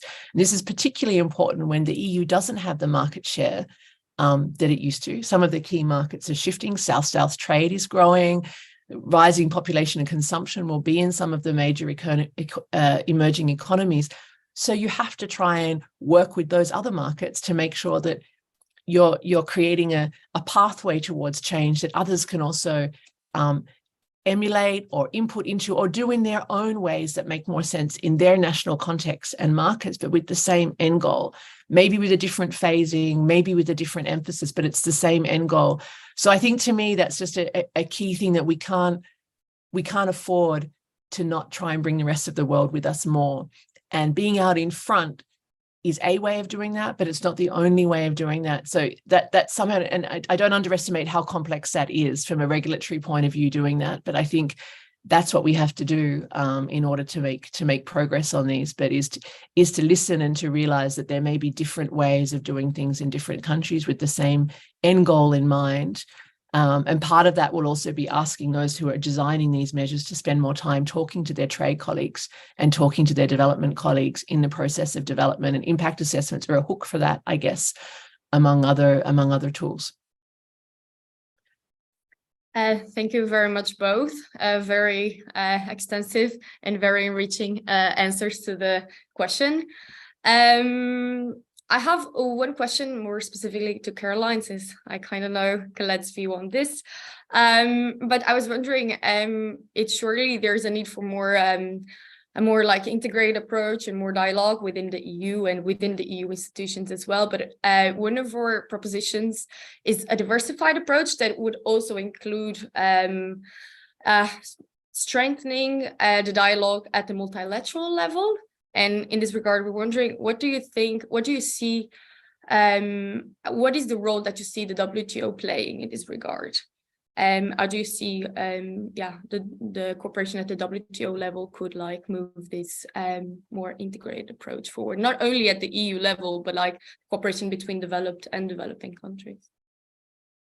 So I think, thanks for the question. I'll try and be quick so we go back to Colette. I mean, I think at the multilateral level, we're seeing an important evolution of discussion on sustainability and trade, and also on the environment dimension specifically. As you know, we have the Committee on Trade and Environment, which is the main fora for multilateral discussion on these issues. It has been kind of stuck for many years in not being able to tackle some of the key issues on the policy agenda. So it seemed sort of out of date.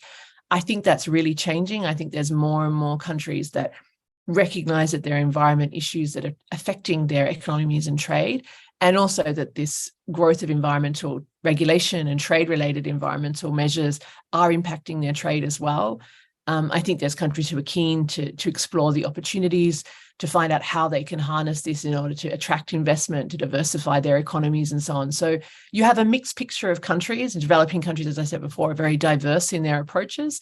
But I do think there's scope for multilateral cooperation and for enhancing that. And I think I'm optimistic that we will see more of that at the WTO. I don't expect a lot of great new deals out of the WTO in the near term, but I think that we shouldn't underestimate the fundamental importance of multilateral dialogue and cooperation as a way of building understanding about ideas, what the experiences in the different countries, especially among developing countries, sharing their experiences. And they're doing a lot more than they're often given credit for on the stage when we talk about trade and environment issues. I think that's a key part of the narrative that we have to shift, is often, especially in their MSMEs and certain countries, are really doing a lot. They're really pathfinders on this issue. So we need to help recognize what they're doing and ask them what they think would be helpful in supporting their transition and their efforts.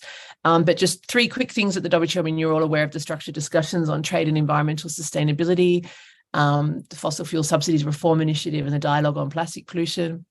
In all three of those, the EU is an active participant and looking for ways, I think, to work with developing countries and all countries in finding ways that there can be different kinds of outcome in the WTO system that would help support this agenda.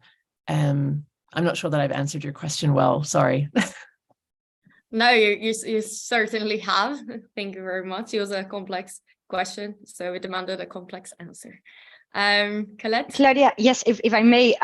So just my 2 cents on that as well. Caroline has already touched upon most things.